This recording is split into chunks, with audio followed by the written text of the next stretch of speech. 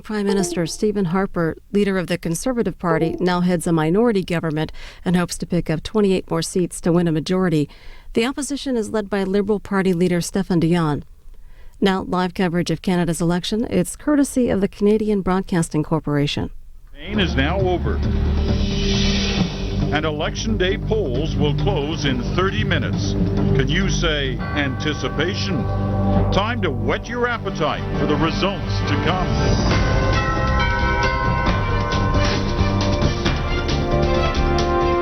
Canada votes, election night.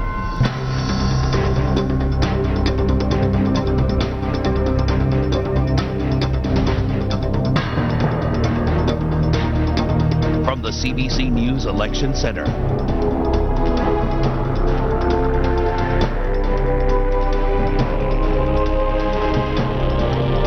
Here is Peter Mansbridge. And good evening. Better strap yourselves in. This could be a heck of an evening. For the fourth time in just 8 years, it's election night in Canada. That's probably a little too often for politicians, and at about $300 million apiece, a little pricey. But an election night is undeniably a night of high-stakes excitement, and you're in the right place to take it all in. We're less than 30 minutes away from the polls closing where you live. In fact, exactly just over 28 minutes and change. And this is what has been going on from coast to coast to coast today. There are more than 23 million Canadians eligible to vote at polling stations, in schools, in arenas, apartment buildings, you name it. Turnout has been in the low to mid 60% range for the last few elections. It's been 20 years since it reached 70%. 20 years. Our election night headquarters is right here at the Canadian Broadcasting Centre. We have all the computers and technology we need to bring you results as quickly and as reliably as possible. And we have the best journalists, most incisive analysts, and sharpest observers of the politics of this country. Keith Bogue is right at the top of that list. He's our chief political correspondent. What's ahead for us tonight, Keith? Well, Peter, since January 2006, the last election more than 2.5 years ago, the question that's been hanging over the government, the Conservative Party, is whether they can turn their minority into a majority. And tonight, the question gets answered. So here are a few basic numbers to watch as the evening unfolds. First of all, in the House of Commons, we have 308 seats. 155 is what it takes to get a majority.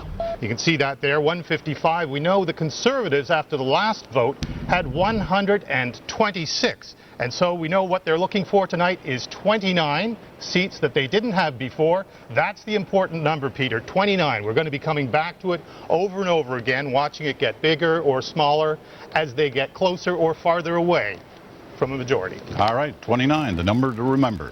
We all know that an election is serious business. We are, after all, choosing the people who will control hundreds of billions of dollars, our military, our healthcare system, and so much more. But as serious as all that is, there's sure a funny side to it all. And our friends at this hour has 22 minutes specialize in that side. Hey, I'm Gavin Crawford for This Hour Has 22 Minutes. We'd like to take a few minutes to show you how we covered the election. As Canadians are poised to go to the polls October 14th, our newest correspondent, Avery Adams, caught up with Stephen Harper. Jeff, I'm so sorry. I'll be so brief. I just represent the single female voter, and we're just going to have some fun. Girls love a guy with a sense of humor, and we could just have a little fun. We rated above rock hard abs, Stephen Harper. This is crazy. We're from This Hour Has 22 Minutes, and we just want to ask him some questions. But that's not the way you go about it. That's exactly how This Hour Has 22 Minutes goes about it. Okay, that was a bumpy start to the second part of our relationship, but it was kind of sexy too. Girl doesn't get arrested by a blue-eyed man very often, so... Do you like handcuffs? Should I like handcuffs? I want you to listen to the camera one time and say, Canada, Stephen Harper doesn't give a green shift about you. Canada, Stephen Harper doesn't give a green shift to you. Hasta la vista, Stephen. That's good. I love your new slogan, the new kind of strong. Yeah? Yeah, it sounds like a deodorant commercial. Are you strong enough for a man but made for a woman, Jack Layton? I gave Stephen Harper my vote, and all he gave me was a punch in the equality and a kick in the arts. What do you offer the single female voter? Make me love you. I'm sorry, I just get so nervous and excited and feel a little faint because I have a little bit of a weak constitution, but you like that a little bit, don't you? Can I just please jump in here? Thanks. Who the heck are you, lady? Well, be it resolved that I am Elizabeth May, the leader of the Green Party of Canada, and I have a right to be here at this debate. So, may I put forward the points? Global warming is conclusively shown to be caused by human emissions of greenhouse gases caused by our addiction to fossil fuels. My points are everything that the Liberal lady just said. The Green Party. Earlier this week, Stéphane Dion tried to prove he has what it takes to lead Canada.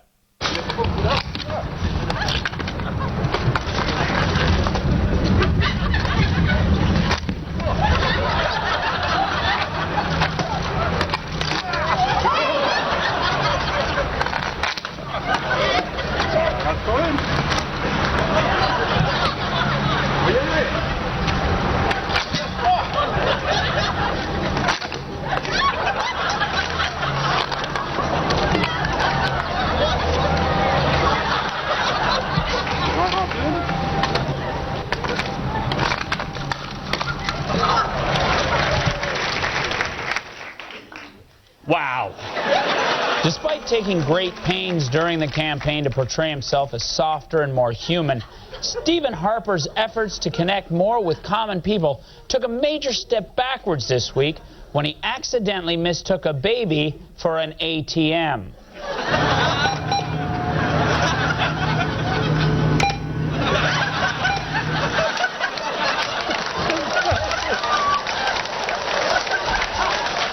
That's it from us here at 22 Minutes. Soon we'll find out which new cast members Canada has elected for us. How much longer do you think we'll have to wait, Peter? Well, Gavin, we're about, well, there you see it, 22 minutes, 40 seconds or so away from the time we can start reporting results. Let's use some of that time by talking to these two men, two of Canada's most connected insiders. David Hurley ran Paul Martin's 04 and 06 campaign. Rick Anderson worked on the campaigns of Preston Manning in the 1990s. I guess at this point it's all about turnout. How can you affect turnout?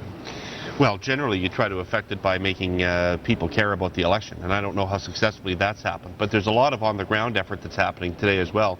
There's a legendary story in Saskatchewan about a political heavyweight named Jimmy Gardner who needed to keep the polls open so farmers could finish seeding for the day and get to the polls after it went dark. And he had his constituents lined up at the polling booth 2 at a time from 8 o'clock when the polls closed until 11 o'clock at night till the farmers could get off their tractors and get to the polls. That's dedication at the riding level. Well, they wouldn't want to be trying that today. They had, what, like 20 centimeters of snow in Saskatchewan. Don't tell me. Rick Anderson, turnout usually favors, a low turnout, usually favors an incumbent party. Now, there's a sense out there, although we won't know until later tonight, that the turnout could be low. So does that suggest conventional wisdom may be right tonight, favoring the Conservatives? That is the conventional wisdom, Peter, and people do think that it's possible this will be a lower turnout election than normal for the simple reason that there hasn't been an issue that's really gripped the public imagination. And as you say, if people don't bother to vote, it's usually a sign, not always, but usually a sign that they're comfortable with the incumbent, which is good for the incumbent party, which is why the incumbent party usually tries to throw a little fear of defeat into its own troops in the days before an election, which we saw all the leaders doing this weekend, emphasizing the need that people get out and vote. You know, strategists usually know what's going to happen on an election night. Do either of you two really know what's going to happen tonight? I'm pretty sure there's going to be a minority government tonight, and I'm pretty sure it's going to be a Conservative minority government tonight. What about you, Rick? Well, you know, I think that's probably what almost everybody thinks is going to be the outcome of this election. But we've seen more tracking polls published in this election than we have in almost any other election in Canada up till now. And we've noticed what people inside the parties have known before, which is that there's actually a bit more of a fluctuation and variety in those results than people think there is from just the old style of once a week kind of published polls. Right. So I think there's a bit more volatility and softness there than anybody's really comfortable with. Okay, well, keep your options open. It'll make it an exciting evening. Rick Anderson, David Hurley. Well, we're now just, 20 minutes away from the polls closing. When that happens, the counting of the ballots will begin. And once the votes are counted in a poll, the numbers are sent right here It's a room in this very building where all the TV networks and Canadian press gather the results and send them along to their election computers. Once we get them here, we pass them along to you as quickly as we can, picking out the most important ones, looking for trends, looking for key ridings, looking for the things that you will want to know. And this is the CBC Decision Desk. Our journalists here analyze the numbers in each of the 308 ridings to project a winner in each one. Each projection fills in another piece of the larger puzzle so that we can eventually figure out who's going to form the government and if it will be a majority or a minority government. And that, of course, could be a key question tonight. Well, we have three great storytellers here tonight to track the votes at the riding level: Diana Swain, Wendy Mesley, Susan Bonner. Let's start with Diana, who's covering Newfoundland and Ontario and Prince Edward Island. In total, 117 seats. I'm going to ask you the tough one. Give me one riding that you think helps tell the big story tonight. That is tough because each riding has its own little sort of microcosm of a story. But if you have to choose one, we'll do that. And it's in Toronto, in Ontario, of course. That is a battleground for all of the parties, really. There are two storylines playing out. This is one of them. It's the fight for votes on the left. Maria Minna has held this riding for the Liberals 5 times. You wouldn't think she'd be in any trouble at all. But the NDP sees some opportunities here. They think there's soft Liberal vote that could go their way. And they have a profile candidate in Marilyn Shirley. She was an MPP in Ontario, well known, lots of support within the party, and they think this is a riding that could swing their way tonight. The other storyline's on the other side of the political spectrum, and that's the Conservatives. They picked up 17 seats in Ontario for the first time in 06, for the first time in a long time. The question is, can they hang on to those 17 and build on it? They'll need to do that in Ontario to get a majority tonight. No doubt that if they're going to get a majority government, if they're going to win and form a majority, they've got to build it in Ontario and make many more new seats. Wendy Mesley, watching Quebec and Nova Scotia. What's your pick? Well, I had to choose Quebec, another huge chunk of seats, and Stephen Harper has invested so much in his bid to try and win over Quebec. And if he is to realize his dream of forming a majority, he's going to have to win a lot more seats than the 10 he won last time. So I'm going to be watching, as a symbol of all of this, the riding of Vaudreuil-Soulanges. Michael Fortier, a very well-known businessman. He didn't run the last time, but Harper was so desperate to have him in his cabinet, he appointed him to the Senate. He's given that up now, but he may regret it. You've heard of Harper misreading Quebec on issues like arts and crime, but another big miscalculation in this campaign by the Tory team was a stunt by Fortier.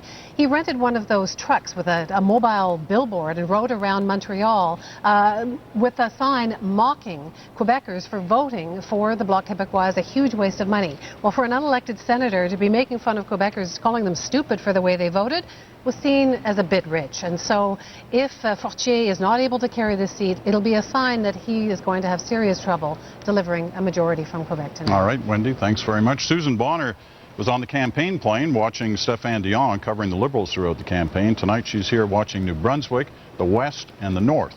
Yes. Good variety of different seats. Which is the one you like to look at? Well, I've got my eye tonight, Peter, on Vancouver Centre, because Vancouver Centre has it all going on in this election. It's a 4-way, anything can happen race, and it's packed with personality.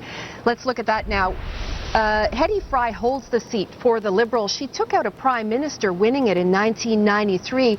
She wants to have her 6th win tonight, but she's in for a big fight. Lorne Mayencourt wants it for the Conservatives. He wants to put that party on the map in downtown Vancouver.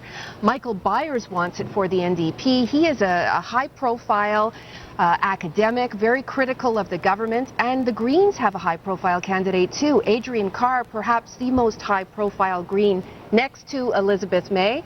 And so all 4 parties have a chance at this tonight. Anything can happen. 1 seat, 1 job, lots at stake for every party. Love Vancouver Centre. It always develops into a great race. Thanks, Susan Bonner.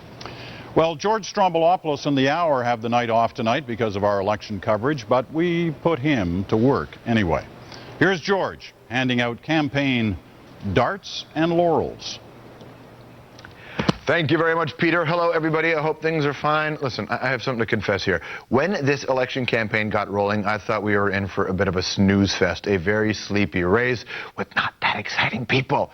But I'm not too big to admit I was wrong. The past 6 weeks have had plenty of turnarounds and weird moments and downright stupid decisions. So we decided to put together a collection of campaign darts and laurels for you. Kind of a thumbs up and a thumbs down review of the more memorable campaign moments in the most important federal election of 2008.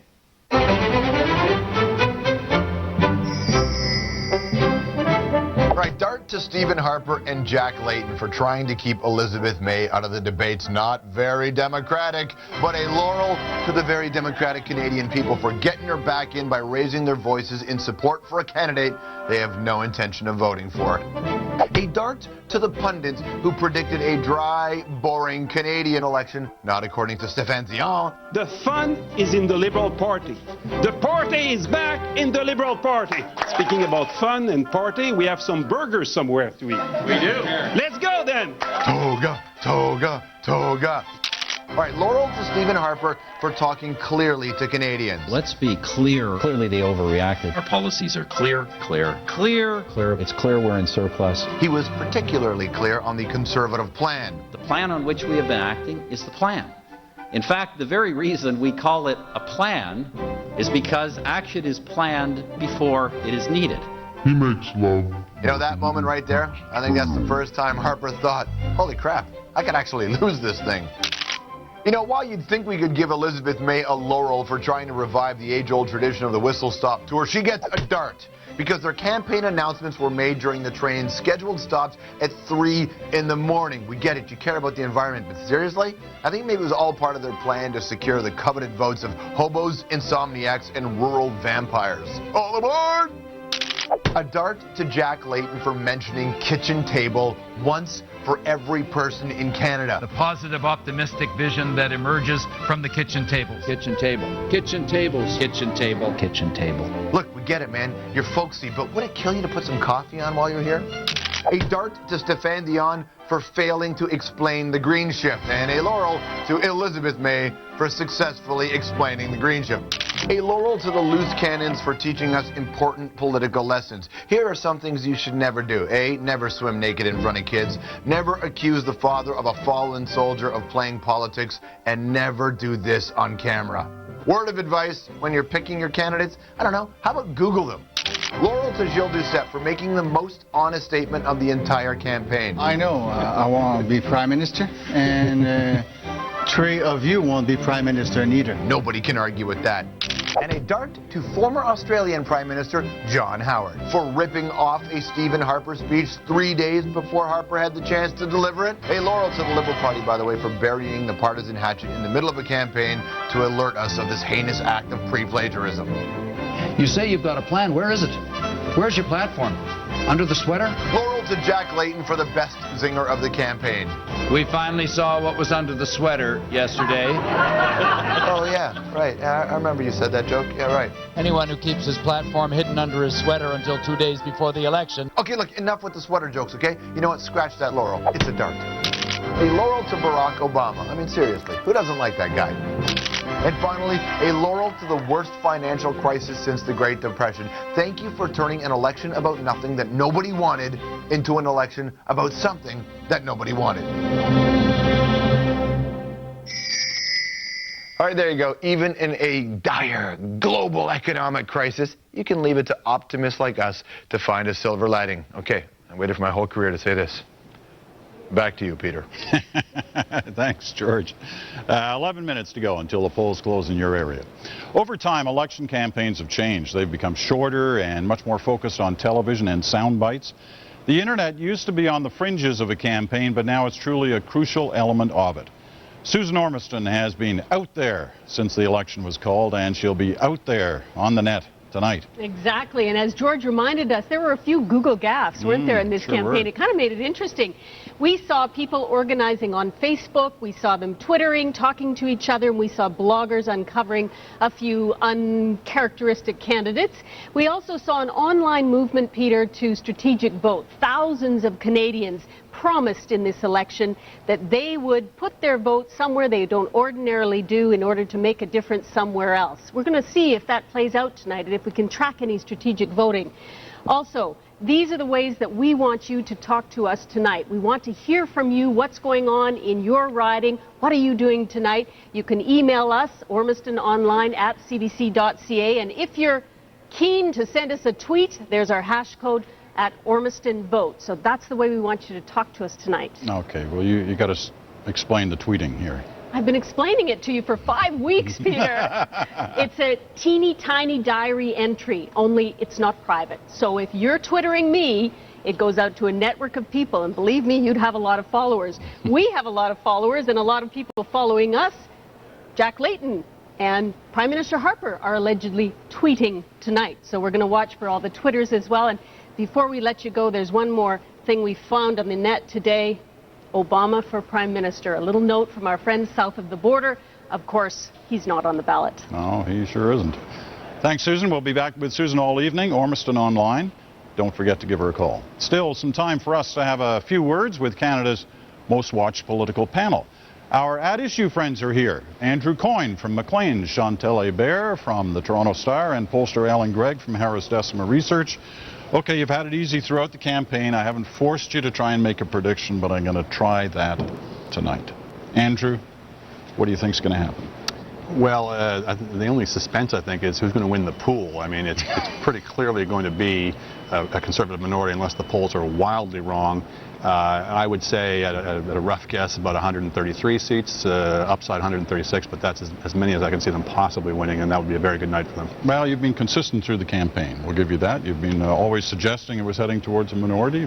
We'll see whether you're right. You mean that some of us have actually called for an NDP government over the campaign? Conservative.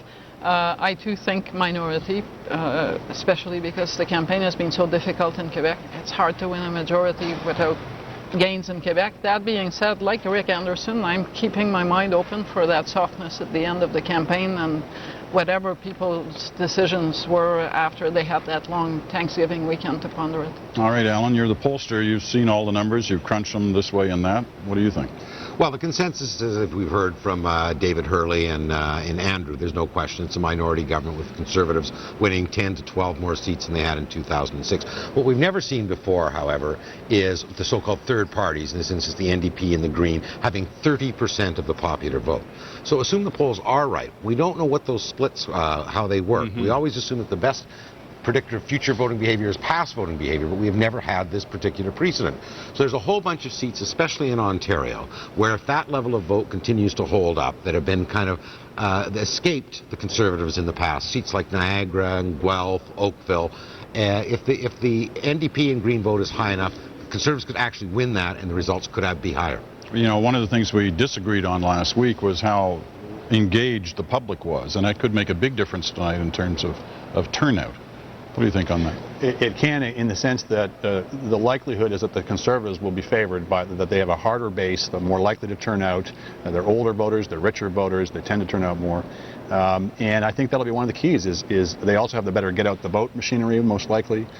They may well have benefited from that last weekend, as Chantal was mentioning, with the stock market firming up, et cetera. So it's possible the Conservatives may come in a little higher than people expected, and a lot of that will be turnout. All right. Well, we'll be back to you lots of times this evening, the at-issue panel. We're looking forward to hearing their comments throughout the evening.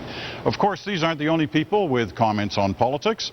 The Royal Canadian Air Force has had some things to say, and the person saying it in what you're about to see bears an uncanny resemblance to someone else we know.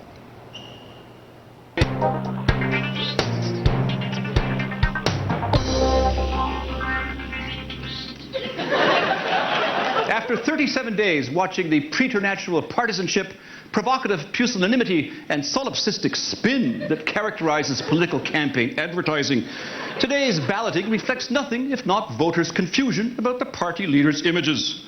From the get-go, voters asked what happened to the Stephen Harper we knew and feared.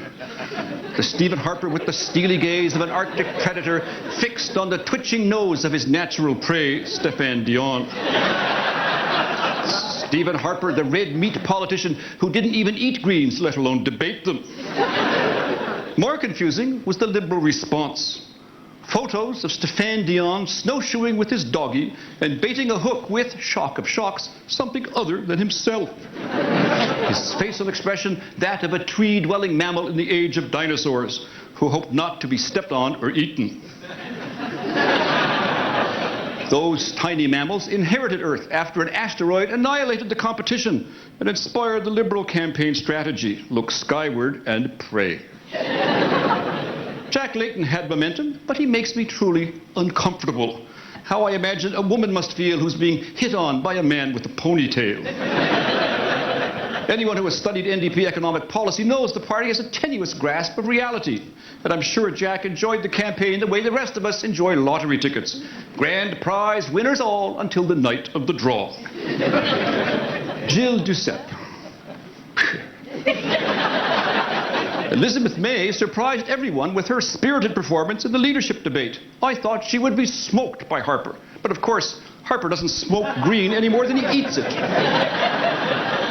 If the late polls stand up, we'll elect another minority government tonight. And tomorrow, we'll ask why we spent $300 million to do it. That's Murphy's Law. All right, Rex Murphy, what was that all about? I don't know, it was like Stephen Lewis, Midwife by Conrad Black. but it should save me some work. I can't do that good. The imitation, all your words. The imitation is better than the original. There's Thursday night, run it again. What do you think about tonight? What do you sense is going to happen here? I sense that the predictions are more or less on the mark, but I do see the possibility of the fluidity. But the one thing that stands out about the whole election for me is really quite simple. It's all about Harper. Those that admire the leadership and the executive powers are really good, but the emotion, the sentiment of this election is Harper. You saw Dion, you saw Layton, you saw May. May is even confusing her own voters. If you have to stop Harper, perhaps you should go with. Stephen Harper is the fulcrum of Canadian national sentiment in this election, and how it goes is a determination of what body of sentiment is stronger. All right. Well, Rick Mercer is with us as well tonight, and you know, you got another fascinating campaign because you got to see these guys close up. Yep. What are they like? How hard is it for somebody who makes his living out of comedy working with these people? I tell you, Peter, you have to deal with the cast you're dealt with, obviously. and generally, the rule is nobody has any success in politics unless they're a pretty personable person, because ultimately you live and die on the doorstep. That said, two of the main cast members, we have Stephen Harper and Stéphane Dion, never had to fight for the job at the doorstep. And as a result, they're not very personable people. They don't really relate one-on-one. That's a real anomaly in this election, because, you know, Stephen Harper, of course, once you get the nomination in Alberta, you don't have to be that guy, that hell of a guy who's on the doorstep. And Stéphane Dion was recruited from Quebec and given a safe seat in a by-election. So they're sticky customers when it comes to having fun with them. But the rest of them, sure, certainly professional politicians. And Elizabeth May, probably the most fun of the lot. You know, I went down, spent a day with her in the riding, and before you know it, she had a hockey helmet on her head riding a tricycle down the street. Now, the question is whether or not Canadians will vote for someone who does that. We did notice, though, that you weren't able to convince any of them to jump naked with you into a lake. Oh, you're assuming I asked. Good point. Rick Mercer, Rex Murphy, both with us throughout the evening tonight. We're looking forward to hearing how they react to the results as they start to come in. So, we've taken you around our election night headquarters, at least most of it anyway. We should mention that Don Newman is also here with three sharp veterans of Canada's political skirmishes. We'll be counting on their exchanges to help liven things up. We're also at more than 30 locations right across the country, from coast to coast to coast, ready to capture the sights and the sounds of this 40th general election night. You will not miss anything of importance if you stay right where you are. Now, the clock counts down those final seconds. You can see we've got a little over a minute left before the polls close in your area, and we look forward, once those polls have closed, to start reporting election results for you. We've got the team, you've seen them, we've introduced them to you, to cover the results and to analyze them as well. The numbers will be flooding in, and we'll get them to you as fast as humanly possible, and as clearly as any television network ever has. We are convinced of that. We're confident of that. If you love politics, then this is the place to be. If you just want to know who's won and who's lost, well, this is also the place to be. Our engines, well, they're started. We're ready to roll.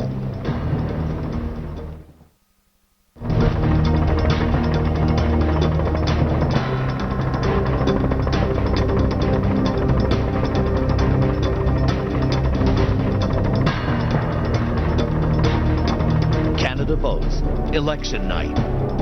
From the CBC News Election Center.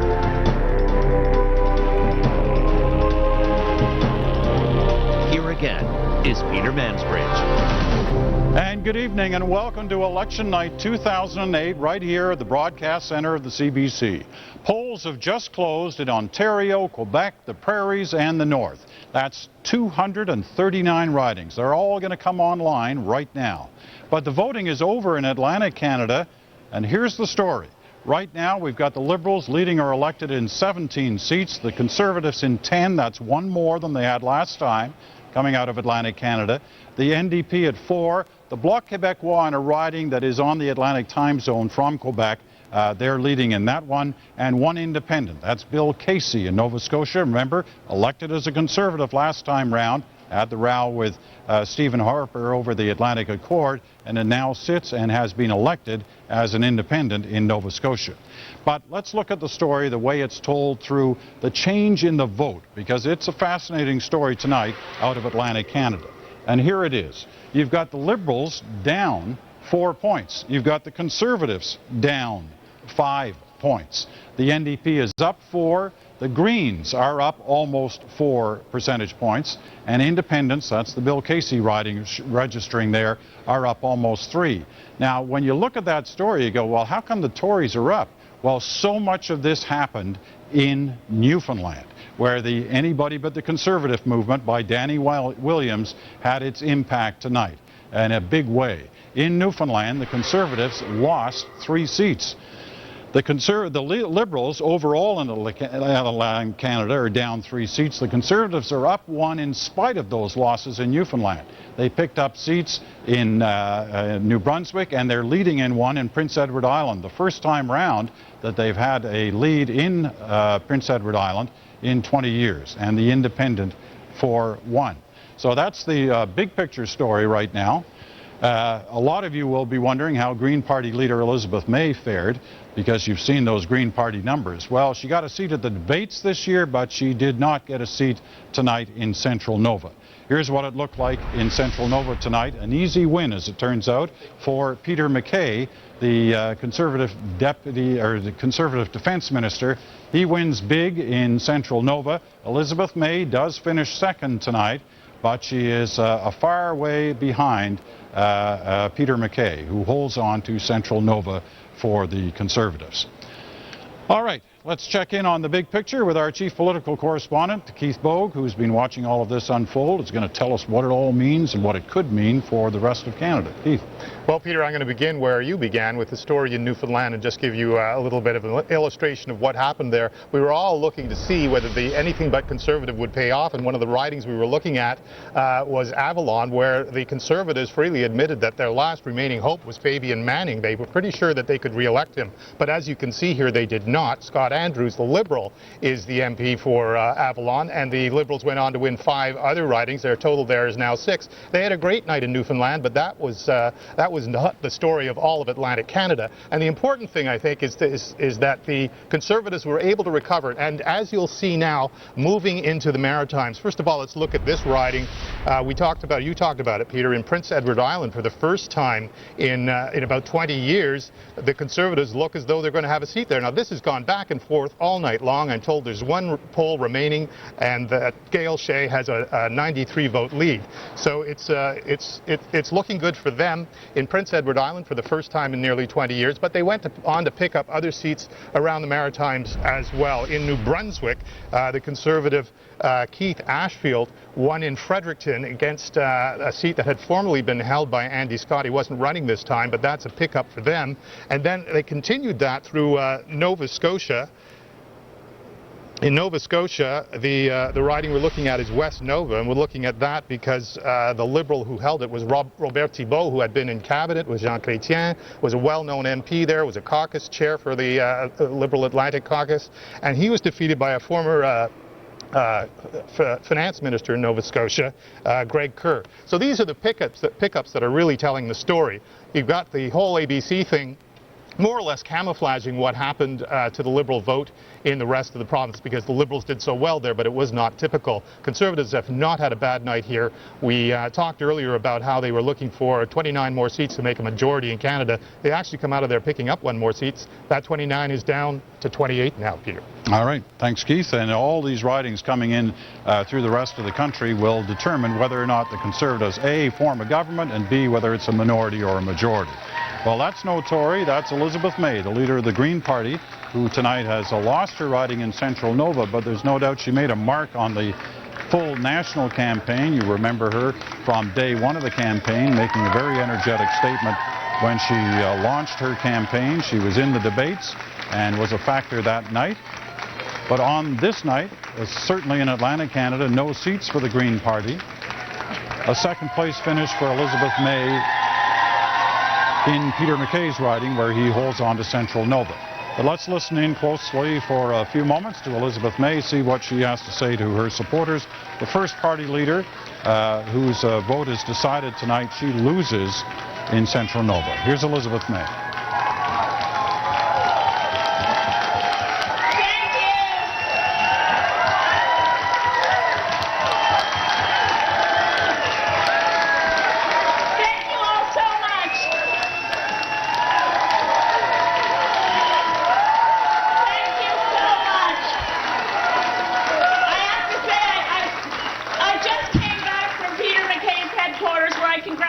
him, and they don't have nearly as many people having this much fun.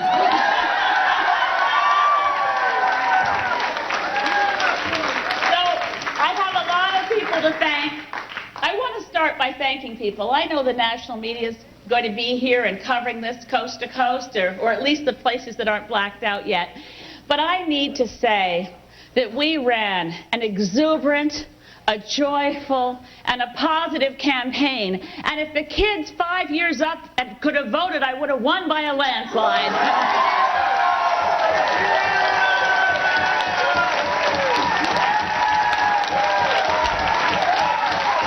We had the kind of campaign that other politicians can only dream of, with people coming out and doing things spontaneously, the kind of community events such as the Green Gig for Young People that Justin organized, the wonderful Thanksgiving dinner for low-income residents of our community. I worry about how many of them were able to vote today because they don't have photo IDs and they don't have driver's licenses. And the decisions that are made in elections like this have more to do with whether they can heat their home in the winters and whether they get through the winter than those people who are looking at Mr. Harper's mythical $3,000 to $4,000 saved per family on GST cuts. In any case, I want to start by thanking people. It'll take a while, but all of you who are here tonight have made the difference in turning this campaign into one that grabbed national attention, not because we were tilting at windmills, but because we set out to do something right, and we set out to do it for the right reasons. All right, Elizabeth May in her riding in Central Nova in Nova Scotia. She finished second tonight. We'll keep tabs on what she has to say to her supporters, but at the end of the day, she lost Central Nova tonight to Peter MacKay. Time to keep an eye on that, on those numbers on your screen right there. Some of the ridings from Ontario, and all from Ontario so far, are starting to pop in here now. The Liberals doing well in some Toronto area seats, but they really are very low numbers. So we'll get to them in a couple of moments here and let you know what they are. They're just the very first polls in a couple of ridings, and the NDP leading in one riding in Thunder Bay, Ontario, which is one of their target areas. The Bloc already showing on the board in Quebec in a couple of seats. Our at-issue panel here is with us: Andrew Coyne, Chantal Hébert, and Alan Gregg. What do we make of what we saw out of Atlantic Canada, and how could it perhaps suggest what we might see now through the rest of the country? Chantal, why don't you start? It wasn't a great start for the Liberals. If you took away Newfoundland, the story was that the Liberals were down rather significantly in the other three provinces. They have very little to look forward to in Quebec, so that basically means that Ontario and the votes that are coming out of Ontario will determine the swing of the election. On the plus side, you didn't see a blue wind sweep through the region, right. And so if I were them, I would be worried that the NDP is holding on strongly and they haven't managed to coalesce the vote behind them. And that's why the numbers we're looking at now can look so funny at this point in the evening because it's so early, but the Liberals having a lead here of 24-13 over the Conservatives. Andrew, Chantal's analysis, you're in there? The NDP is certainly, I think, showing surprising strength. They are, last I checked, they are leading the popular vote in Nova Scotia, for example. The Tories took an absolute pasting in Newfoundland, the anybody but Harper movement and admitted Conservative. They dropped about 27 points. 20 points of those went to the NDP. Only 7 went to the Liberals. So the story is not so much, as Chantal said, there's no blue wave here, but the Tories are doing much better than they were polling going in. And so if we're looking for portents as to maybe a turnout significance for the Tories, a turnout advantage, that if that shows anything for the rest of the country, that might be it. The other thing is they're clearly benefiting from some split votes. Their vote is actually down over what they were last year, or last election, I should say, and yet they're holding or might even have gained a seat or two. Alan? Well, I think during the Atlantic coverage, we were making the point that there are many conditions in Atlantic Canada that are aberrations compared to the national, and that I don't think we've seen enough trends develop out of that region to suggest anything much larger. The general one that everyone has mentioned already is that there's no question that if there was one region in Canada where the Liberals were expected to hold on to what they had and possibly even improve their position, it was going to be Atlantic Canada. That hasn't happened, so it doesn't portend well for them for the balance of the evening. Okay, well, let's check in on some of these early returns that are coming in, mainly from Ontario right now, and Diana Swain is watching the Ontario numbers for us. Here she is right now. Diana. Thanks, Peter. We're in fact going to focus on 3 seats. We've already got about 12 coming in, and they're very, very early, so we don't want to go to them until there's some meaningful story to tell you. But here's one in play. In Thunder Bay, Rainy River, you see John Rafferty of the NDP in the early lead. This is one of the seats held by the Liberals coming in, but one of 3 that will show you targeted by the NDP. Again, referencing the green shift. They don't think that that plays well in this part of the province where diesel is in use in heavy equipment and machinery, in the manufacturing, and in some of the other areas there, because diesel would be hit by the tax. Doesn't seem to wash with people that they might save it somewhere else. So for the very early going yet, we see that John Rafferty's in the lead here. Let's take a look at another one where this may be in play tonight. Again, Liberal seats for the NDP's trying to challenge. For the moment, it's Roger Valley in the lead in the riding of Kenora. But you see that Tanis Cameron is coming on strong. They're also very pleased to see that they have an Aboriginal candidate for the NDP in a part of the country that does have a large Aboriginal population. So there are strong hopes there if you ask the NDP about how they might do in this riding. Let's take a look at one other that's come in as well. This is Nickel Belt. And for the moment, this one I hadn't seen coming. This is Fred Twilley for the Green Party in the lead. As you can see, we've only got about 20, 30 votes counted, so it may not be representative of the final story for the night.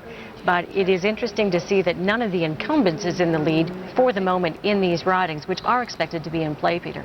All right, we'll keep in mind that the first poll we saw in Atlantic Canada out of Central Nova had Elizabeth May in the lead. It was the last poll she was in the lead, but it was a moment she enjoyed, as I'm sure that Green Party candidate is enjoying as well. Diana Swain watching Ontario.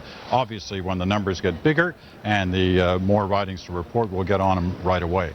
Let's check in with Keith Bogart, Chief Political Correspondent. Keith.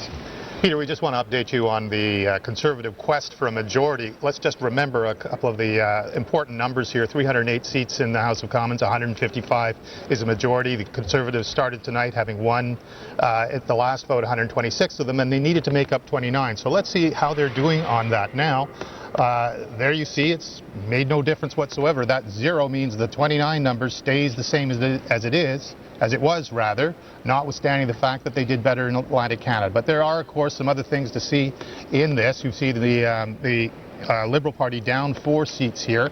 That's not a good sign. It doesn't portend for good things to come, particularly as we're hearing from their heartland right now. And they're still going down, but a little bit of good news here for the NDP. They're up 2 seats. But as I say, the important story there is that the Conservative Party is not making any yards towards its goal of turning a minority into a majority, at least not yet. All right, so 29 still the magic number. 29 holds. Could get bigger, could get smaller. We'll keep an eye on it. Okay, thanks very much, Keith. Quebec, obviously, 75 seats, always important in any national election, and especially so in this one. The Conservatives had hoped to make big gains in Quebec. ran into some stumbles halfway through the campaign. Wendy Mesley's watching it. Bloc Québécois very hopeful about how they'll do tonight. Oh, it's been such a roller coaster, Peter. At the beginning of the campaign, the Bloc was almost written off. They had former MPs saying, no, no, no, you're just a clone of the NDP. Go away. Sovereignty's a dead issue. Disappear. Well, they have not disappeared. They smelled blood when they saw that the Harper campaign wasn't doing that well on a number of issues, and Giuseppe really ramped it up. So we're going to look at some very, very early results, a couple of ridings that are starting to come in. The first one is so far down the St. Lawrence, it's almost in Prince Edward Island. This is Gaspésie, Île-de-la-Madeleine, and there are a number of votes in here, so much so that the BQ has actually elected its first MP. No huge surprise here. Rénal Blais has been there basically since the BQ has been in power. The Tories were hoping to break through with Darrell Gray here. He was an MP during the Mulroney years, so that could be the sign of a trend, the beginning of a trend, or not, seeing as they have basically held that riding since the beginning of the Bloc Québécois. Chicoutimi Le Fjord. Robert Bouchard for the Bloc Québécois has, wow, 5 whole votes more than the Conservative Jean-Guy Maltais. They are expected to hold on to this riding, but they weren't, you know, Peter. In the beginning of this race, the Conservatives were so confident, were so cocky that Harper was going to continue to be popular with bells in Quebec. They thought that they could sweep a lot of eastern Quebec. This is in the Saguenay region, and it's expected that the Bloc will hold on to that Giuseppe's message that only Quebec can stop a Harper majority may carry through. Mégantic-l'Érable,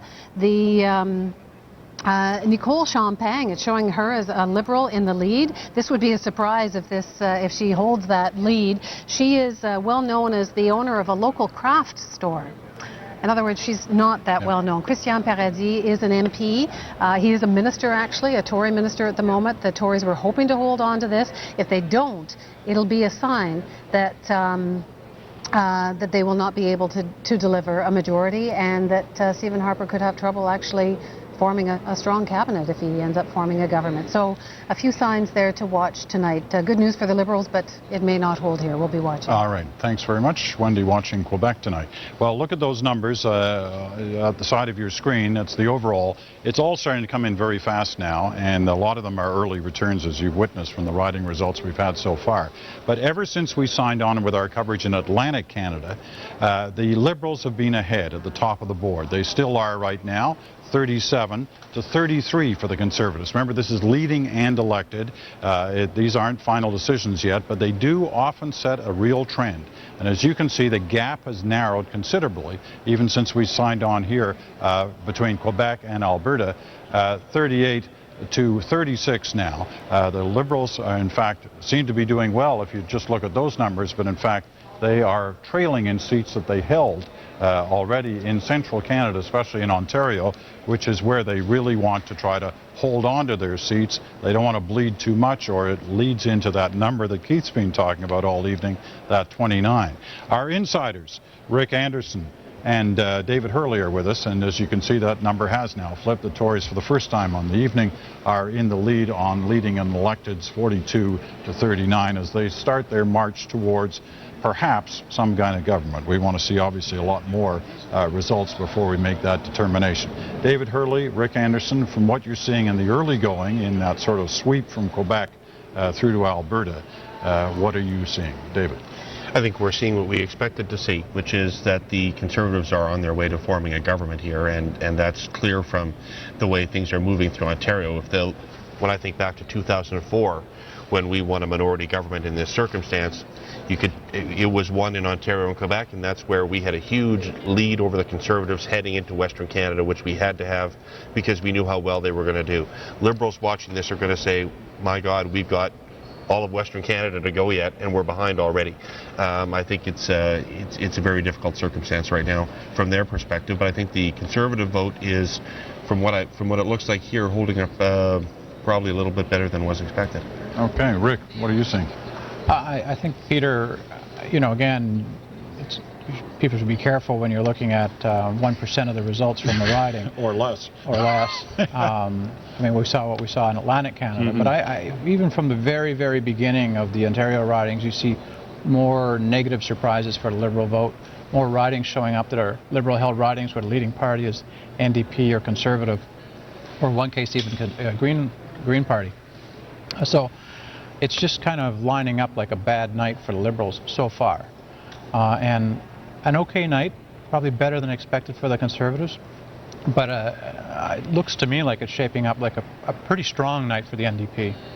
All right. Well, all of those are great storylines, and we'll see how they develop as the night goes on. The early word from the insiders, Rick Anderson, who worked with Preston Manning, and David Hurley, who worked with Paul Martin, and Ralph Goodale, who I can tell you, David, is a good friend of yours, has got the early lead in his riding in Saskatchewan. Go, Ralph. Okay, let's go over to Keith Bogue, who can tell us something about these Ontario results that we've seen so far. Yeah. I hope to be. Anyway, obviously we've identified Ontario as the story, so we need to know what's going to happen to the vote in Ontario. Even though it's early on, we can't talk very much about seat. We can start to see something happening with the votes here. So look at that. You see the Conservatives up a bit. You see the NDP up a bit. You see the Greens up a bit. But the story is the Liberals are down a lot. That's a big gap between them and the Conservatives. It's just about 9.5 points exactly between the Liberal and Conservative vote. And you see that that Liberal vote is spreading all over the place. It's going partly to the Conservatives, partly to the NDP, and partly to the Greens. This is a bit of the nightmare scenario. This is the vote split that they were dreading happening right in front of them.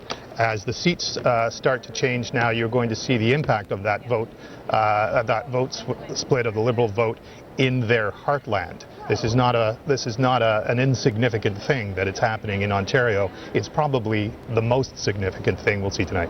All right, and it is the part of the country that will determine if the Conservatives are going to form a government, what kind of government that'll be. That's right, minority whether it's minority or majority. We thought for so long it would be Quebec, but in the end it comes back to Ontario again. All right, well, the way we see the numbers shaping up so far, and once again we underline, as we all have been throughout the evening, that a lot of these are based on very early returns, but the Conservatives are now on the top of the board for the first time in the evening, just in these past few minutes.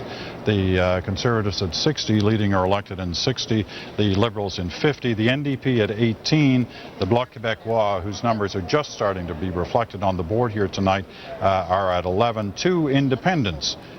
Bill Casey, who was elected in Nova Scotia, and I'm guessing the other one may be André Autour, who is already elected as an independent in the last election in Quebec.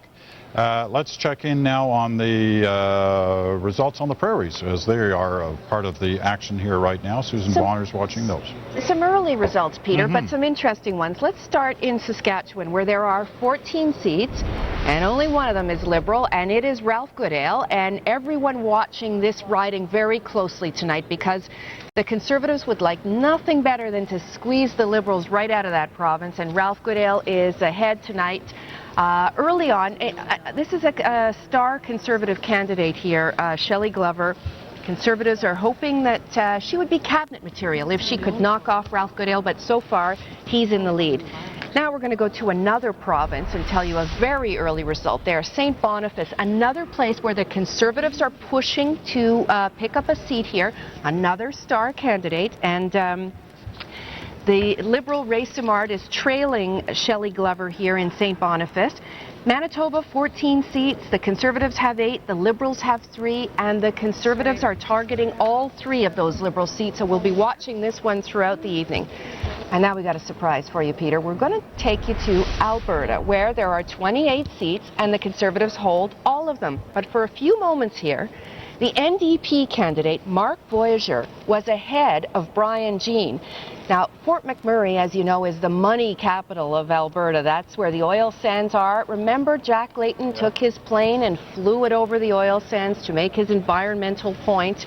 And so maybe we're seeing a boost here for the NDP. Very early results. We will be watching it, but I bet you there's a few cheers at the NDP headquarters over that very early result. Anyway, it's interesting. Early times, thought I'd tell you about that one. Yeah, and it is fascinating because Jack Layton wanted to shut down any new development on the tar sands. That's right. Until studies were completed and decisions were made about the environmental impact. And he always cited that he had support in Fort McMurray for that.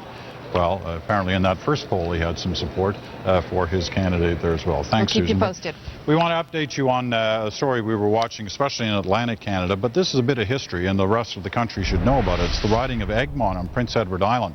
This is a first in a long time for PEI. It's been 20 years since the Conservatives had a seat on Prince Edward Island. Well, they've got one tonight. Gail Shea is the winner in the Egmont riding on Prince Edward Island. And that's, well, you know, good news for her. Obviously, she gets to be an MP, but she's probably almost certainly going to be in the cabinet as well. Remember, no Conservative representation from Newfoundland, so no cabinet minister from Newfoundland unless the Prime Minister, if it is Stephen Harper, and it's starting to look that way as we watch these ridings come in across the country, that, you know, unless he decides to appoint a senator from Newfoundland, there won't be a cabinet minister from there. And in Prince Edward Island, the one elected MP is Gail Shea, so she has a good shot of being in a new Conservative cabinet. Well, let's get to more Quebec votes, and they're being counted by our Wendy Mesley, personally counting each riding vote. Well, there aren't that many in yet, and I have a lot of fingers, so it's not been a problem. There's been a lot of talk in this campaign, Peter, about wedge issues and how Stephen Harper, if he was to grow his brand, as they say in marketing, and appeal to more Canadians, that he needed to wedge people off on issues. And so we saw crime, we saw arts, both of which may have appealed to people in the rest of the country, but turned off Quebecers. So the Tories have been very worried that they may actually lose seats in Quebec tonight. So we're going to look at a couple of ridings that are very important to the Tories. There's a familiar face, the bad boy from the Beauce. Well, people in the rest of the country might have thought that the disgraced former Foreign Affairs Minister might be in trouble in this riding, but he is expected to win, as he usually does, by a landslide. He and his father before him have held this Beauce riding for very many years. Julie Couillard in her book wrote that he held some of his voters in contempt, but so far they seem to be forgiving him. I guess the big question is whether, if there's a Tory cabinet, will he ever make it back in? If we could look at another riding that the Tories have been keeping their eye on tonight, this is Roberval-Lac-Saint-Jean. That it was a BQ riding, but they won it in a by-election. They're hoping to hold on, but Denis Lebel is expected to do well against Claude Pilote tonight. And one last riding is Lawrence Cannon, also a cabinet minister at the moment, and the Tories are hoping to hold on to this riding. If he does, he'll be in cabinet. But it's been tight, very tight, a three-way race. We'll keep our eye on all of those. Back to you, Peter. All right, Wendy, thanks very much. Interesting, the big overall totals in Quebec so far show the Liberals running second ahead of the Conservatives. But it's early, and we saw that from the vote totals that you're seeing. Let's check in with Diana for a quick look at the Ontario results so far. Interesting story shaping up, and I think we can illustrate it by showing you the share of vote overall in Ontario first. This is how it breaks down based on the early counting of the ridings reporting in Ontario. 38.3% for the Conservatives, just shy of 30 for the Liberals, 23.9 NDP, and about, say, 7.5–8% for the Greens. What's interesting is coming into this, it was the Liberals with more seats in Ontario than the Conservatives. Let's show you 3 seats now where the Conservatives are challenging tonight. We'll start out in Brampton-Springdale. This is a riding held by the Liberals' Ruby Dalla. She is quite well known. She's already won this riding twice, considered a profile member of the Liberal caucus, a woman who has been touring with Dion. In fact, with him, we've seen her at some campaign stops. Right now, she's trailing. London West is another one. We see Ed Holder challenging Sue Barnes, longtime Liberal riding, but this was targeted by the Conservatives. They thought there might have some room there, and in the moment, they're in the lead. Here's another one that's very interesting. Scarborough Agincourt. This is inside Toronto, the 416, where the Conservatives have no seats.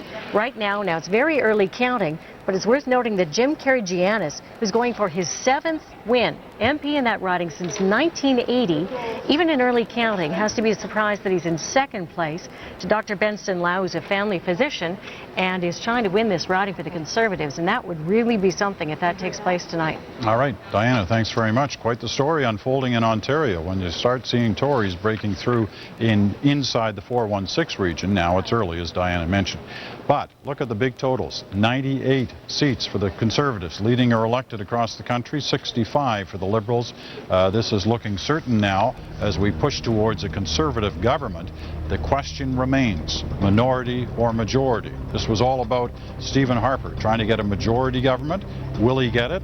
We're going to find out within the next hour, I would guess, because guess who's joining us? British Columbia. The polls are closing in the next couple of minutes.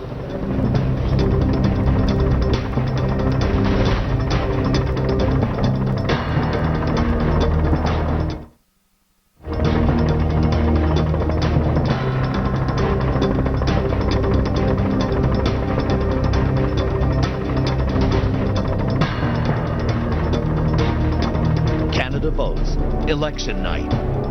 From the CBC News Election Center.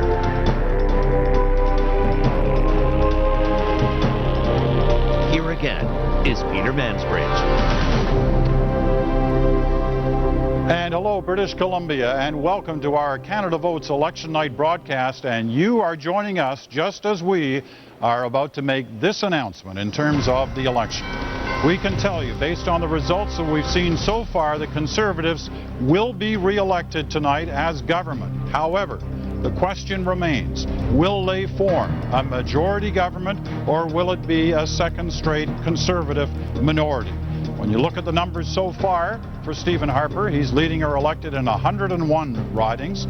As we wait for the results coming in also from BC now, lots of results coming in from central Canada and the prairies. But right now, the Conservatives with a healthy lead, they will form the government, but it's unclear at this point whether or not that government will be a majority one. Our chief political correspondent, Keith Bogue. Keith. Well, Peter, as you know, from the beginning of the evening, we've been talking about this special number 29, which was the number of seats that the Conservatives had to win that they hadn't won in the last election in order to get a majority government. So let's put that number up there at 29. That's where they started. But if you look at that blue number there, that's the Conservatives. That's plus 12. That means we can take 12 off this number here. That gives us 17 is now the new number. Let's make that a little nicer than that.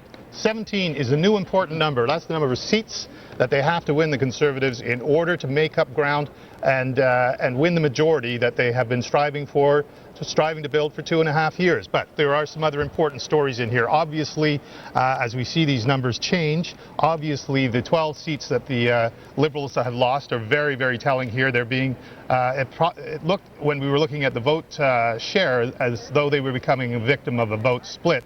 You see a little bit of that beginning as the NDP clearly has picked up 6 seats, and that's an important one. The unusual thing on this seat change board is watching the Bloc. It's not what we expected. We expected the Bloc to have a real resurgence through the campaign that would show up here tonight. But they're down 6 seats there. We don't know how that will turn out for them, but that may portend very well for the Conservatives in a way that we hadn't expected tonight. But as I say, the important story is the Conservatives are clearly marching closer and closer to turning a minority into a majority tonight. All right, Keith, thanks very much. Let's update the big numbers one more time.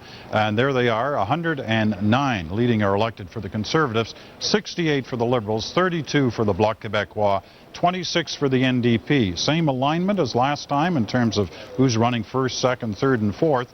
2 independents. Bill Casey elected in Nova Scotia tonight, former Tory, running as an independent, and André Arthur is heading towards re-election in the province of Quebec. A former and still Hotline radio show host who sits as an independent. So the Conservatives marching towards government one more time, but still not sure whether it will be a majority or a minority. They have to pick up a lot of new seats that they didn't hold the last time. As Keith said, if these numbers remain the same as they are now, they have to pick up 17 new seats in the ridings that are still to be heard from. Just to update you on the one-party leader where the riding has been decided already, that was in Central Nova. Peter MacKay The Conservative Defence Minister is being re-elected there tonight, which means that Elizabeth May, the Green Party leader, and the Greens are hoping to do well in British Columbia, as those of you who've just joined us know. She went down to defeat tonight, finishing second to Elmer MacKay. So that's the update on the party leader status, and of course we'll let you know on Stéphane Dion, Stephen Harper, and Jack Layton and Gilles Duceppe as soon as that's clear. Diana Swain is watching the Ontario story tonight, and Conservatives are making gains there. The issue is, are they enough, and where are they? Diana. Well, it's interesting. We'll have to see how this vote share translates, whether it's enough to steal some ridings. But for the moment, a lot of my screen shows the Conservatives leading in several ridings, including many that they don't presently own. Let's show you how the vote share is breaking down in the Greater Toronto area. Now, remember that the Conservatives don't have any ridings, haven't had any ridings in the 416, which is Toronto, for a very long time, 22 seats there. And around it is what we call the 905, those bedroom communities that have been largely Liberal, but the Conservatives have really targeted them this time. And let's show how some of that story is breaking down. We've got 46.5% for the Liberals there, but is it translating into actual ridings? Not so far. Ajax Pickering shows Mark Holland, who's won this riding twice, trailing right now to Rick Johnson. He's well known in that area as a regional councillor in Durham. That takes in part of Ajax Pickering. Mark Holland, I recall, was actually working behind the scenes for Gerard Kennedy's leadership hopes at the Liberal Leadership Convention. We'll follow this one, but Johnson jumped into the lead as soon as we started to get numbers from that riding. Now, the other thing that we've been talking about is the 905, as it's called. Up in Bramalea, that's part of the Brampton area, north of Toronto, a largely ethnic riding with a tradition of voting Liberal. Gerbax-Malley has won here 5 times. But the Conservatives, since 2006, have made a point of going into these heavily ethnic ridings and saying, listen, we understand that traditionally there's this feeling of voting Liberal. If you are an immigrant, we say, what have the Liberals done for you lately? It's time to come to the Conservatives. And we see that perhaps materializing in this early vote, where we see the Conservative candidate Stella Ambler in the early lead. There's another riding that is catching our eye, and it's Brampton-Springdale, where Ruby Dalla, from the outset, and this is still early going obviously, but we've got several hundred votes on the board.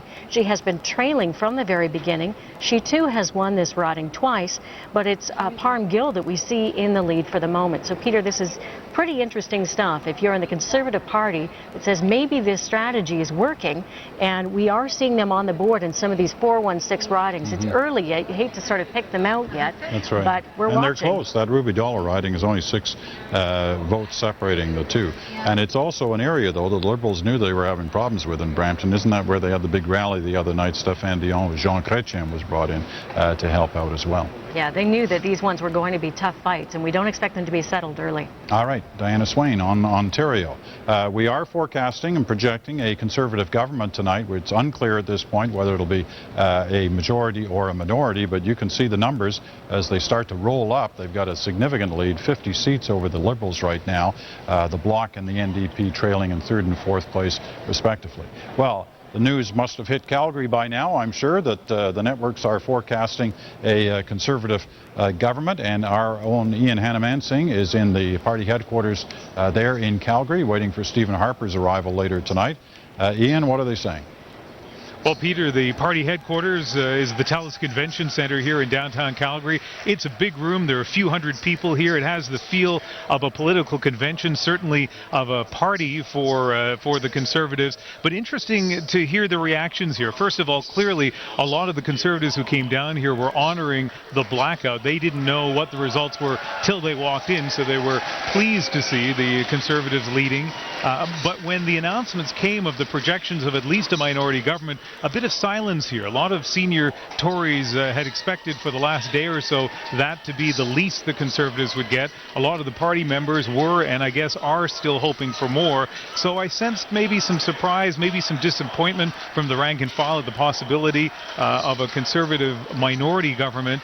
But many people here are watching for the same things people across the country are watching for. More details from Quebec, from Greater Toronto, and the Metro Vancouver area. They expect there to be, as we all all do, some very close races, and that, of course, may make the difference, and that's what they're hoping for. They're hoping for a positive difference for the Conservatives in those close ridings here in Calgary. All right, Ian, thanks very much. Ian Hannah-Mansing reporting for us from Calgary. Well, over in Montreal tonight, Stéphane Dion will be covered by Mark Kelly, and Mark is at the Dion party headquarters tonight in Montreal. Mark.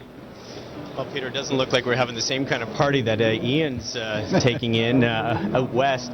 No, it's a little bit more of a subdued affair here. I mean, there's no doubt, and we are in Stéphane Dion's riding not far from the airport here in Montreal. No doubt that he will be taking his riding tonight, despite the fact it hasn't been called yet. He's running in a safe seat. But certainly, the projections overall have really hit some people. Looking at some of the numbers that have come in, is certainly some people here are hit by the performance in Atlantic Canada. Not as good, not the gains that they were hoping to see, and now people are already starting to do the math. There's no doubt that there is a lot of pressure on Stéphane Dion to deliver the numbers, because his very job is hanging in the balance. Will it be the 103 seats that Paul Martin was able to deliver in 2006, or the 95 seats that the Liberals currently had at dissolution? I mean, what is going to be the benchmark? That's not clear. Some people I've spoken to here thought it would be more like in the 80 range, and that would be forcing Mr. Dion to make some hard choices about whether he'd be able to carry on as the party leader tonight. There are low expectations coming here, but you know, as Stéphane Dion has said over and over in this campaign, he likes to be underestimated. Well, once again, he's being underestimated, even by some very people in this room who have already spoken loudly to me about the possibility of a leadership review, which will be coming, of course, in May next year in Vancouver. So that's already on the agenda before we even get the results from tonight. But as we say, Mr. Dion says as himself, everything is possible, so we'll see. Right now, his political fate may be in the hands of the voters in Ontario. All right. Thanks very much, Mark. Mark Kelly, who's got his finger on the pulse of that story. There's no doubt for Stéphane Dion, a lot of pressure tonight, especially if the Conservatives end up forming a majority government. The knives will definitely be out, if they're not out already, in terms of what happens on this election night. The Conservatives heading towards a government tonight, still unclear majority or minority. We have not seen enough yet to make that projection. But the ridings in Manitoba, well, they're an interesting story in themselves, and Susan Bonner is covering them. Susan. Yes, Peter, it's a story of where the Liberals are losing ground in Manitoba. Manitoba having 14 seats. Let's look at the seat change that's happening in Manitoba so far tonight. Early results, the Conservatives up 1, the NDP up 1, and the Liberals down 2. Let's look right now, go to the riding of Churchill, where Stéphane Dion made a special trip to see the polar bears and to try to help out Tina Keeper, the television star, who won the riding last time. But look, she's in third place now, and Nikki Ashton for the NDP is in the lead in the riding of Churchill. Now let's go to the riding of St. Boniface, where Liberals knew they would be in for a tight race, and in fact they are. The Conservatives, Shelley Glover, a star candidate here, a former police spokeswoman, in first place. Ray Simard, who holds the seat going into tonight, is in second place. So we'll be watching that one throughout the night. Early results, but the Conservatives in the lead, and that's where they wanted to be. And into a Winnipeg riding now, the Winnipeg South Centre, where Anita Neville holds this seat, has for a long time. She's in the lead now, but it is very tight. She's fighting a Conservative star candidate, a former football star, Trevor Kennard, who played football in Winnipeg. Anita Neville so far hanging on to the seat, but we will be watching that one. And Peter, I want to tell you also, we're watching some tight races elsewhere on the prairies. In Alberta, Raheem Jaffer is the Conservative caucus chair, tight-ish in his riding, tied with the NDP for a little while tonight. We'll keep you posted on that one. And over in Saskatchewan, we talked already about Wascana. Ralph Goodale, the only Liberal in Saskatchewan. Conservatives would love to take him out. A very tight race there for Ralph Goodale, very tight, and he's up against Michelle Hunter, a star candidate who could go into Stephen Harper's cabinet if she defeats Ralph Goodale tonight. Peter. All right, Susan, let's get the latest on the update from Ontario, where Diana Swain is watching the 106 ridings at stake in Ontario. Well, Peter, it's been said throughout this campaign that the Conservatives needed to pick up seats in Ontario to get close to a majority for their hopes to be realized tonight. What's interesting is that in 06 they picked up 17 seats. They needed to keep those and add to it. So far, they're on tap to do that. This is the party status for Ontario right now. This is based on the votes that have been counted so far. It shows them leading or elected in 50 seats. They came into this with 40, so it shows a gain of 10 for the moment. The vote share is interesting too, up 4%. Doesn't seem like a lot, but if you were only trailing by a little bit in 06, which they were in many tight races, that 4% could be all the difference. Let's show you 3 examples of where the Conservatives are leading at the moment in ridings that were held by the Liberals. Here's one. This is Brant. This was targeted, like so many others, around the 905 area by the Conservatives who felt that they could unseat someone. Lloyd St. Amant ran against Mr. Coleman, Phil Coleman, last time. It was one of the tightest races in the country, separated by less than 1%. They're both back to fight it out this time, and for the moment, Phil Coleman is out in the early lead in the riding of Brant. Another riding we've been keeping our eye on, as have the parties, is the riding of Oakville. Bonnie Brown has won here 5 times. But for the moment, it's Terrence Young in the lead, and this has been billed by everyone as a tight race. Ontarians will remember Terrence Young as a former MPP. For the moment, he's on his way to becoming an MP if he can hang on to this riding. There's one more we want to show you, and it's interesting because nobody was talking about this as a race that I'd heard until about the last 2 days. Joe Volpe has won 6 times. He's going for his 7th win as an MP, but right now he is trailing to Joe Oliver of the Conservatives. Again, this is one of those Toronto ridings where we see the Conservatives in the lead, something even the Conservatives weren't really predicting in the last few days of this campaign. So there's a lot at play here, Peter, and we're following it all for you.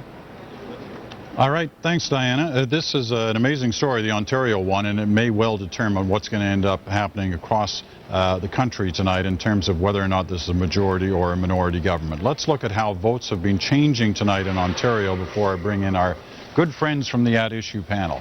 Here you've got the Conservatives are up just over 4%, but look at the Liberals. They're down almost 9 percentage points. The NDP up a touch, the Greens are up a touch, and Independents are even up. Everybody's up except the Liberals. And of the Liberal vote, about half of it that is disappearing from the Liberals is going to the Conservatives, and that's translating into seats in a number of places, some most unexpected for Liberals in Ontario, in other words, in metropolitan Toronto. All right, Andrew, Chantal, and Alan.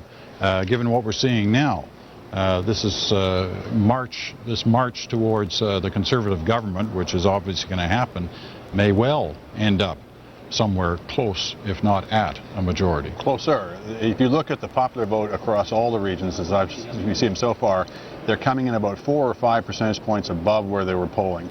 I think it's clear that A, turnout was to their advantage, and B, there may well have been a swing of the undecideds in those last few days. Harper's campaigning style was much stronger in the last few days. He really seemed to hit his stride, and it may well be that the undecideds, as they did in previous elections where they broke for the government of the day, they broke for the devil they knew, it may well be that in the end that message of stability had played well with those undecided voters. Might not have hurt, too, that they got the big G7 agreement on the weekend where they had Jim Flaherty standing next to the other finance ministers. The market bounced back yesterday and again today. Now, it's as we say, it's not over until it's over, but things starting to march in their favor. Chantal? But they're marching without Quebec. And what's happening in Quebec is actually quite fascinating because it's almost the reverse of Ontario. First, the Bloc Québécois is well on its way of winning its 6th majority of Quebec seats in the federal election, every single election that the party has been in. This was the year when the Conservatives hoped to make a dent on that. Looking at the early results, Mr. Harper seems to be headed towards keeping what he had, trading a few seats with the Bloc, and the real story is happening in Montreal, where the Liberals seem to be making a comeback. They are up in the popular vote, they're taking seats off the Bloc, and they're actually giving the Bloc a fight in at least 2 ridings outside Montreal. So for the Conservatives, the message is that at this point they're going to finish 3rd in Quebec, even as they dominate anything west of that. And their hopes, of course, in Quebec had been initially to double their seats. But in the last week or so, their hopes were simply to retain what they've got. And as you said, at this point, they seem to be doing that. Retaining 10 is bad news in the sense that this would mean that Mr. Harper would bring the least Quebec seats to a government since Joe Clark. And if he won a majority, it would be the first majority that has so little Quebecers in it. I'm not sure the Bloc can be too happy, though. They're at this point at 37% in the polls. Yeah, that's lower than they've been. That in fact, I mean, we've got almost 35 more seats left to report, 5 or so in Quebec and the rest in Western Canada. I mean, that number could get very, very close to, on that basis, to 150, 152, 153. The thing that is really phenomenal here is that what has maintained the Liberal Party since 1993 is huge dominance in the province of Ontario. And what you're seeing now in virtually every sub-region in the province, they have lost between 4 and 10 points, including in metropolitan Toronto, which had been, a fortress area for the Liberals. So that this new Conservative government is going to have more seats in Ontario than the Liberal Party. There's been less change in Quebec than a lot of the polls were suggesting. It looks, in fact, that the Liberals and the Conservatives are going to hold most, if not all, of the seats that they've held before, which again will strengthen Stephen Harper's hand in saying that he, in fact, has a national party representing all regions of the country, perhaps not in the same percentage as would be his taste, but clearly a very, very solid win. All right. Well, as we look at our numbers right now, we're showing the Conservatives at the same number they had out of the last election, 126 leading or elected at this point, and with still, as Alan mentioned, still about 3 dozen seats to be heard from. So there's no doubt they are going to improve on their totals from last time round. They're going to be a stronger government in terms of seats. The issue still remains majority or minority. We still need to see quite a bit more before we make that projection, but right now they're in the running for that. Let's go to Keith Bogue. Keith.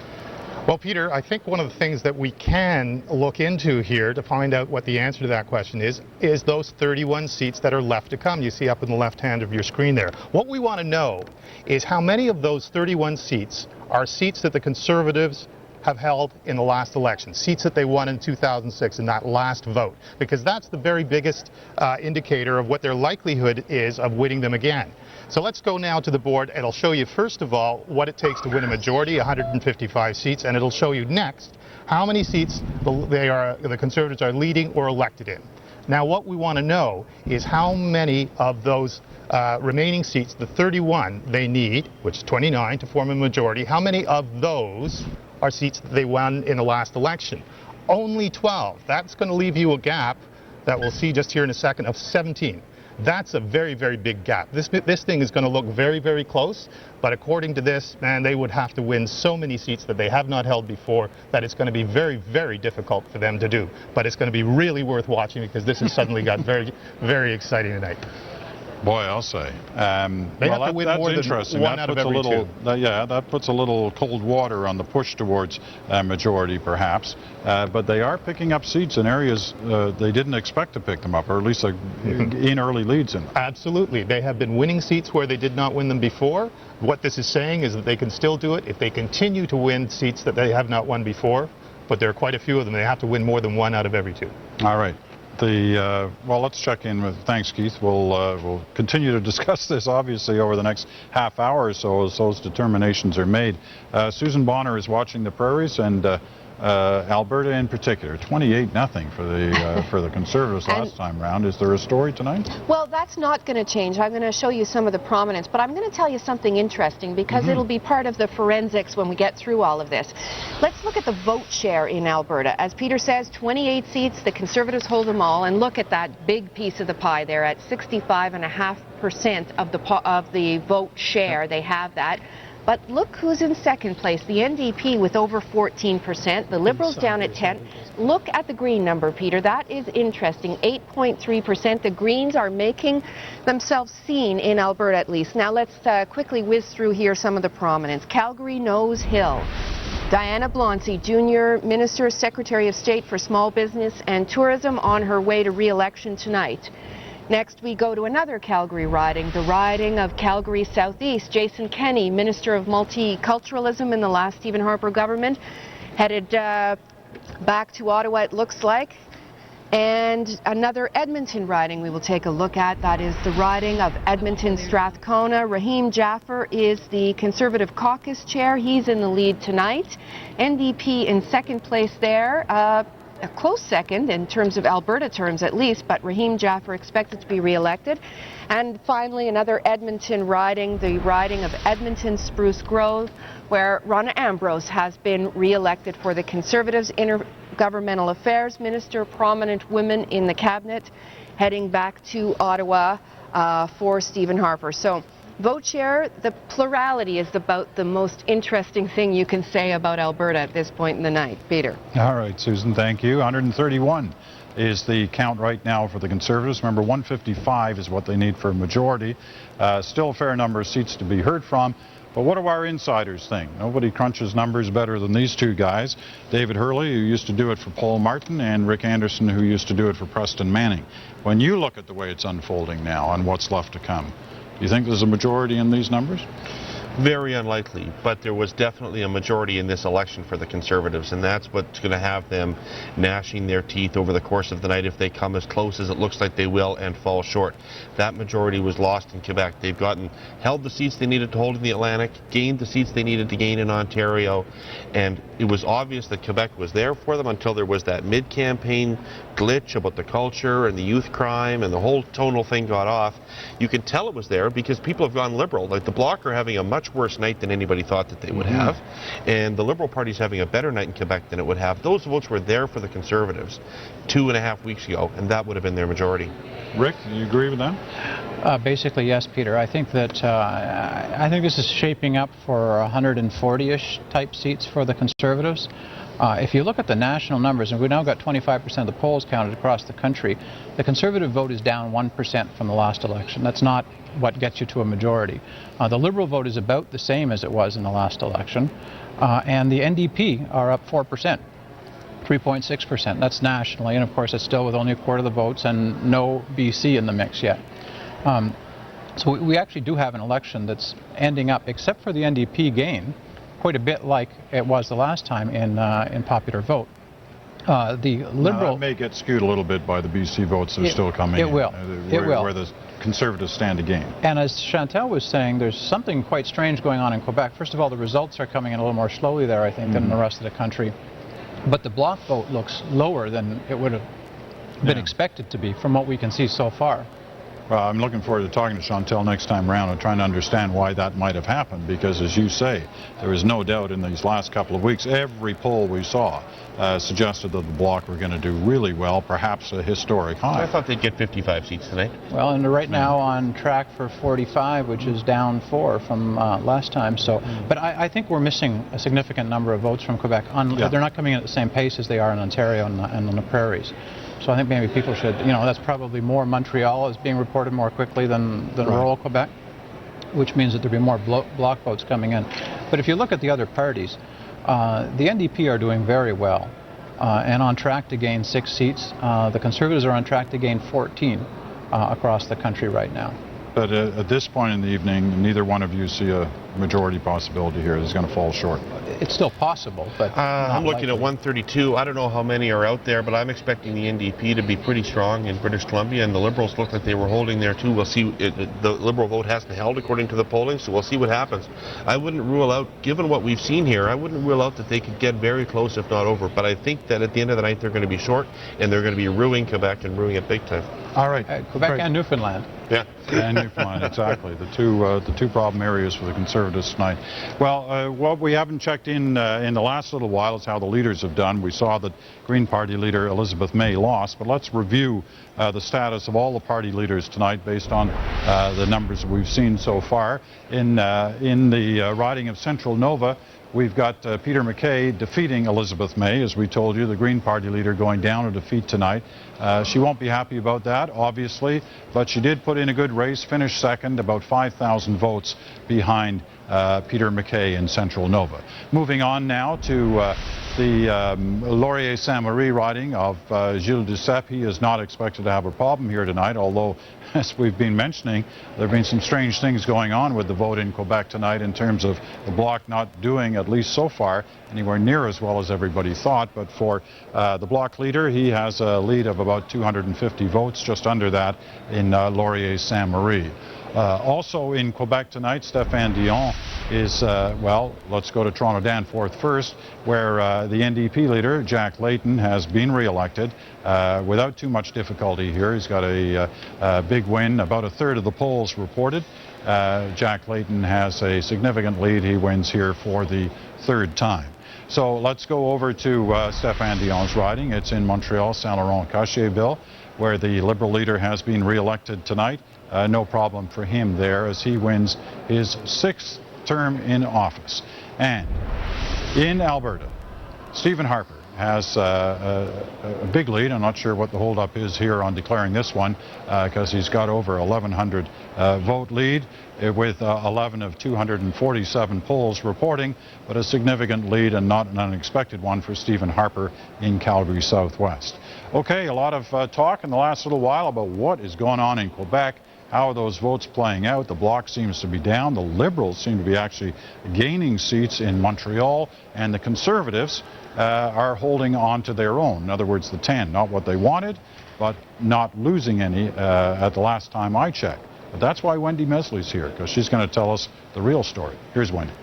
Well, Peter, it's as Chantal was saying earlier, it's almost the opposite story as to what's happening in Ontario. If we take a look at party standings in Quebec so far, yes, the Bloc is actually the Bloc is actually down in terms of the seats. It's leading or elected in 48, and the Liberals are leading or elected in 15. So the Bloc is losing some support and is being picked up by the Liberals, whereas if Stephen Harper is to form a majority government, it should be him picking up those seats, and so far he's not. He's at this point he's at the same level that he was in 2006, which would not be enough to form a majority based on his results in Quebec. Let's take a look at a couple of ridings that tell the story. This is perhaps the biggest star candidate in all of Quebec, actually, Justin Trudeau.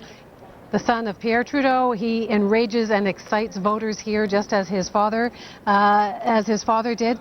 He was forced by Dion to run in a riding that was not safe. He's worked really hard and won a lot of respect up against Vivienne Barbeau, who is a very popular candidate for the Bloc Québécois. If we look at another riding that tells the tale of Quebec tonight, which is the riding of Ahunsik, long a Liberal fortress, but Eleni Bakapanos was defeated by and Louis Hébert, actually, sorry, this is one of the Quebec City ridings where the Tories broke through 8 out of their 10 seats in 2006, won here. It looks like the Bloc is moving back into Louis Hébert and that Luc Harvey could be defeated.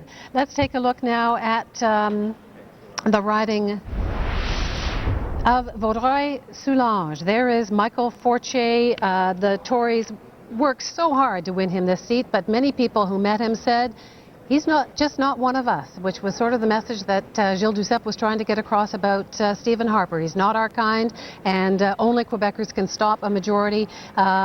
This is the man who quit the Senate to try and win to make an honorable MP of himself. But if he's to be in a Harper cabinet, he will have to be sent back to the Senate.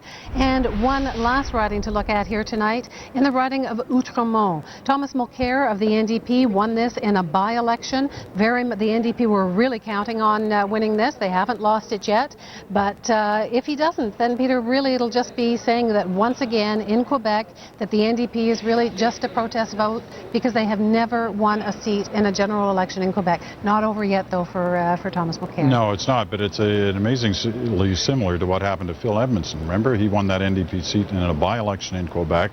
Much hoopla was attached to that, but then he lost in the general election that followed. This may be what's happening to Mulcair, but as you say, They threw it's a early. lot of money at it tonight. Yeah. This was, They spent a lot of money in Quebec, the NDP, this time around, and at the moment it's not delivering seats for them. But some interesting results there, but as you point out, many of them early. When you say he was their star candidate in Quebec and Justin Trudeau, it actually says something about the Liberal campaign, because I think he was probably their star candidate nationally. If you try to think of who was their other star And candidate. Dion almost didn't want him to run. He didn't support him, didn't give him a safe seat. Same story for Marc Garneau, their other star candidate in Quebec. All right, Wendy, thanks very much.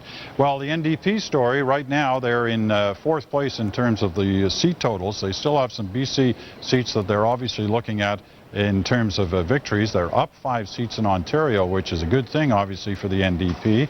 It puts them in a territory they haven't been in a long time and shows yet again another improvement in seat totals for Jack Layton. But is this what he wanted? Remember, he was the guy who launched his campaign saying, I'm running for Prime Minister. It's going to be different this time around. I want to be seen as one of the top ones. Well, at the moment, he's running in fourth place in terms of seat totals, but it has been, in many scores, a good night for the NDP. Let's check in at Jack Layton headquarters, where our Evan Solomon is standing by. Evan, what's the mood down there tonight? Well, just as you say, Peter, this campaign started out with Jack Layton trying to change expectations, and you see now the numbers in Ontario, 4 or 5 seats more. Now they're trying to manage expectations. They're very positive here. They're feeling good about the story in Ontario as they're up. They're setting some key benchmarks for success. The first benchmark, as you mentioned, 1988, Ed Broadbent, 43 seats. Can they reach that historic total once again? Some other benchmarks that when we were speaking to people like Brad Levine, one of the strategists here, he said, look, we're trying to also make history here. Can we win some seats as we've done in Newfoundland? They have the Jack Harris win there in St. John's East. That's the first time they've won in a general election there. They're now looking to Quebec. Jack Layton spent almost $1 million in television ads in Quebec. They're looking at Thomas Mulcair, who won a by-election there 13 months ago. He's in a very tough fight in Outremont in Quebec. They'd like to take that. They're really pleased with what's happening in northern Ontario there. They've taken some seats in the Thunder Bay area, and now, as you say, they're looking west. And the riding that everybody's watching, and you've mentioned it, Peter, Vancouver Centre, the NDP have a star candidate there, Michael Byers. He's a professor, he's an expert in foreign affairs, and he's taking on the Liberal incumbent, Hedy Fry. They would really like to have that seat, but from their point of view, they're feeling very good as the story's unfolding so far for the NDP as they inch toward that historic mark of 43 seats that Ed Broadbent won. Peter. All right, Evan, thanks very much. We'll keep in date, and we'll be back to you a little later on. Let's check in on Bob Ray, who is... he's been elected in his riding in Toronto, and that's no surprise. I just want Let's listen in and see what he has to say here right now. Liberal Bob Ray. To the constituents of Toronto Centre for having given me a vote of confidence tonight. This constituency is a wonderful reflection of the greatness of Canada, with people who've been here for many years and people who've come here only a few days ago, and all of whom make Toronto Centre the great constituency it is. And above all, I just want to thank tonight all of my great friends in Toronto Centre for having given me a second vote of confidence in the same year.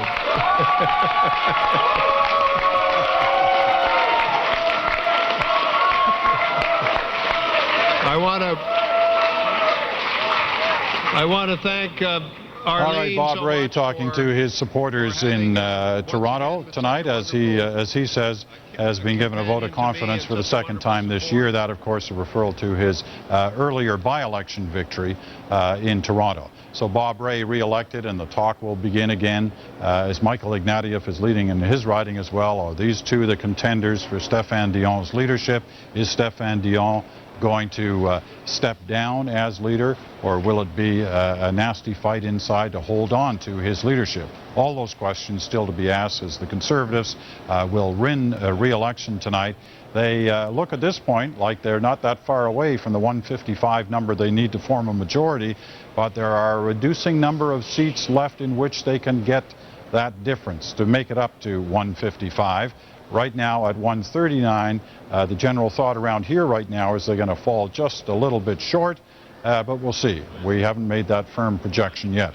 Part of that projection will be dependent on what happens in British Columbia. 36 seats at stake. Susan Bonner is watching them. Susan. Peter, it's billed as Battleground BC, and that's what it is tonight. So let's look at the party standings to set up the story here. In British Columbia right now, the Conservatives are leading or elected in 19, the NDP in 5. You notice something missing on that board there? No red, not yet anyway. Let's take a look now at some of the quick results. Early results in Richmond. It is an urban riding, and it is an ethnic riding. The strongest Chinese presence in the country in terms of ridings, and it's held by Raymond Chan going into tonight, but the Conservatives running Alice Wong, a strong candidate, and so far this evening she is in the lead. Another riding where Conservatives are making a big push here is Newton North Delta. It's in the Greater Vancouver area, where Sandy Pander hopes to take this riding. It was a three-way tight race last night, and last time Suk Dhaliwal managed to come up the middle.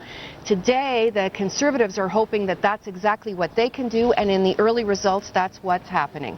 And finally now, we go to Vancouver Island North, where a very tight race here between the NDP and the Conservatives. John Duncan held the riding last time. He wants it back. Catherine Bell is in the lead. She is the incumbent. She's in the lead now. We'll be watching this throughout the night. Peter, in British Columbia, it is a battleground. And I just want to tell you about another riding that we're watching, some early results, and that's Vancouver South. Ujjal Dosanjh, who former NDP premier, prominent Liberal now, he's in second place in the riding, so we'll be watching that one throughout the night. Liberals very strong in Vancouver proper. The NDP have one of the 7 seats there. The Liberals hold the rest. But so far, Ujjal Dosanjh in second place, Peter. All right, and the Liberal vote, really dropping in BC so far. From what we've counted so far, they're down about 13%, and a good chunk of it, most of it, is going to the Conservatives, and that's where we're seeing some of those ridings flip in the Conservative favor. They're at 141 at the moment in terms of their march towards trying to get to 155. At the moment, we don't see them getting there, but you never know. There are some strange things going on in a number of places. Let's check in, and one of those places is Ontario. Not so strange, perhaps. The Conservatives are making significant gains here. The issue will be at the end of the night whether they're enough. Diana Swain's watching that. Indeed, in 06, the Conservative Party picked up 17 seats in Ontario. The question tonight, could they hang on to those and build? So far, the answer is yes. Let's show you how the Conservative Party is doing in Ontario so far. Based on the votes that have been counted, they are leading or elected in 50 seats. That's a gain of 10 and a change of 4.2% of the vote. It doesn't sound like a lot, but it sure is translating into a lot. Let's show you some ridings where the Conservatives have already marshaled some gains on their side of the tally. Lois Brown, what a story she is. She has won this riding. She ran the Conservative nomination against Belinda Stronach, lost it to Belinda Stronach, who went on to win this riding for the Conservatives. Then she decides to change, crosses the floor, becomes a Liberal. Who does she run against in the next election? Lois Brown. Belinda Stronach wins yet again. Of course, we know Belinda Stronach is not in politics any longer. Lois Brown goes for one more try and takes this seat for the Conservatives up in Newmarket, Aurora. That's north of Toronto for people not familiar with this area. Another riding we're watching is this one, Oak Ridges Markham. It's been really tight. Louis Temelkowski has run here twice and won, but his vote share was cut in half last time, so everyone knew this would be tight. Paul Calandra has been leading most of the night. This is a flip that's happened in the last few minutes. It's still very close as the votes are coming in. We'll keep our eye on this one for you. The other one that everybody's been talking about is Halton. Garth Turner calls himself a maverick, a word that's really been co-opted south of the border, but it still describes him as well as anything else. He won this riding in 06 as a Conservative of falling out with Stephen Harper early on, sat as an independent for quite some time, then joined the Liberals in the latter days of the last session of Parliament. Lisa Raitt is the CEO of the Toronto Port Authority. She felt strongly she could take this riding, hold it for the Conservatives, in fact, so it's not really a gain, but important to them that Garth Turner, who's very well known, couldn't hang on, and for the moment she is in the lead. There is one bright spot that we have found for the Liberals tonight, and it's this one. Gerard Kennedy, who ran for the Liberal leadership, is widely credited with helping Dion win because he brought his followers over there and they all voted to give Dion the leadership of the Liberal Party is so far in the lead over Peggy Nash in a riding that he held as an MPP when he sat as an education minister and in fact challenged Dalton McGuinty for the provincial Liberal leadership. It was Dalton McGuinty who won that one. Gerard Kennedy in the lead for the moment, Peter, but that one I think will be a close race as it seems to have been from the beginning tonight. All right, Gerard Kennedy, who of course was also the person who made Stéphane Dion the leader of the Liberal Party by that last-minute move towards him at the convention. Thanks, Diana. Fascinating races unfolding in Ontario. The overall numbers there, you see the Conservatives at 142. You also see there are only 5 seats left to come. So why aren't we saying they're not going to make it to a majority government? Well, that's because there are a lot of close races still to be called. Here are races that are within 50 votes that have still not been determined yet. Many of them are in, there are 12 of them altogether. As you can see, some of them are in British Columbia, where the returns are still in the early stages of being counted. But it's all back and forth between these ridings, so lots still to be determined. It looks like it's going to be difficult for the Conservatives to pull off a majority tonight. They're 13 seats away from that if everything stayed the same as it is on the board right now, with only 5 seats to come. That obviously wouldn't do it. But if some of these other ridings flip around, well, it possibly could. But it's looking like a stretch at this point. Of course, the closer you get to 155, funny things can happen. People can suddenly cross the floor to join the Conservatives. A speaker could be named who is not a Conservative. So things can happen to reduce that 155 number. But then Joe Clark thought that too in 1979 when he was only 5 seats away from forming a majority government. He had a minority. It was such a strong minority. He said, I'm going to govern like I have a majority. And 6 months later, he lost a vote in the House of Commons, and that was the end of the Conservative minority government. Let's check in now with Wendy Mesley on the Quebec story, which has been giving us a lot of interest throughout the evening. That's right, Peter. Yeah, if Stephen Harper is to form a majority government, he needed to win a lot of extra seats. They won 10. They picked up another one for a total of 11 in the province. At the beginning of the campaign, they were hoping 15, 20 seats. But to do that, they would have to get a lot more people to vote for them. So let's take a look now at how the vote divided. 38% for the Bloc. That is a decrease, but a lot of that has gone over to the Liberals at 22-23%. The Tory vote at 24-25%. Last time, 2006, 1 in 4 Quebecers voted for the Tories. They have not increased their share, which is what they needed to do tonight if they were to form a majority government. Let's take a look at a couple of ridings where the Tories will be disappointed. This is the riding, the Eastern Townships riding of Sherbrooke. André Bachand is a former Tory. He quit because he didn't like Stephen Harper. He came back in trying to say to Quebecers, look, I like him. He's not so scary after all. Vote for me. He is now in 3rd place in this riding. Very bad news for the Tories. In another riding now, let's take a look at Rivière-de-Mille-Île. This is a mayor. Claude Carignan is a local mayor who was conscripted by the Tories. He would have been in a cabinet if he had won, but he has, Luc Desnoyers has been elected for the Bloc Québécois, another setback for the Tories. A quick look now at the riding of Westmount. We were speaking earlier about stars, Liberal stars. There's a happy man. He ran in 2006 and was defeated. The former astronaut has been re-elected in the riding of Westmount Ville-Marie. And just one last riding that we've been watching tonight.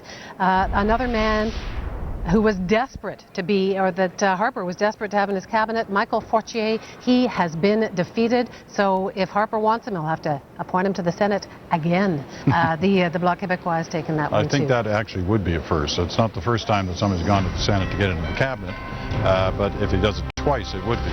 We have an announcement for you. We've seen enough now. We've looked at all the possibilities in terms of all those ridings that were close. It's going to be a Conservative minority government. Stephen Harper made the big gamble. He broke his own election law, in a matter of speaking, to have the election this fall, and with the hopes, one assumes, of forming a majority government to end the deadlock in the House that he said existed. He called it dysfunctional in August, but it hasn't worked. he comes back with a minority government. It is a stronger minority government, of that there is no doubt. But is there such a thing as a strong minority government? Is this a failure for Stephen Harper, Keith Pope? I think you'd have to say it is. As several people have pointed out tonight, they went into the campaign with a majority within their grasp. They knew that if they were going to succeed, they'd have to build it in Quebec. What happened to them in Quebec was of their own doing. It was things that they said, policies that did not, that were out of favor with the Quebec voting public, and it happened very quickly. When their vote cratered and the Bloc Québécois came back, that pattern really did not change throughout the course of the election, no matter what they did.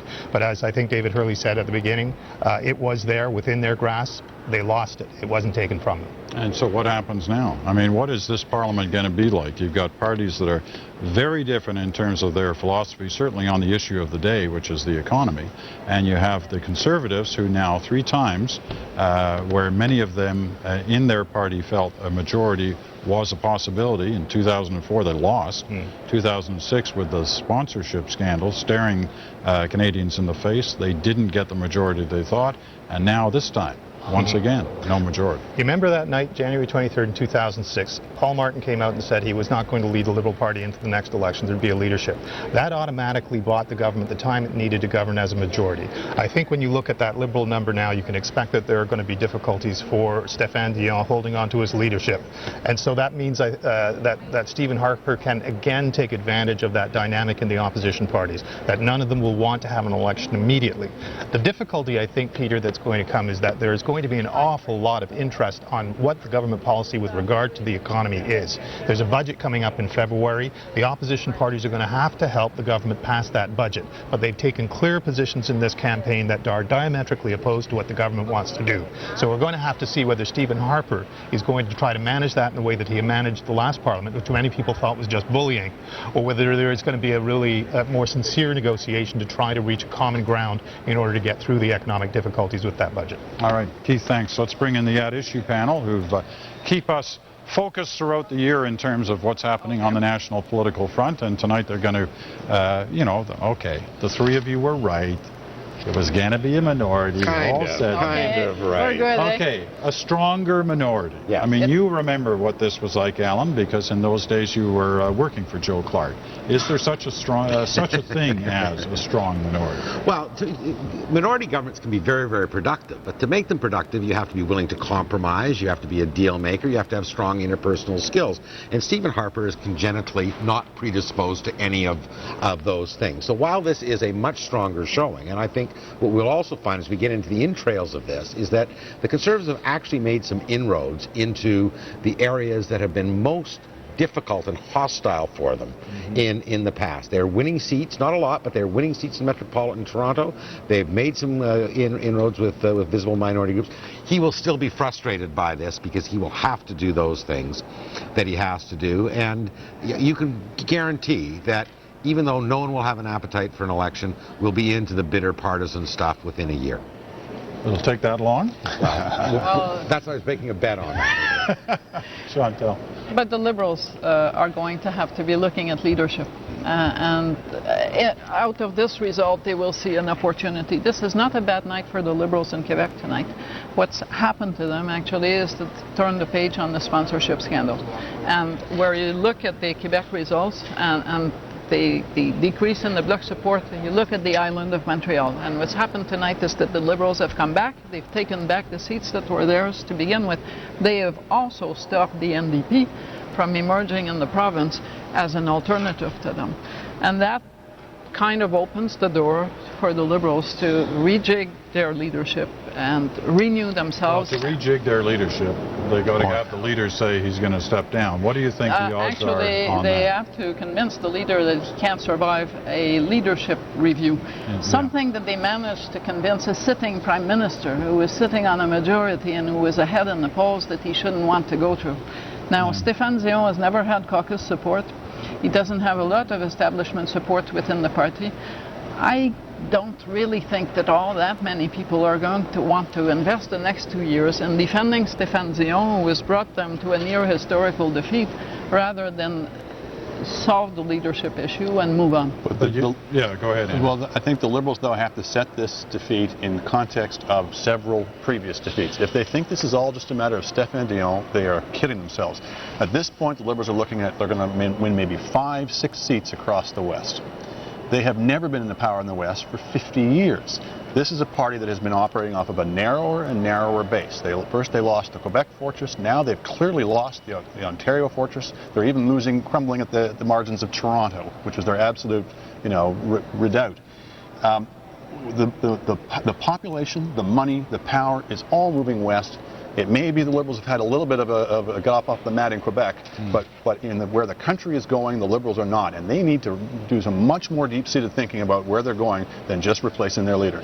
But that also means they need to be thinking about themselves rather than about thinking of bringing down Stephen Harper, and they cannot go through another year and a half of not voting.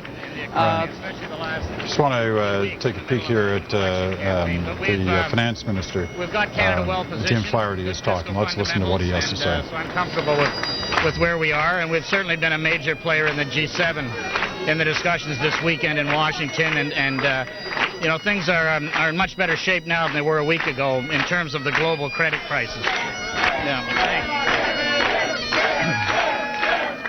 All right, Jim Flaherty speaking to reporters as he enters his election hall. Let's talk to his supporters after his re-election tonight in Oshawa. So Flaherty, one assumes, will remain, at least for the time being, the finance minister. Let me just pick up on this point, though, about the future status of Stéphane Dion. As Keith mentioned, 2 years ago, Paul Martin used his speech on the night of the election to step down from office. Now, he was a prime minister who'd lost office to Stephen Harper. Do any of you think that Stéphane Dion is going to say anything remotely like that in his remarks tonight? Not unless a little pig was flying past him while he was making his announcement. I don't think there's any chance of that whatsoever from everything I've told about his character and personality. There is a mechanism, and that is that in the Liberal Constitution, after you lose an election, you have to face a leadership review. That said, they're very, very hard to get out of there if they don't want to go. I mean, they can face that leadership review, and at 50.1%, they can hang on if they want to. They become so damaged at that point, that probably is not the point. Can this party afford a leadership contest? Can they afford it? Financially, you mean? Financially? That's a very legitimate question. Can they afford it in terms of the divisions within that party? There's a reason why, not so much that Dion won, but there's a reason why the other guys lost last time. They all had deep flaws as candidates. They all had deep antipathy towards them from various sections of the party. Leaders like Dion, for all his failings, are symptoms rather than causes. When parties are not sure where they want to go and they can't resolve their differences, they settle on these sorts of compromise candidates, and they're a reflection of the weaknesses rather than a cause of it. Okay. But you don't keep a symptom just so you can scratch yourself. That's not how life works. I don't want to follow that metaphor at all. No, I know you don't. Okay. Thanks to the At Issue panel. We'll be back to them a little later on after we hear all those speeches, I'm sure. But let's go out to Calgary. Ian Hannah-Mansing has Diana Blonsey with her, longtime Conservative MP, before that a Reform MP, and she's, of course, in the Stephen Harper cabinet. Ian. Well, Peter, you can probably hear the crowd behind us. Still a very festive mood here at the TELUS Convention Center. Festive because of MPs like Diane, who is so confident of doing well tonight. You don't even actually know how much of a lead you have right now, but you're pretty confident that you're returning to the House of Commons. Well, Ian, to me it was more important to come here to be with you than to watch the returns. But our team is feeding information back into my BlackBerry, so I just don't have the figures with me as we stand here. But every reason to feel very confident, of course. I know that senior Conservatives yesterday, certainly all day today, were talking about at least a minority government. Now our projection is it will be no better than a minority government. Is that a disappointment? Well, you always hope for a majority, of course, but we've said all along that we expected a minority. We're very pleased with the very solid, very strong mandate that we've received tonight, and I think you'll see a parliament that works much better going forward because the people have spoken. We now have a new mandate. We have some resolution of some issues, and so I think that'll be very positive for Canada. Some of the analysis this evening, though, is that for the Conservatives, a majority was within the party's grasp. Had there been a better campaign, perhaps some better strategy in the campaign, your party could have had a majority government tonight. Do you feel that there were mistakes made in terms of policy, in terms of strategy, and this was an opportunity lost? Well, Ian, it's always kind of interesting to be an armchair quarterback after the game and do the analysis, but there were changing priorities, changing challenges throughout this campaign. As you know, the issues kept changing.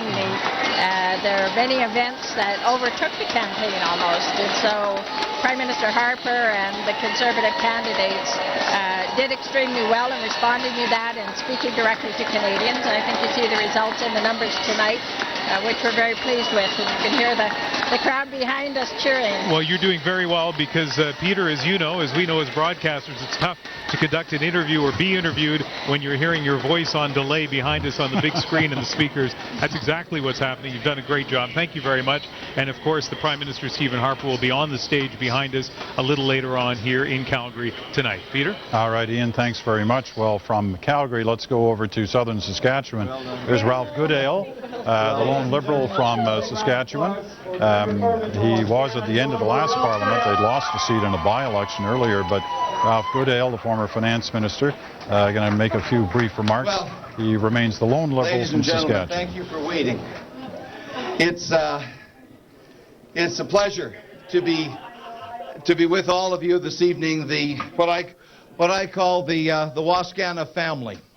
You have been such a remarkably faithful, loyal, hard-working, dedicated group of people every inch of the way since 1993. And I want to thank you for that. And that really is my principal message tonight, and what's most on my mind is the enormous amount of teamwork and loyalty and hard work that it took to achieve this victory tonight. All right, Ralph Goodale, the former Liberal finance minister, speaking to his supporters in Wascana in southern Saskatchewan. Let's go to Ottawa, where John Baird, the environment minister, is speaking to his supporters after his re-election tonight. For their leadership on our team.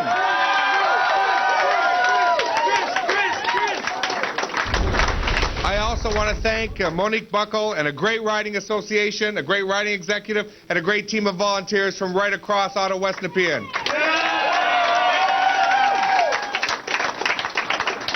And most importantly, I want to thank a great team of volunteers, young and old, from every part of Ottawa West Nepean and every part of this John Baird winning re-election in Ottawa tonight and thanking his supporters. Let's dip in and quickly listen to what Michael Ignatieff is telling his supporters in his Toronto area riding. In the years ahead, as I've worked in the years past to hold and earn their trust, I want to thank the wonderful team in front of me. As far as the eye can see, wonderful people. You know better than I do that I wouldn't be standing here without you, and I want to make sure that not a single person leaves here tonight that doesn't get a shake of this hand or a big hug. Thank you so much, everybody. Okay.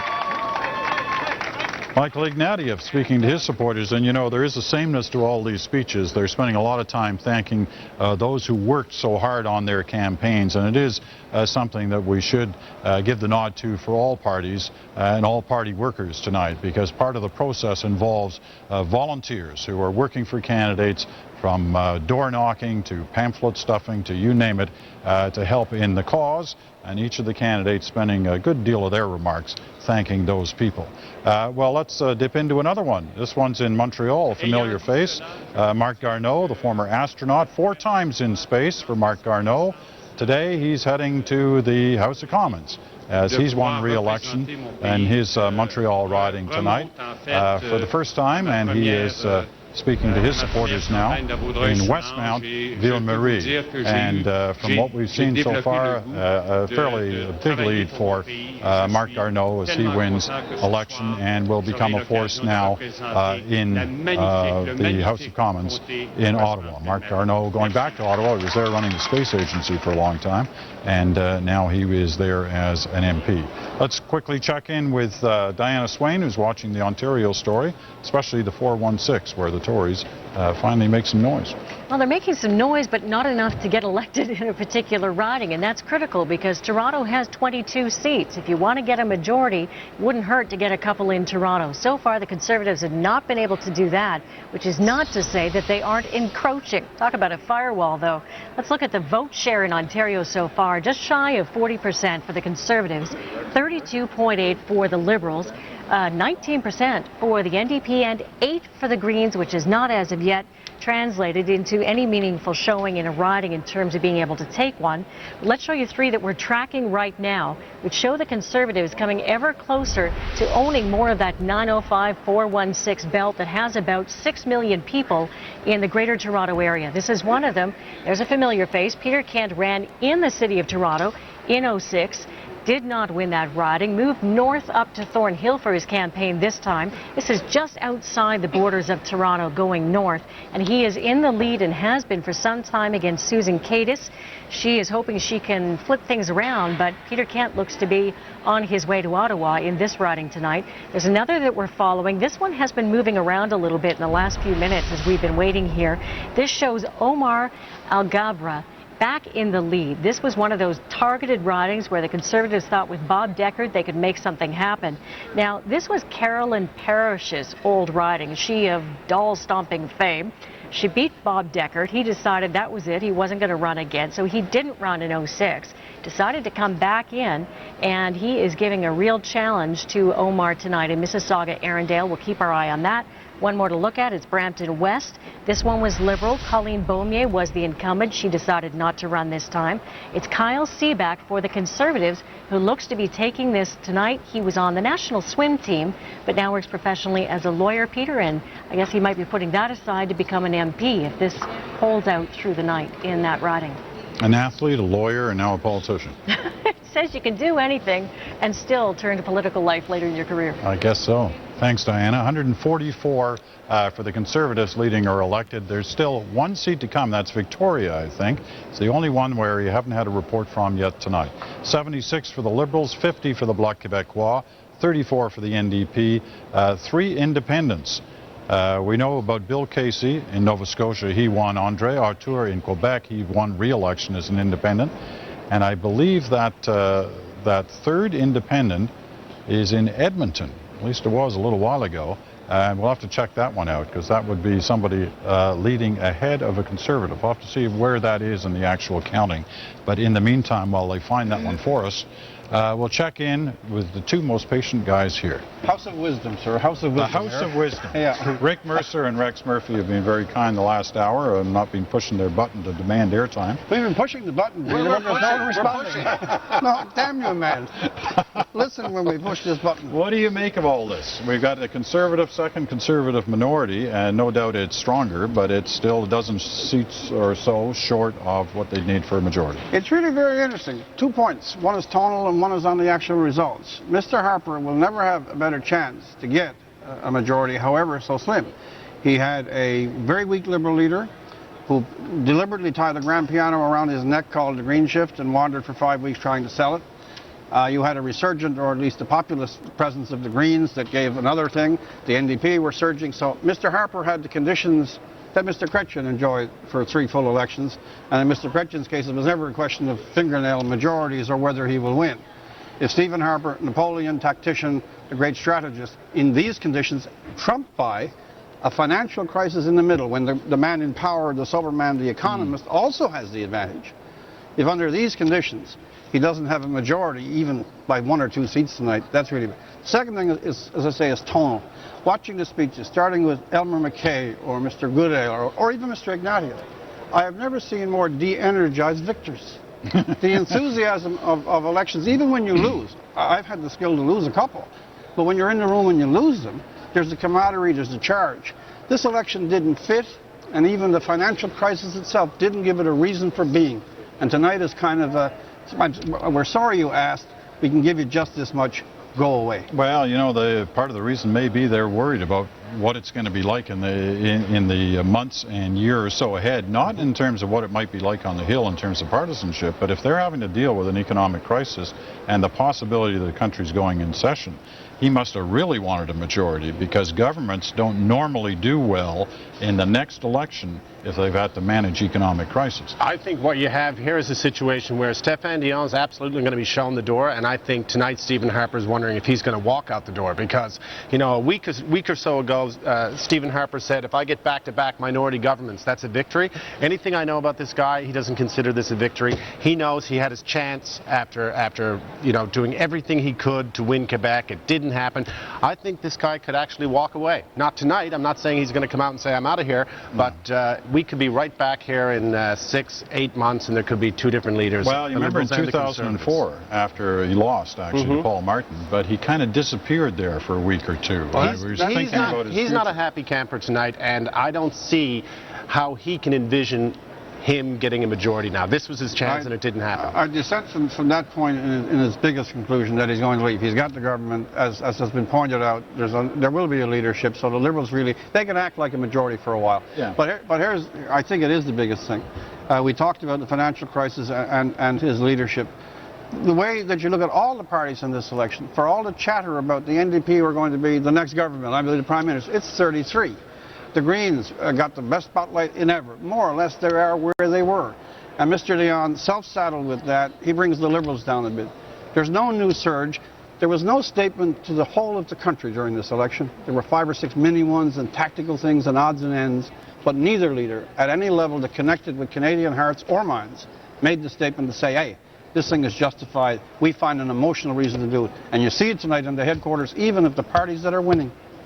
All right, got to leave it there for the moment. We want to go to Liberal Party headquarters, where Mark Kelly has a guest who will be able to answer all these questions as to what unfolds now for the Liberal Party. Mark.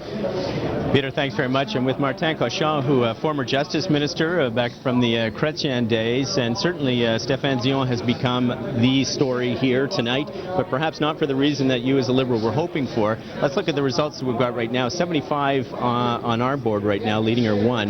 What's your reaction to that? Is there any silver lining to that cloud? I mean, my first reaction is probably Ontario. I spent a weekend there. I was in Brampton on Friday night in a big rally. I was in Niagara as well. And when I was looking at the polls, like you were looking at the same polls, I found that those numbers were a bit high. And talking to people on the field, they were telling me that we could have a surprise vis-a-vis Ontario.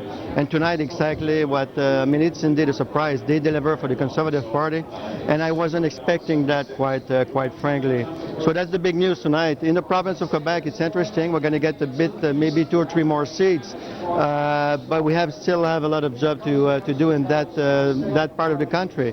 So let's be very realistic, because this is the question that certainly we're talking about tonight, is what does this mean for Stéphane Dion's leadership? How can he hold on to the leadership of the party after a performance like this tonight? I mean, if we want to be realistic, Stéphane is still seen as a new leader. He was elected a few months ago, and as a matter of fact, when you look at the Liberal Party, we have a constitution. After every election, you lose, you win. I mean, you may be Prime Minister, but you have to face exactly the same mechanism. And the mechanism is that after every election, there's a leadership review. So Stéphane is going to have to go through the process, and it's as simple as that. And tonight, I'm pretty sure that he's going to get here. He will deliver a good speech, try to rally the people as well, tell the people that we have a lot of work to do. I mean, it's a minority PC. I mean, notwithstanding the numbers that we're seeing, the number of seats, it is still a minority PC. And when you look at the minority government, normally it's 2 years. So we have 2 years to rebuild the party, 2 years to come back as well in the province of Quebec, and 2 years to discuss with the grassroots. Okay, Monsieur Cochon, thank you very much. Peter, one other thing, one idea that was at least tossed around, I was hearing on the floor tonight, as expected, there will be a leadership review in May. It is costly. I know that question was raised tonight. Can the Liberals actually afford to have a leadership review and a convention later on? If there was a possibility for a leadership convention, perhaps those 2 events could be rolled into one. We'll be watching to see if that could happen. Peter? All right. right, Mark. Thanks very much. Mark Kelly at Liberal Party headquarters. Well, let's check in with Susan Bonner and answer that question for us. Susan, who is that independent who's on the board along with Bill Casey and André Artur? Well, his name is James Ford, and it's a story of conservatives fighting conservatives, Peter. It's Edmonton-Sherwood Park is the riding, and there was a big fight for the Conservative nomination. Now, you know, with 28 seats and all of them Conservative, that's the story. The fight for the nomination is often more interesting than the general election itself. That's what happened in Edmonton-Sherwood Park. Tom Uppal won the nomination for the Conservatives, but James Ford, who's in the lead now, was not very happy, and many Conservatives in Alberta were not happy either. The Edmonton Journal actually endorsed Mr. Ford over Mr. Uppal. Now, Mr. Ford, Peter, you'd be interested to know, has said that if he wins, he would be interested in joining the Conservative caucus. Stephen Harper, the Prime Minister, was asked about that and did not say how he would deal with that. He just said, well, you know, we have a Conservative candidate there, a safe answer, but we'll watch to see, first of all, who wins, and then how the Prime Minister handles that when it comes, if he wins, whether he'd take him into the caucus. You want to take a bet on that? No, I don't bet. Well, I'm saying he would. I'm saying he would. Okay. That's where my money is. Yeah, no, I imagine he would with these tight numbers and the different possibilities that they could mean. 144 Conservatives at this point, and that is 11 or so less than what they would have needed if they were going to form a majority tonight. You know, a lot of questions were asked throughout the evening here tonight about what the turnout was probably like.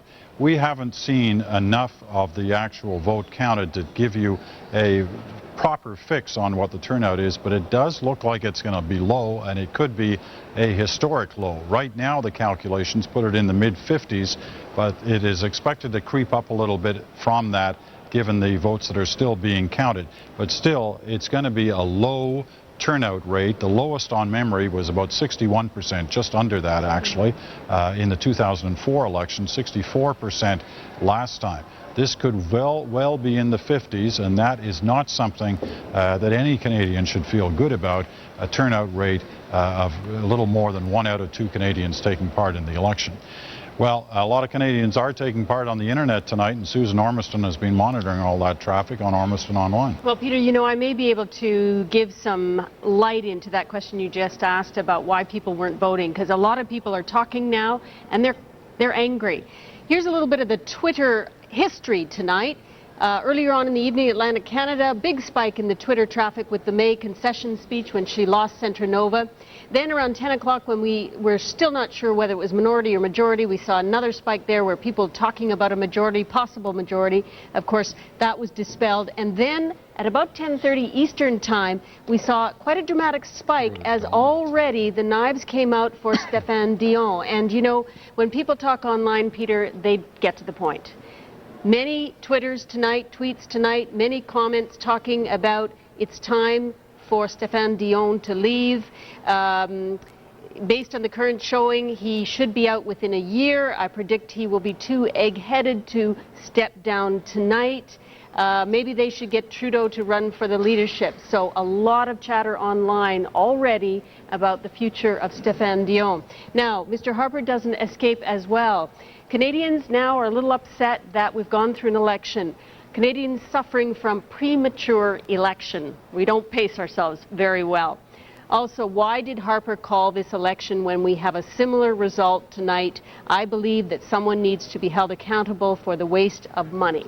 So another thing they're talking about, and another theme emerging online, is this whole idea of proportional vote representation. People feeling again, and this may relate to the low voter turnout that you're talking about, that their vote didn't count, that a lot of the opposition votes made up a large total, and yet the same people went back as their candidates. So let's talk about electoral reform. A lot of comments about that.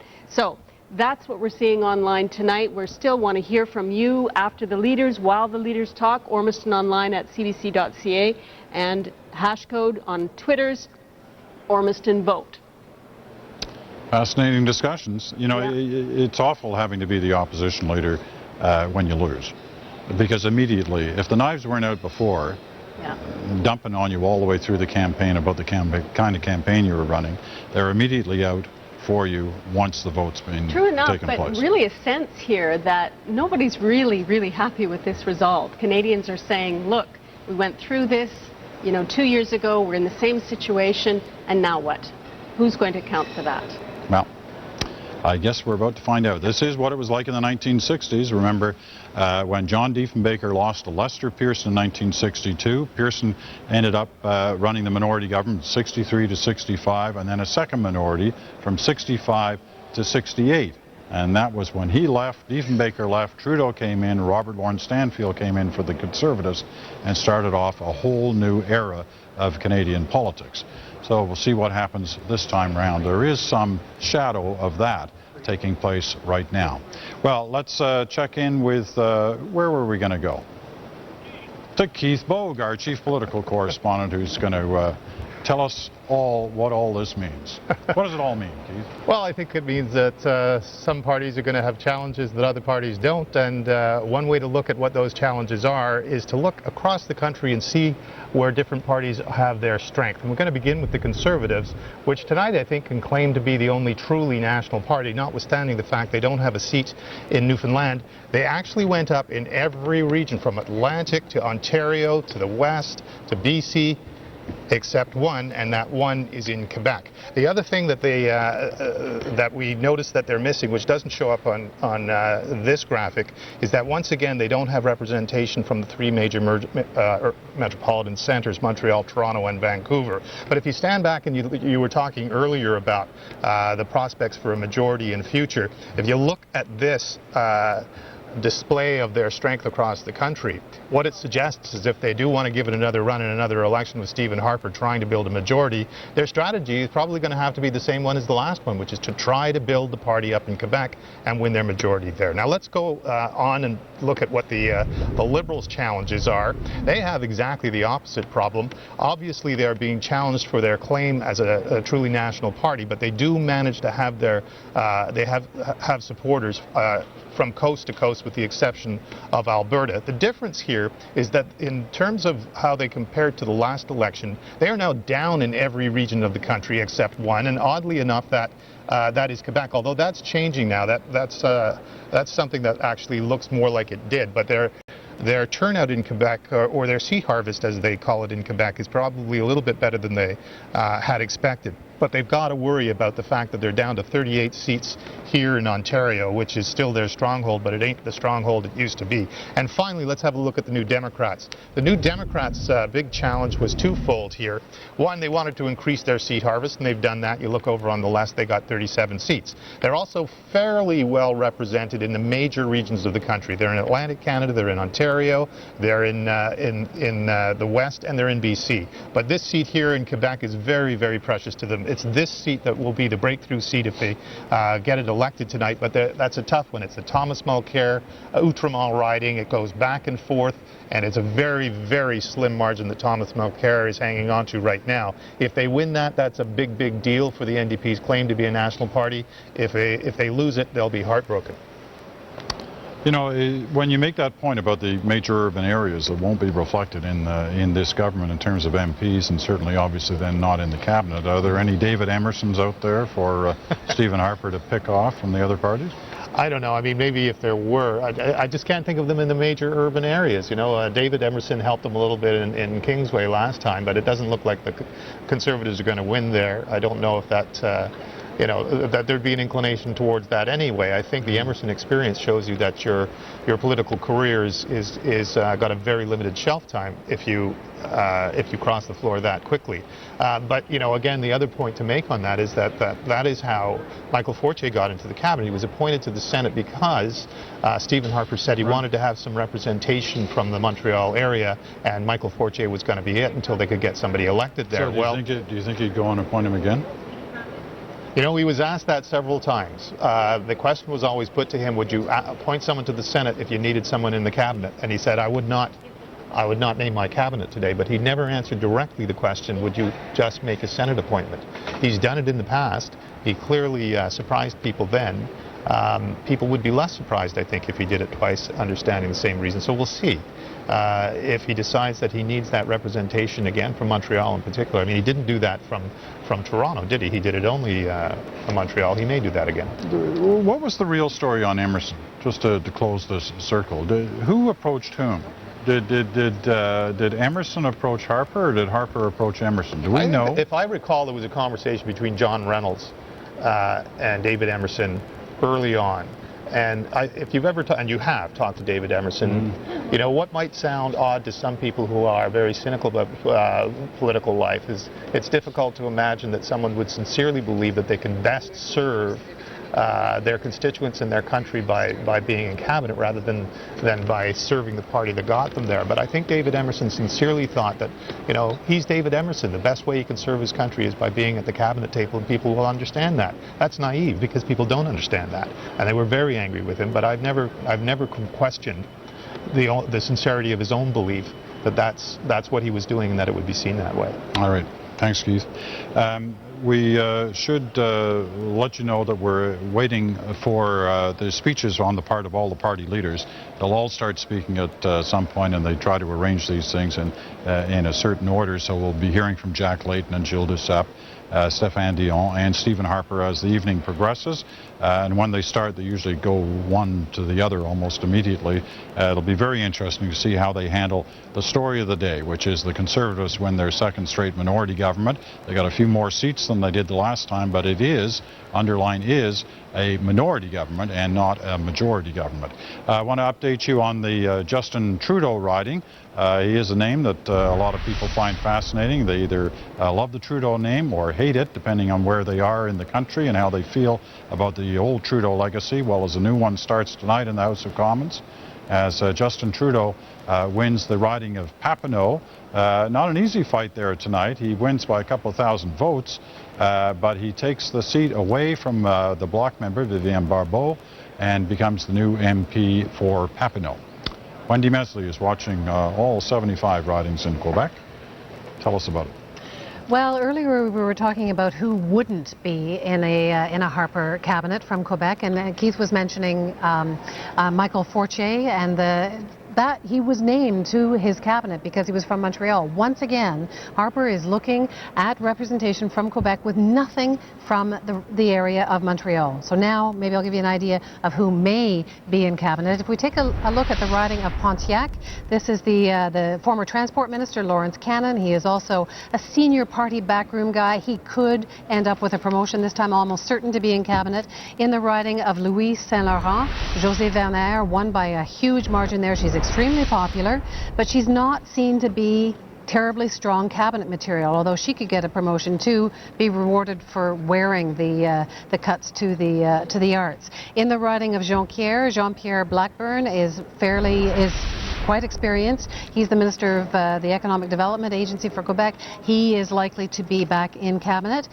And back to the familiar face of Maxime Bernier in Beauce. He has been re-elected. He may not be first in Julie Criard's books, but 62% of his voters there have re-elected him. He was appointed foreign minister, of course, just as Harper was about to send Quebec regiments to war. He thought that he needed strong representation in that position from Quebec, named him foreign minister, but he had very little experience. We saw what happened, and so it's kind of unlikely that he will be given a senior position again, although some wag was suggesting he might make a good junior minister, like maybe something safe like national parks.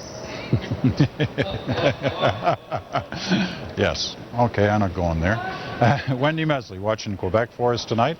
Overall, there's your numbers. One riding that Wendy didn't mention, it's a very close one. We're watching it all evening tonight, and that is the riding where Thomas Mulcair is running in, looking for re-election. Remember, he won in the by-election, and if he wins tonight, will be the first NDP member to win on a federal election night.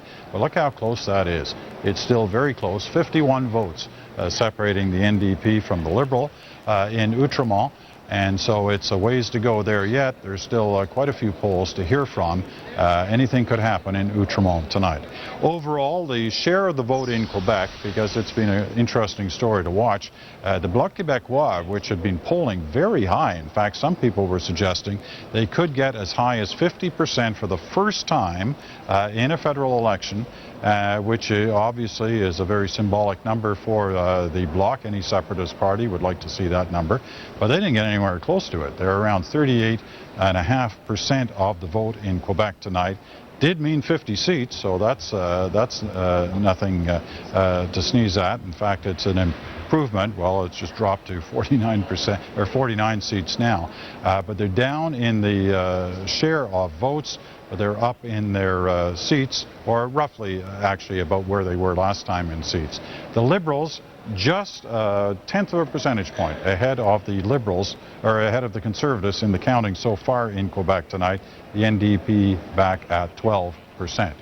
All right, let's see what all that means for the Bloc Québécois. Nancy Wood covers that party for us throughout this campaign, and it's been quite the campaign in Quebec. But Gilles Duceppe will be out on that stage in a little while. Nancy, how do you think he's interpreting these numbers, both in the share of the vote and the seats tonight? Well, he's surely going to be a bit disappointed in the share of the vote, although the polls I saw were putting them at about 41, so coming in at about 38, 39 isn't that dramatic. Now, he has always said he wants a majority of the seats in Quebec. A majority of the seats is 38, so at 50 or 49, they're doing quite well. Last time they elected 51 out of 75, and with by-elections and so on and resignations, they were down to 48. So he can portray this as a gain. They're up to 50 or perhaps 49.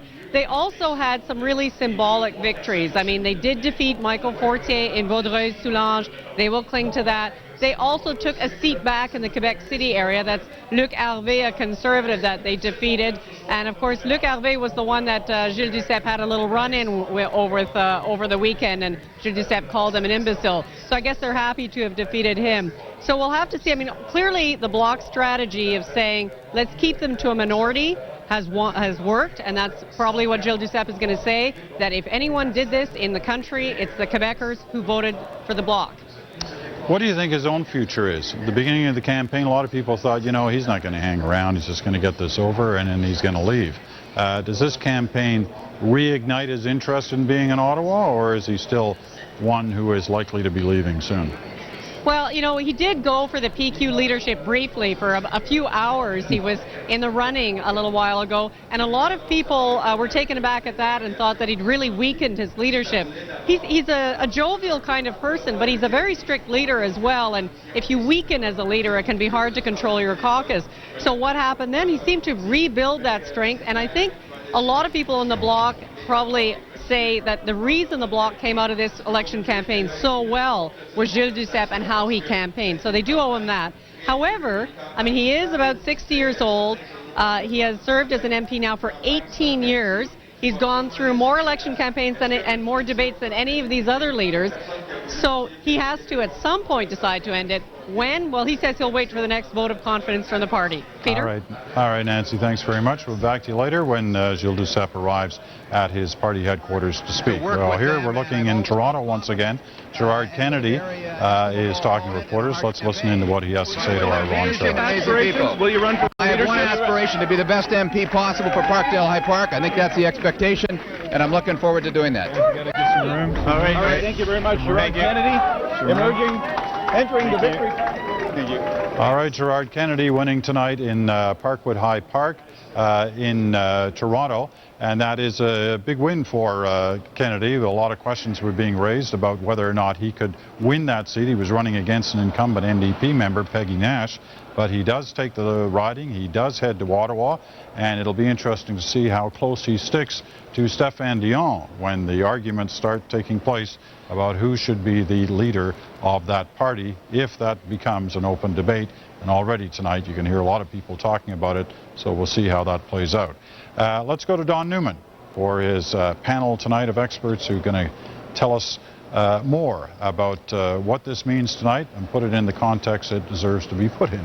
Don.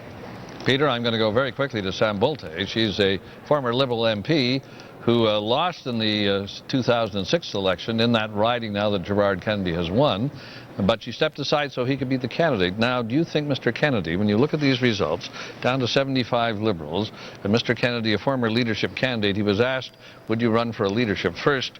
Do you think that a leadership in the Liberal Party is now inevitable? Oh, absolutely not. First of all, let's just say that I congratulate Gerard for winning back my riding. And while Peggy Nash was the incumbent, I did actually defeat her in 2004. So that was the Liberal stronghold for a number of years.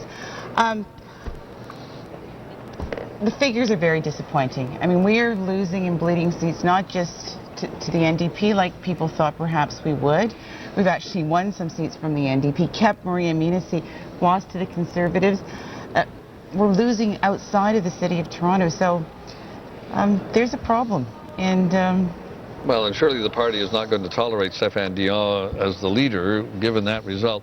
In modern times, other than the Lester Pearson loss in '58 and the John Turner loss in '84, the Liberals have never been so low. That's true, but as Martin Cochon said earlier on in the program, there is a process, there is a review in place. It was to be held in December. It has been deferred until May, and as you know, 24 hours is a long time in politics, so let's see what happens between then and May. Senator Hugh Segal, Conservative senator. The Prime Minister, when he started off, said, oh, it'll be another minority government, but nobody believed that because no one calls an election a year early to get a minority. I believe him, and he clearly told the truth.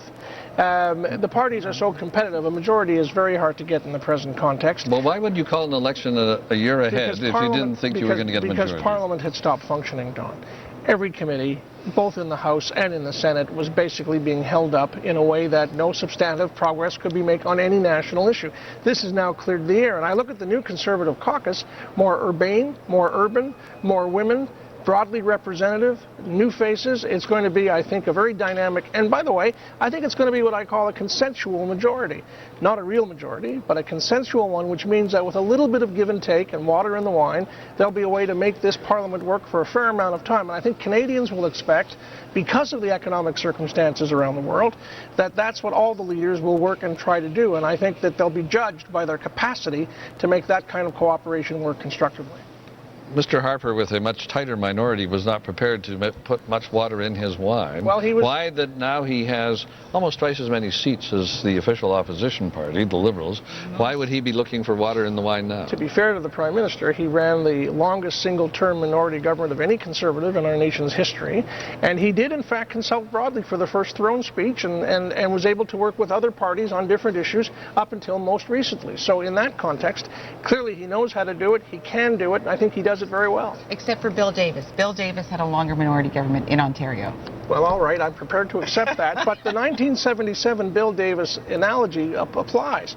We only want 2 more seats in that election, but we governed for 4 total years because the other parties, leadership changes, shuffles with respect to their internal status, gave the legislature of Ontario a chance to get on with some very serious work. And I think Canadians will expect that from this Parliament. Well, you know both Stephen Harper and Bill Davis. What personality traits do you see they share? Because many Canadians who know them both would find it difficult to think of any other than they're both male. Well, I would add, if I could, that the Prime Minister has grown steadily in the job from the very beginning. And my view is he's a much more conciliatory and engaging individual than he's sometimes given credit for. I get to see him in caucus in that respect. I think he's going to do an outstanding job, and the other leaders will have an opportunity to fight for what they believe in a constructive fashion. Some issues you can win on, some issues you can work together on. That's what Canada's calling on parliamentarians to do. Sheila White is here with us as well, and Sheila, we're going to come back and talk shortly. Very good. Peter, back to you. You know, I've got a phone call here for Senator Segal. It's the former Premier Bill Davis. He wants to know why. he wants to know why Hugh has conveniently forgotten those 4 years that Hugh personally helped the former Premier to stay in power during that minority government. Well, I haven't forgotten, but we did take Brampton West, which is the former Premier's riding, in this federal election, so that's a step ahead. That's because Colleen Beaubier wasn't running. That was the genesis of my question, too. All right, thank you much.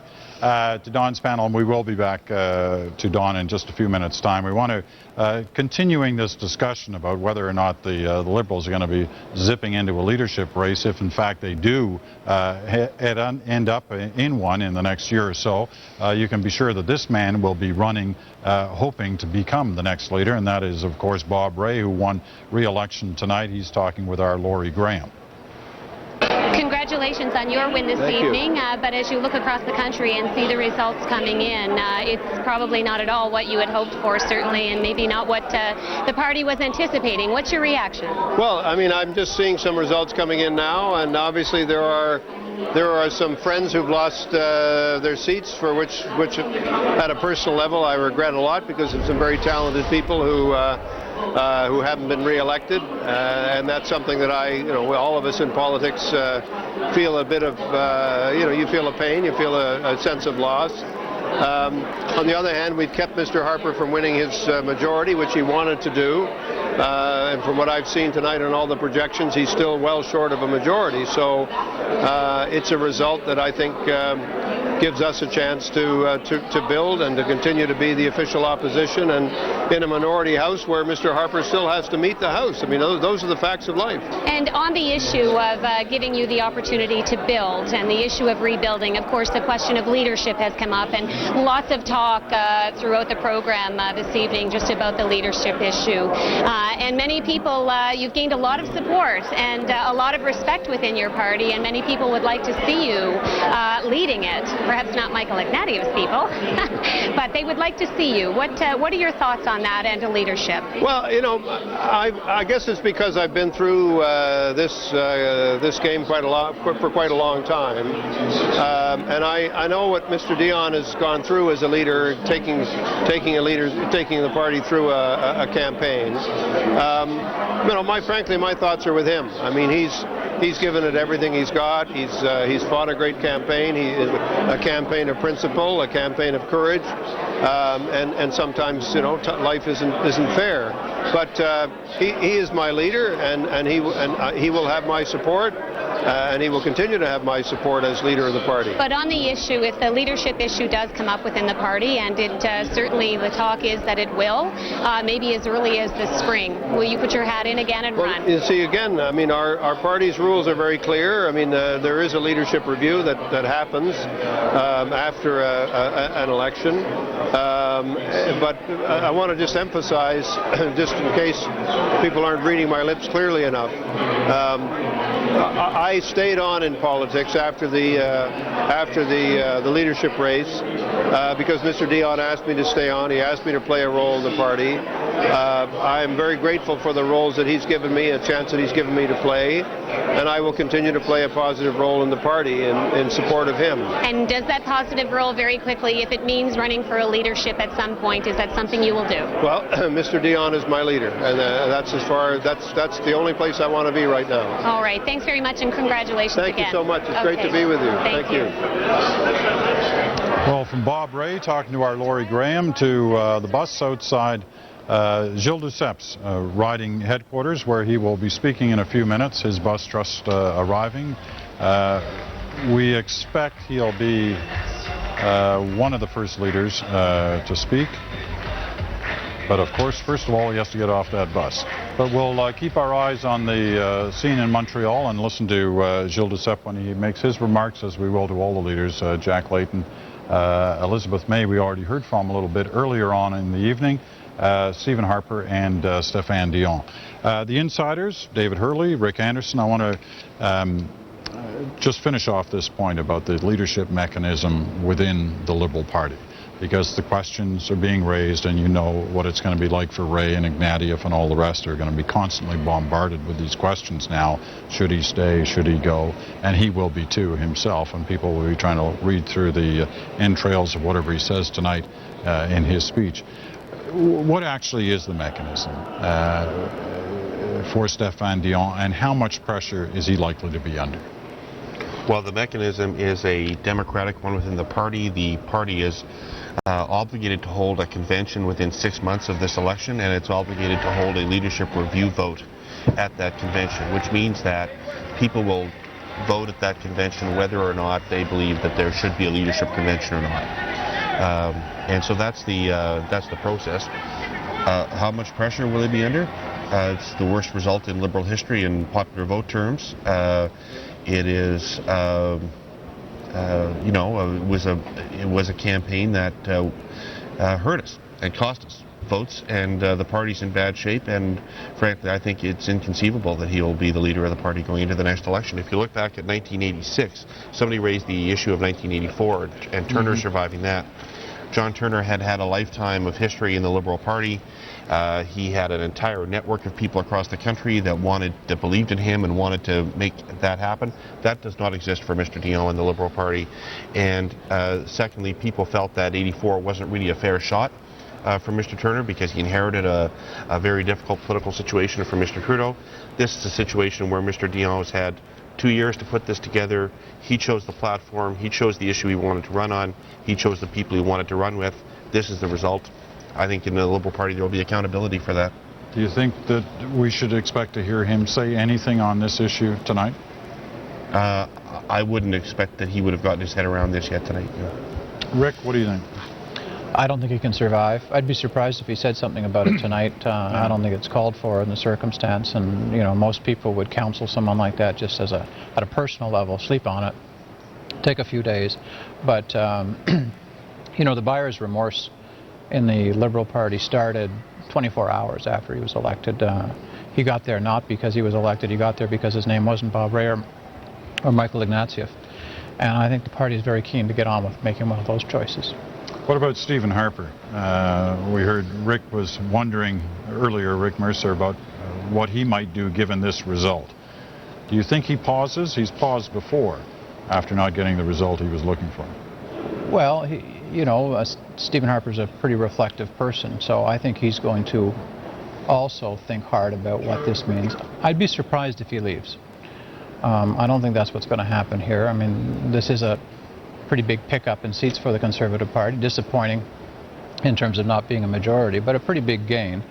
I think that Rex Murphy's probably put his finger on it, though, in terms of the perfect storm of circumstances. If you said to Stephen Harper, you're going to win the Battle of Ontario, you're going to beat the daylights out of Liberals in Ontario, you're going to win the Battle of BC, you're going to take Liberal seats away from New Brunswick, and you're not going to get a majority, everybody would have said, no, that can't happen. But that's what's happened. All right. We're going to go to Montreal. I know you both want to make more comments on that, but let's go to Montreal. First of all, the first of the party leaders who have gained seats tonight, Gilles Duceppe, is just calling up his various candidates and some of the winners in the area close to their party headquarters. And here are his remarks now to his supporters and to those who are interested across the country as they once again see the Bloc Québécois finishing third in the party totals. They've got 50 seats, all, of course, from the province of Quebec. Je veux remercier Yolande de son support constant.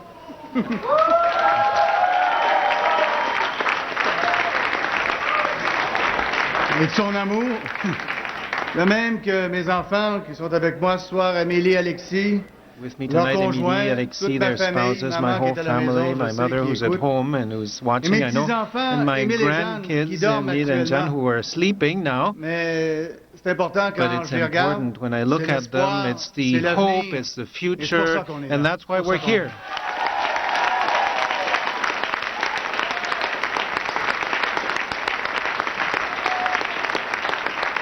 I really want to salute the work of all the Bloc Québécois candidates. We ran a good campaign.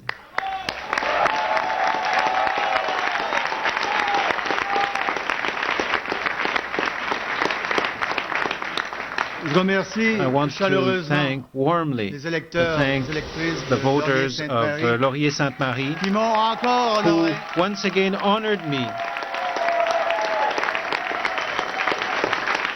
Once again honored me with their trust, and it's an honor for me. Our first task is to represent those who elect us. I want to congratulate Mr. Harper for his victory in Canada, as well as Mr. Dion and Mr. Layton for their campaigns. Ms. Elizabeth May, mes salutations.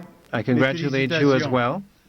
Je veux aussi I also want to congratulate all those who ran as candidates for all parties. Je souligne aussi le I travail des also want to bénévoles, stress des the militants, job des of militantes, all the volunteers, tous the ceux et toutes party celles workers, qui ont pris all la peine those who également took d'aller the voter. time to précieux, la vote. démocratie. Democracy is Au-delà precious. des gagnants, Beyond des the perdants, winners and losers, il y a la démocratie. there's democracy. Nous vivons en We live démocratie, in a democracy, et en cela, nous sommes and tous gagnants. we are all winners thereby.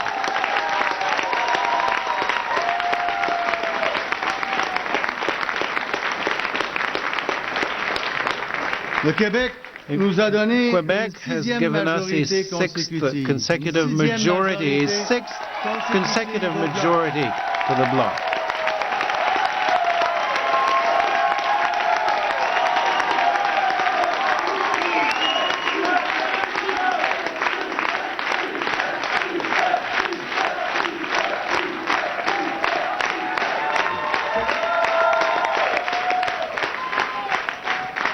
C'est 5 fois plus de That's circonscriptions 5 times que le more parti de M. ridings Harper. than Mr. Harper's party.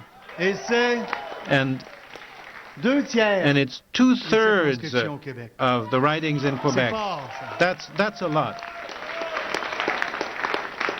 Mes amis, My friends, nous avons atteint notre objectif. we have reached our Sans le objective. Bloc québécois ce soir, Without the bloc Stephen tonight, Harper Stephen formerait Harper un would have a gouvernement majority majoritaire. government.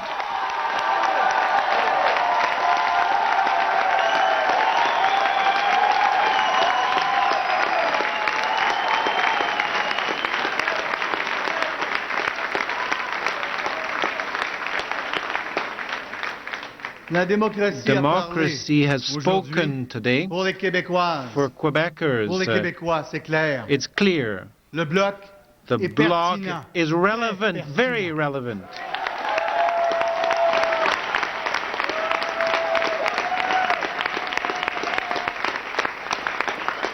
Je remercie I thank chacun d'entre vous. each Je parle one of des you, électeurs, des électrices du Québec pour and la I'm referring confiance to Quebec's que vous nous voters. avez accordée. I thank you for your Merci trust. du fond Thank du you cœur. from the bottom of my heart. La nation québécoise s'est The exprimée. Quebec nation has Il est spoken, maintenant très clair and it qu'elle is ne now saurait very se clear contenter d'une that it will not be reconnaissance satisfied purement with a symbolique. purely symbolic Les recognition. Québécois demandent le respect de leur Quebecers culture. demand respect Ils ont for their clairement culture. rejeté They have la clearly politique de mépris rejected envers les artistes the et policy les of coupures contempt for du artists gouvernement and en matière de cutbacks culture. on culture.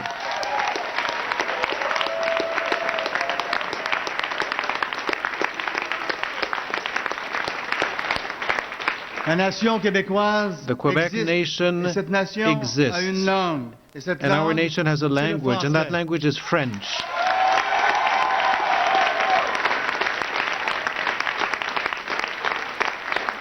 La primauté de la langue The française au primacy Québec of the est une French valeur language in Quebec is a fondamentale. fundamental Et value. reconnaître la nation québécoise, ça signifie Recognizing the aussi Quebec nation also means reconnaître qu'au recognizing Québec, that in la Quebec, langue de travail, the c'est working le language is français. French.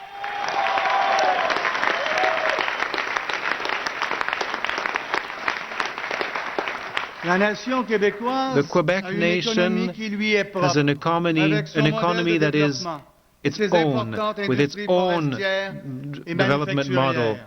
with major industries, plusieurs including régions du forestry Québec, and manufacturing. il y a In des many villages regions of entiers, Quebec, des hommes, des entire femmes avec leurs towns, enfants, men and women and qui vivent de la children forêt, live et ils ont off the besoin forest, and de they notre need soutien. our support. En Mauricie, dans le centre In du Mauricie, Québec, in comme the en center of Estrie, à Quebec, Montréal, et à like in the Québec, eastern townships, in il y a Montreal des and Quebec milliers de City, personnes qui vivent de thousands of l'industrie people live manufacturière. Ils from ont the besoin manufacturing de industry. le They faire. need our help. Dans toutes les régions du Québec, Throughout il y a all des of gens Quebec's qui travaillent à regions, renforcer notre people work économie. to Ils ont strengthen besoin our qu'on les economy. soutienne, They need our pas support, qu'on les décourage. not C'est ce qu'on va to be faire. discouraged. au And Bloc that's what québécois. we'll do in the bloc.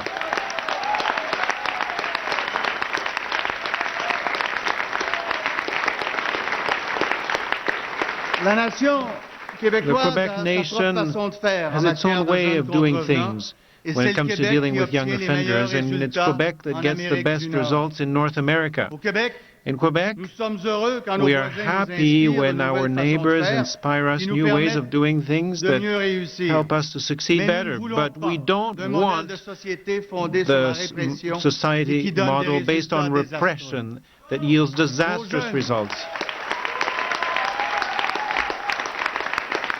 Our young people need support, not to be jailed for life. And that's what we want in the Bloc Québécois. We want to support young people.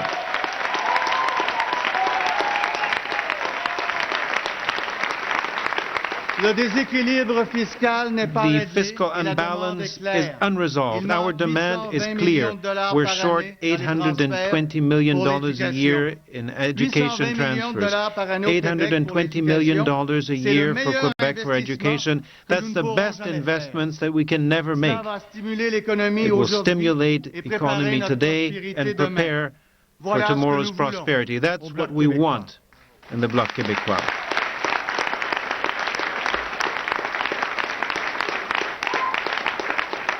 The so-called federal spending power must be eliminated, and fiscal transfers are necessary. It is only normal that a nation should control revenue commensurate with its responsibilities. The Quebec nation is aware that Kyoto is good for Quebec and good for the environment. We're in favor of the implementation of the... Gilles Duceppe speaking to his supporters in Quebec with what sounds like very much the speech he was probably giving throughout the campaign. Doesn't that really sound like an election night speech? But nevertheless, Gilles Duceppe speaking to his supporters, not only directly to those in the room there, but also to voters across Quebec, where they scored 50 seats tonight, which is the same number as they had the last time. I think 3 of them still haven't been finalized yet. They're leading in them, though. Their vote is down slightly. Chantal Hébert from our At Issue panel. What should we make of the Gilles Duceppe performance throughout this campaign and the result tonight? He is a very, very lucky man who was handed by the Conservatives a life raft, and that he is very good at maneuvering a life raft and has managed. He started off the campaign 12 points behind his score of the last election. And the mood in Quebec for the first 2 weeks of the campaign was really that it is time to move on. Look at other options, the NDP, the Liberals, but mostly the Conservatives. And had it not been for the Conservative campaign and the way they mismanaged 2 relatively minor issues, the culture cuts and the law and order agenda, probably tonight we would be talking about how Stephen Harper has achieved not only a majority government, but a national majority with strong support from coast to coast. I think tonight the Quebec is, and Mr. Duceppe had been promising Quebecers that the Bloc would stop the Conservatives from having a majority. So, and that tomorrow will be his biggest victory, on top of keeping 2/3 of the seats in Quebec, which isn't so bad. But I think if you look at the map, Newfoundland and Quebec stand out as the 2 places where the Conservatives had no growth. They have lost points in support. The Liberals have gained marginally, and so what you have is the same Quebec map as you had before, but it's been depleted of its hope for the Conservatives. But doesn't that say something, though, that the Tory gains in Quebec were so tenuous and so fragile that they could be blown away on a couple of minor arts cuts, you know, a thing to the youth justice thing that really didn't change a whole lot in terms of the status quo? It changed nothing. There was a Quebec exception. Exactly. The Conservatives have given Quebec everything the Quebec nationalists, at least in their most recent package of demands. Nation status, UNESCO, the fiscal imbalance. These were major things that were supposedly going to be game changers. This was going to fundamentally alter the dynamic. I don't know how many columns I read about how Harper had become the default option now, the federalist option in Quebec. They come in behind the Liberals in both the popular vote and in the seat count.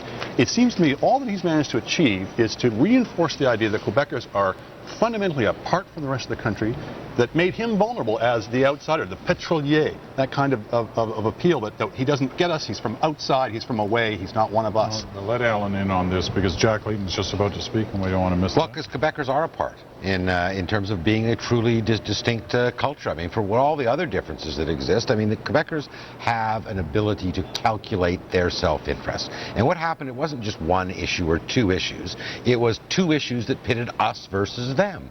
And that Harper signaled himself as them, and it allowed Duceppe, who is very wily at this, to say, I'm us. And once that happened, the division was remarkable. And in Quebec, I mean, the irony here is that virtually no seats changed on a net basis, virtually none.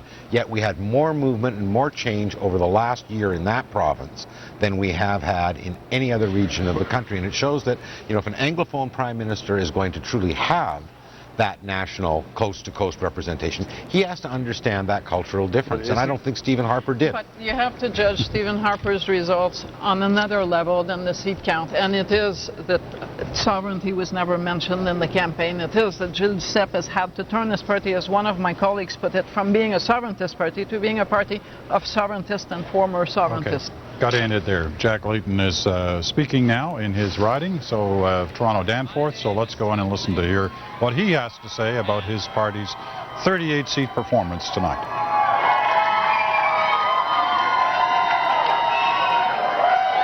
My name is Jack Layton, and to put ordinary families first, I ran for Prime Minister.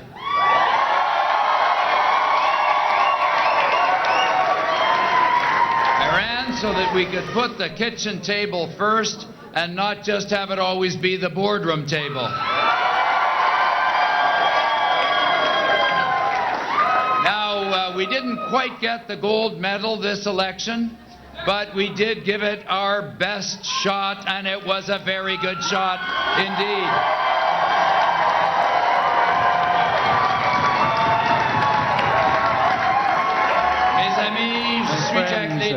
My name is Jack Layton, and I ran for Prime Minister to put ordinary families first.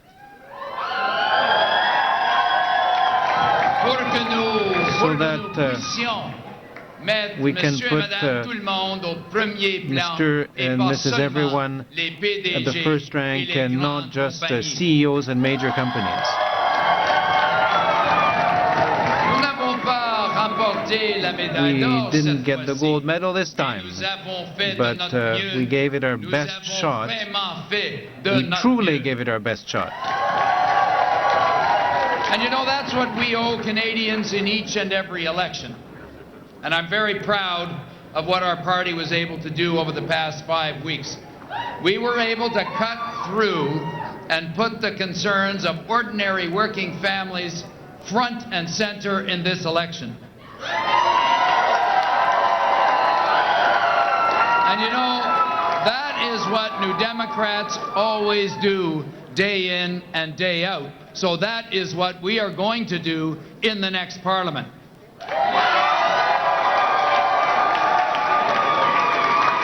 I spoke earlier with Mr. Harper, Mr. Dion, and Mr. Duceppe. I congratulated them on fine campaigns, and I want to congratulate them again right now. Canadians have elected a minority parliament. No party has a mandate to implement an agenda without agreement from the other parties.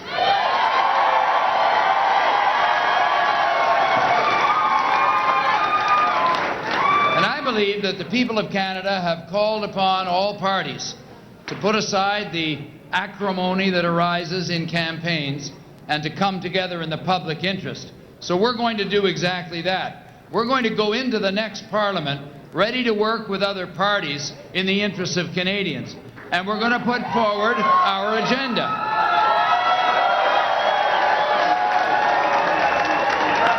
So we're going to fight to protect the savings and the pensions and the homes and the jobs of ordinary working Canadians each and every day of the next Parliament. I believe that the Canadian people have asked all parties to put aside old quarrels and to leave the election campaign behind and work together in the public interest, and that's what we're going to do the New Democratic Party in the next Parliament.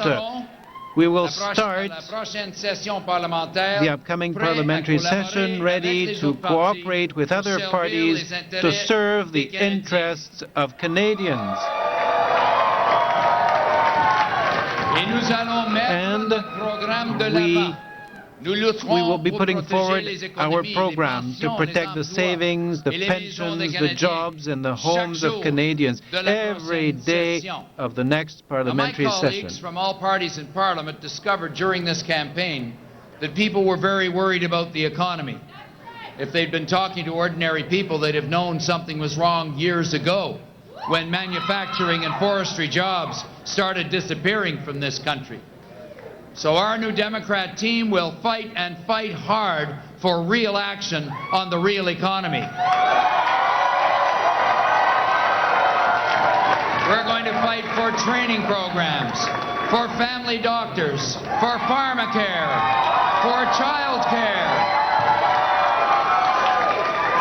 We're going to fight for home care for seniors, for First Nations, Métis, and Inuit people. We're going to fight for new Canadians, for the environment, and for making Canada once again a voice for peace in the world.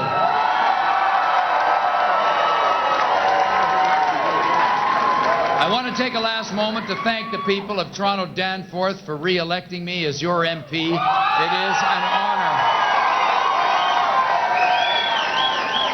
It is an honor to serve you, and I will do all that I can for our riding. I want to thank my wife, Olivia Chow.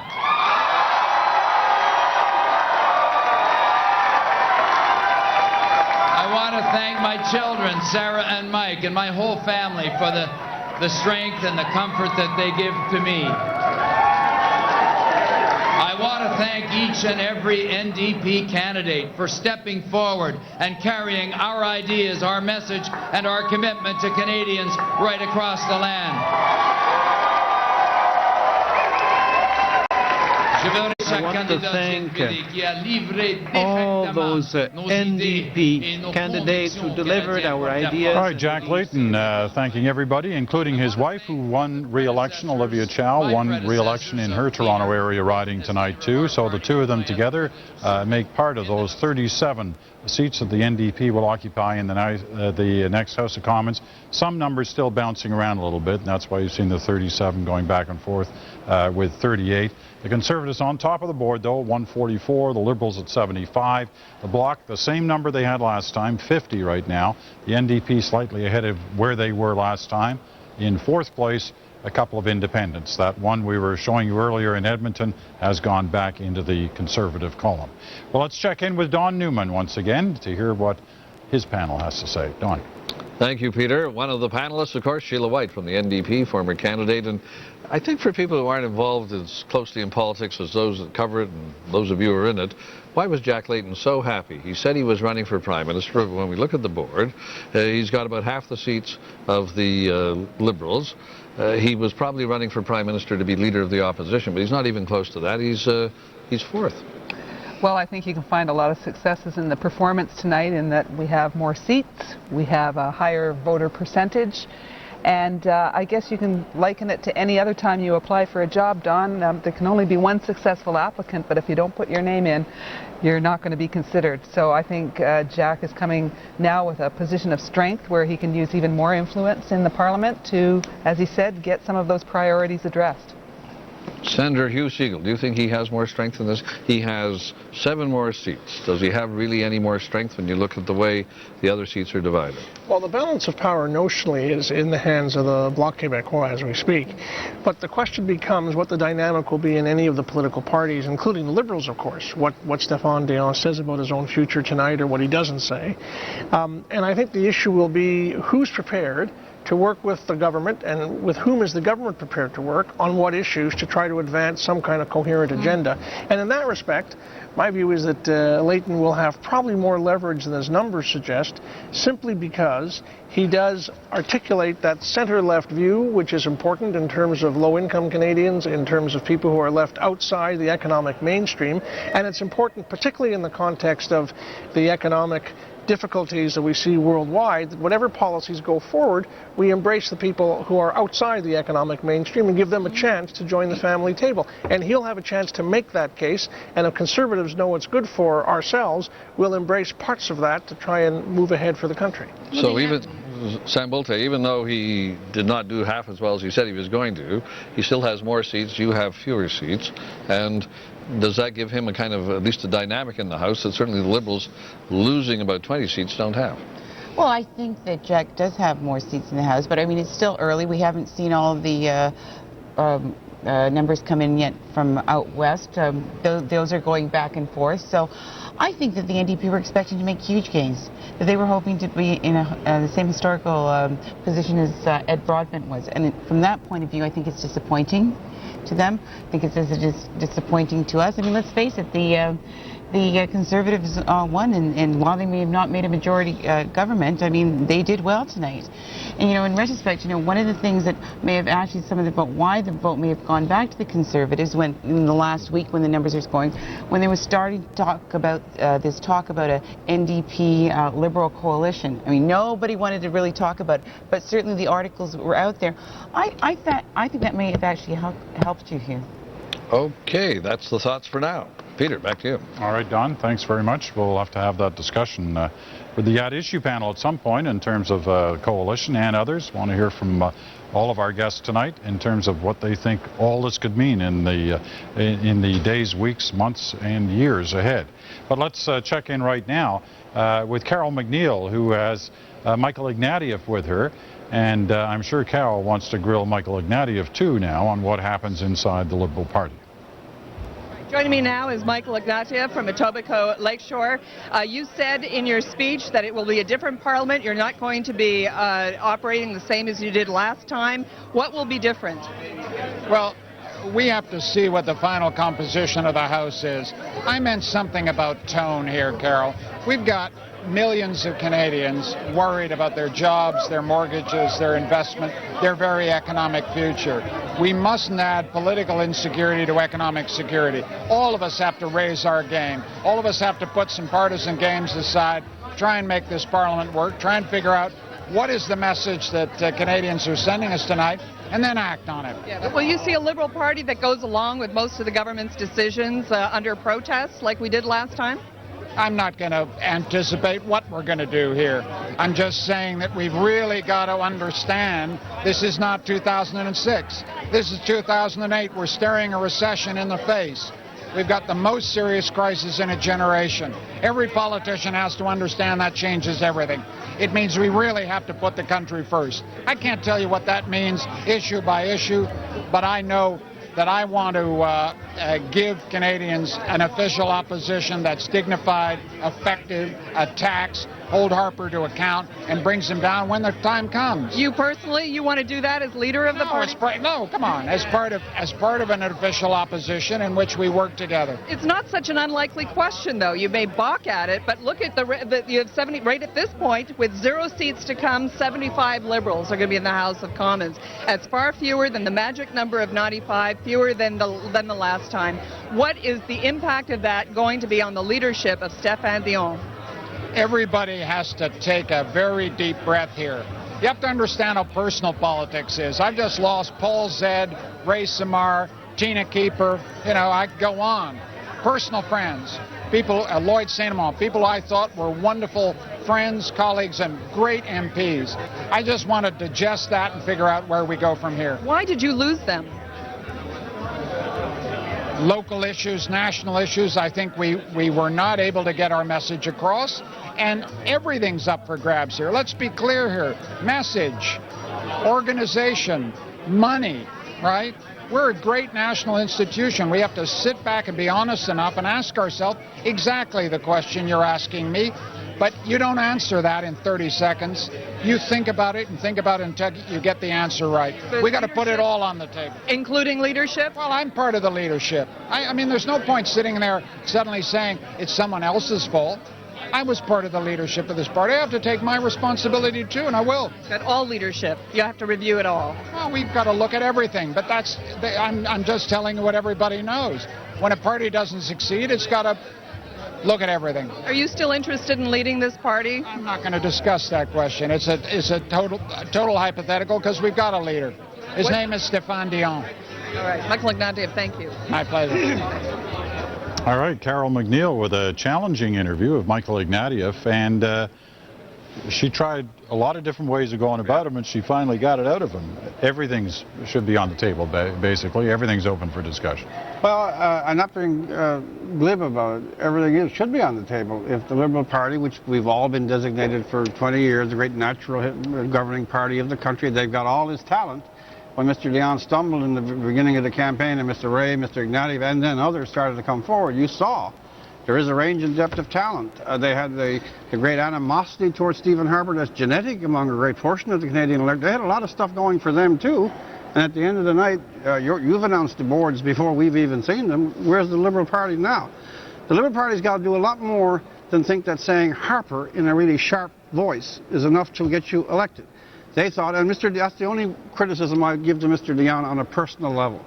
I think a lot of people will be disappointed that this experiment we call Dion is at an end. But it's when he walked over to that rather caricature business, Harper Bush, that he joined the kind of easy and empty platitudinizing about that evil agenda, that he deserved his own intellectual base, and he debased the Liberal Party. They're bigger than that.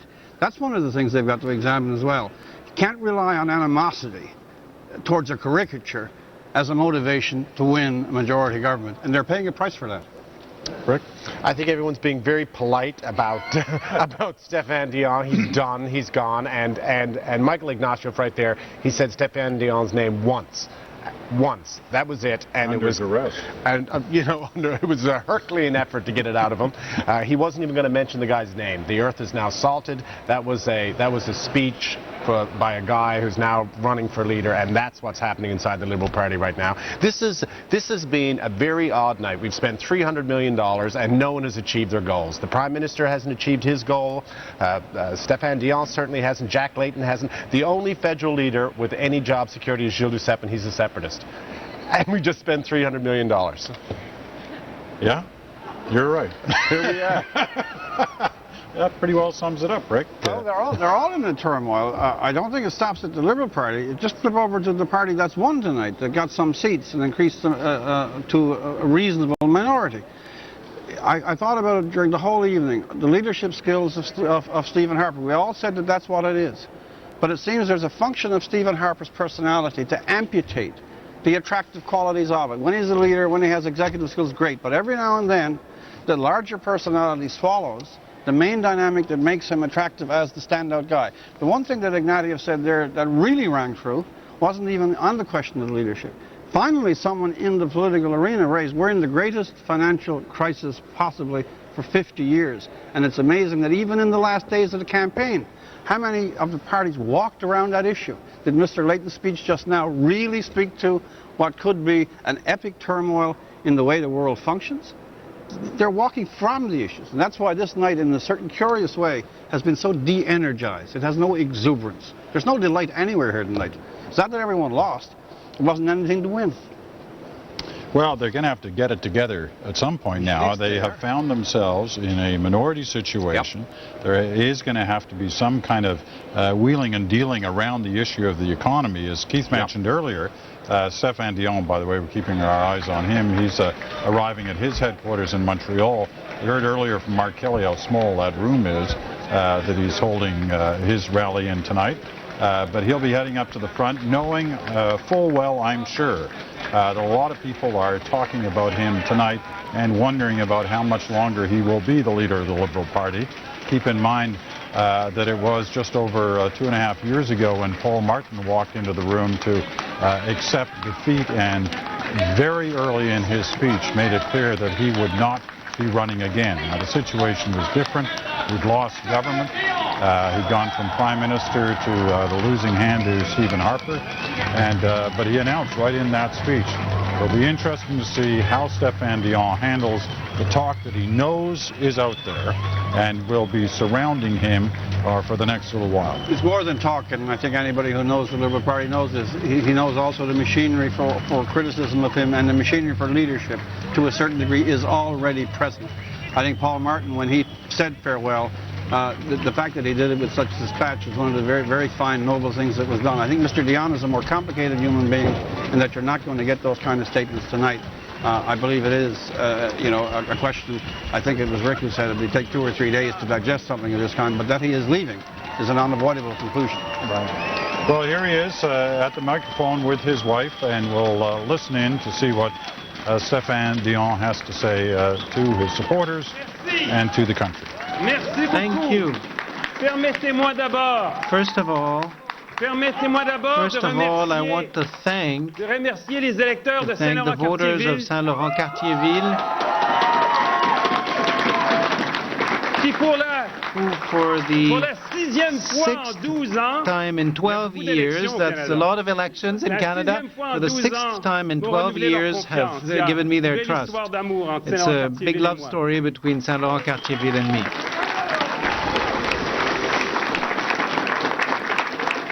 I also want to thank all the volunteers, all the liberal workers, all the candidates, both those who were elected and those who were defeated, and it breaks my heart to see so many colleagues who lost tonight. I want to thank them for fighting to the end with all the courage that liberals can muster.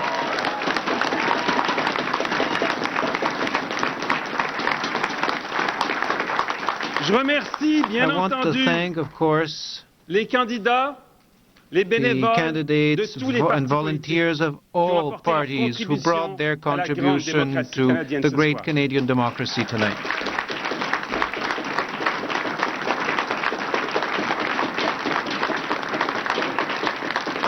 I congratulate Ms. May, who I'm sure is disappointed by her defeat. I congratulate Mr. Layton, Mr. Duceppe, and Mr. Harter, who were re-elected. It's wonderful to live in a democracy, in a parliamentary democracy, where even the Prime Minister has to be a practicing member of Parliament. I talked to Prime Minister Harter, and a few moments ago I offered him, in addition to my congratulations, I offered him my full cooperation in these difficult economic times.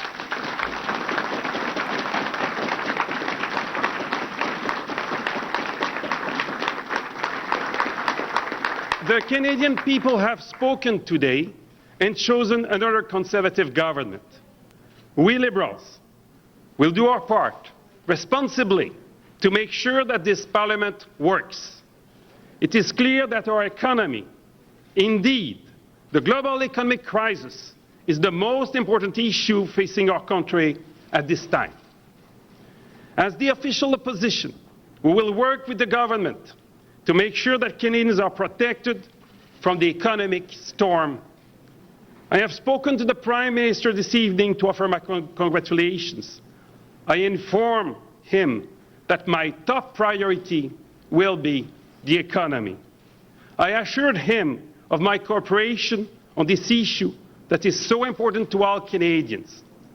I believe now, as I always have, but more than ever, that politicians from every political party can find common ground and work together. Tonight I told Mr. Harper that given the composition of the 40th Parliament, this is more important than ever. My priority, the priority of the official opposition, will be the economy, will be the economic storm that we see around the world, will be to protect Canadians for our savings, our homes, our jobs, our pensions. And I asked Mr. Harper to make the same commitment at this time of global economic uncertainty. We stand ready to work with all political parties to make this Parliament work, because we have serious work to do. We must do all we can to protect Canadians from the economic storm that the world is facing. We must ensure that our country continues to progress, continues to become stronger, and continues to be a beacon for the world.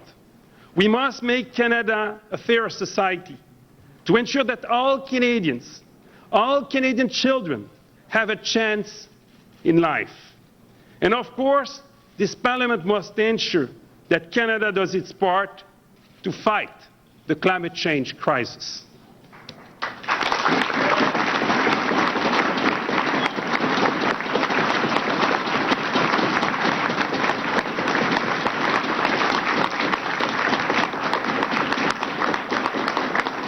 Cette campaign campagne m'a donné, ainsi qu'à has given me, et Jeanne, as well as to Janine and Jeanne, an opportunity to deepen our encounter with Canadians. And it may be ironic tonight, on this evening of defeat, to think that I love Canada more than ever. I love my country more than ever. Canadians are asking me to be the leader of the opposition, and I accept that responsibility as an honor. Canadians are asking me to carry the liberal values with a team that is less numerous but that is hardened and determined, so that those values that have served Canada for so long serve it now as well, even though it's not as we wished by forming a government. We will do so as a proud liberal opposition in the service of all Canadians.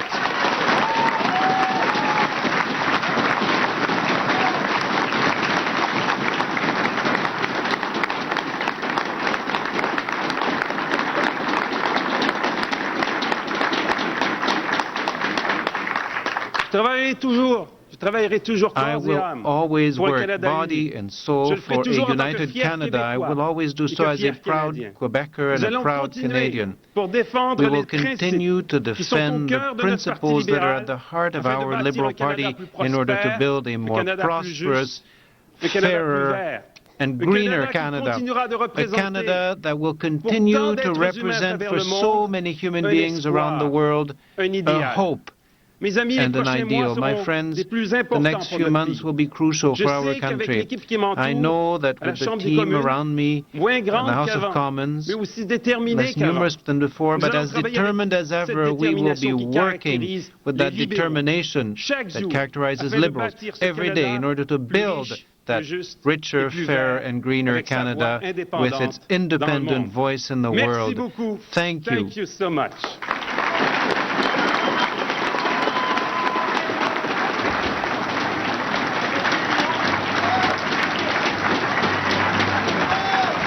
Stéphane Dion with his family, and making it clear that as far as he's concerned, Canadians have asked him to be the leader of the opposition, and it is a role he heartily accepts. Keith Bogue, our chief political correspondent, with me now, and I guess that answers the question, at least for the short term, that he has every desire to stay in Ottawa and continue on in the job. And that's okay for tonight.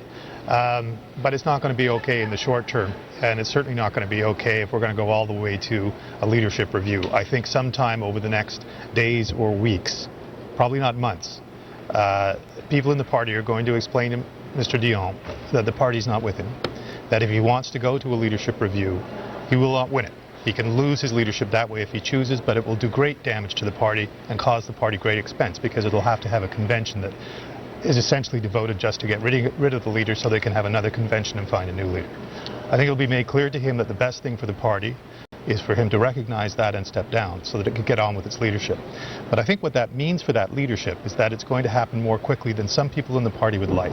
And that what that means is that the field will probably be limited to those people we know already, that the people who are going to have the best chance to be the front runners are probably Bob Rae and Michael Ignatieff, and very likely one of them will probably emerge as the leader. Had there been a majority and the time that the Liberal Party spent in opposition had been seen to be obviously longer, they would have had time to consider whether they want to have a leadership in the first or second year of that mandate, or whether they wanted to take some time and look around and see who in the party might be ready to take over and represent a new generation. As it stands, I think the deadlines for all of these things are too quick, and we already know who the cast of players are going to be, and probably quite a bit about how it's going to turn out in terms of what a final ballot will look like. But I think we're heading there for sure. Well, it'll be interesting to see if it does unfold the way you're suggesting, how he reacts, because that same song has been played out a number of times already during his leadership, over policy issues, over the issue about whether or not to defeat the government, and he's always sort of resisted the tide that's come at him and said, no, this is the way I want to do it, this is the way I'm going to do it. You know, the party, the caucus, the parliamentary caucus, they have options. They will not want to use them, but if forced to, you will have to entertain the possibility of revolts. I mean, David made excellent points about why this is different from the John Turner example in the 1980s. The lack of support that Mr. Dion has in his caucus is remarkable out of the leadership. It's remarkable from any leadership. The difficulty they'll have with the Greenship, the fact that he chose that plan and chose to run on it against the expressed concerns of so many members of his caucus. I mean, what are they supposed to do with that now? Are they supposed to entertain the possibility they're going to run on it again? That just doesn't seem reasonable.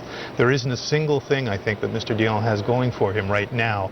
The one thing he might have had going for him to stay on a little longer was if there was a majority, but I just don't think there was that under any scenario there's a possibility of him leading the party in another election. It would be a very painful thing to watch him be deserted by his caucus. But that will always be an option. All right. I want to bring Susan Bonner into the conversation as well, because nobody has watched this man up close more than Susan has in the last month.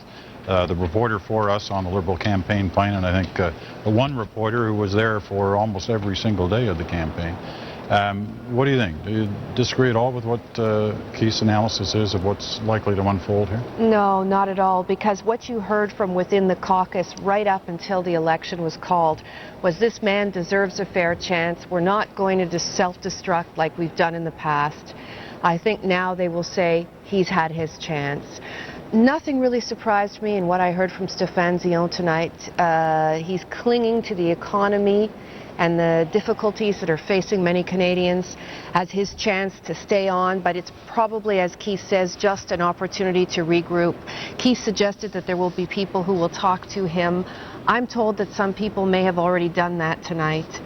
Some of his staff members are expressing their surprise at just how bad the loss was tonight. So they do, I think, have, they're entitled to their chance to regroup.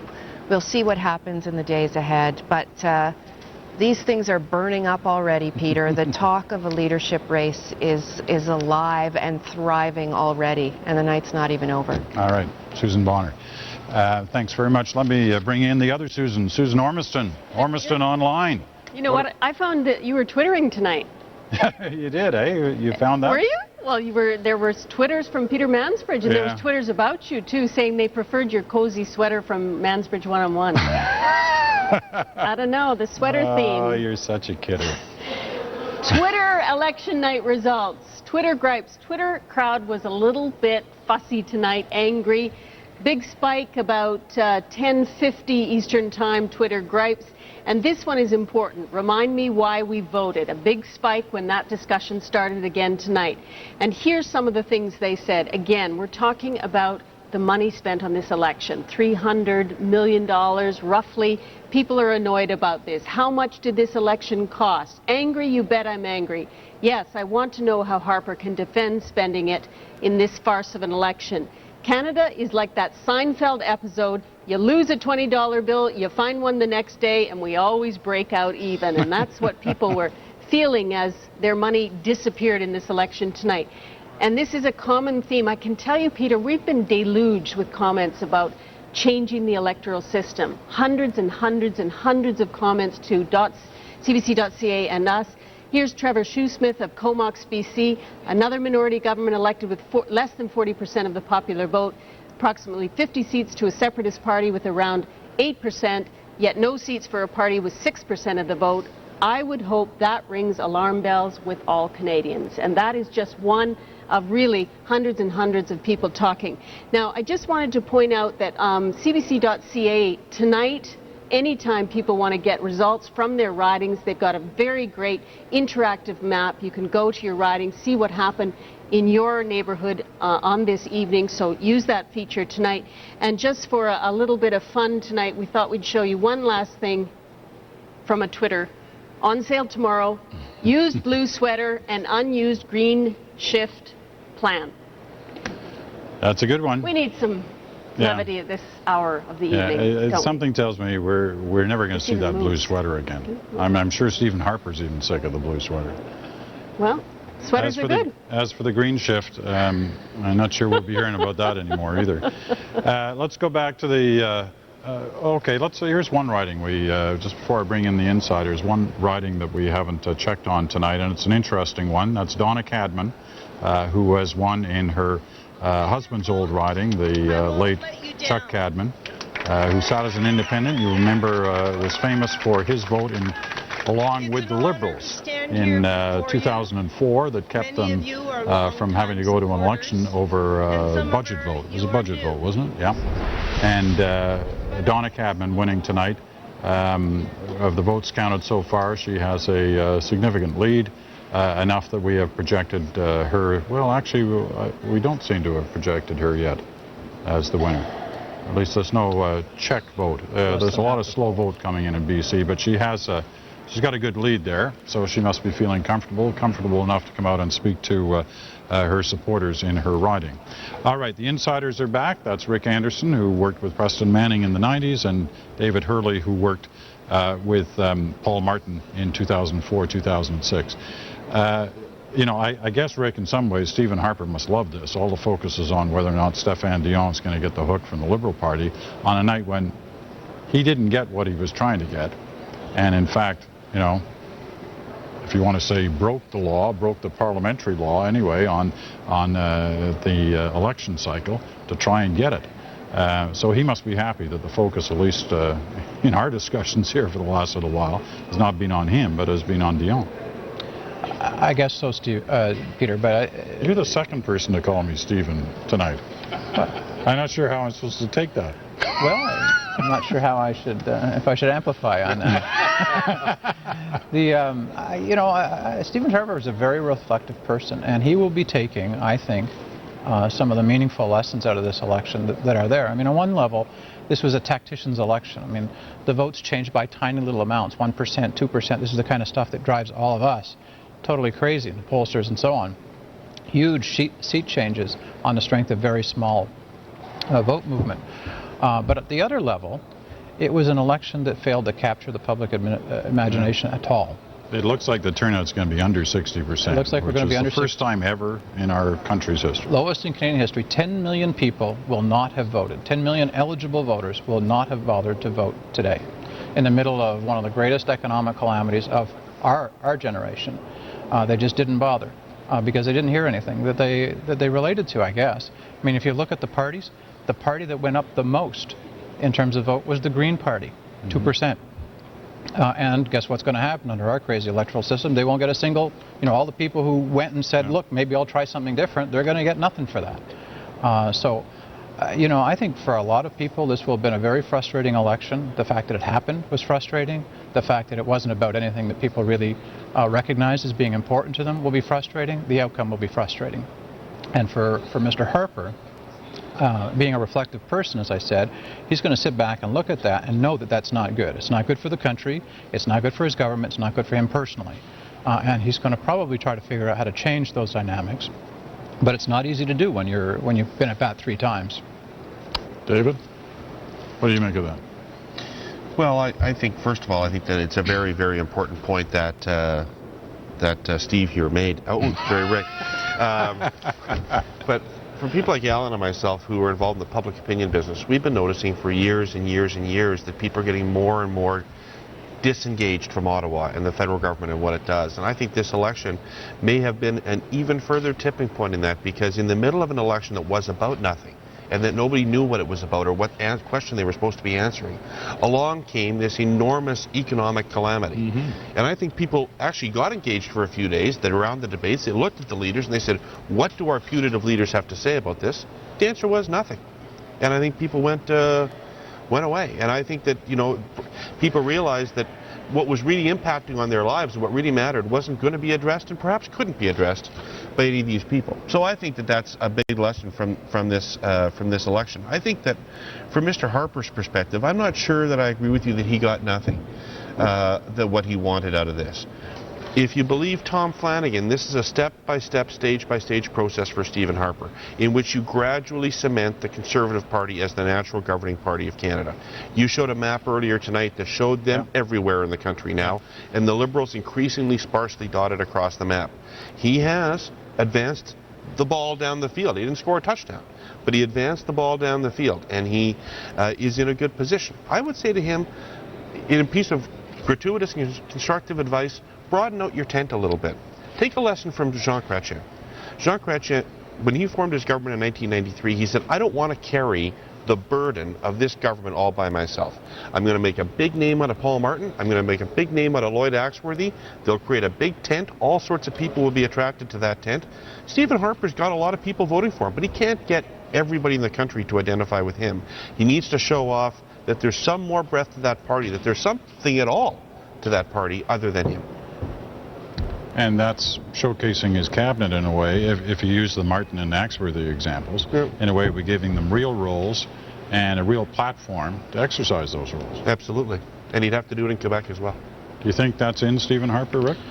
It might be. I mean, he is a student of history. He's a student of politics. And I think he probably understands that there's something not quite right here. That, you know, he probably should have got a bigger vote of confidence as an accomplished economist, that people regard him well on economic issues. I mean, he actually got the ballot question that he wanted out of this election. Which leader do you most trust in troubled economic times? And guess what? It didn't help him. I mean, it helped him 1% in the polls, and that turned into a lot of seats because of the splits, but there was no wave of support.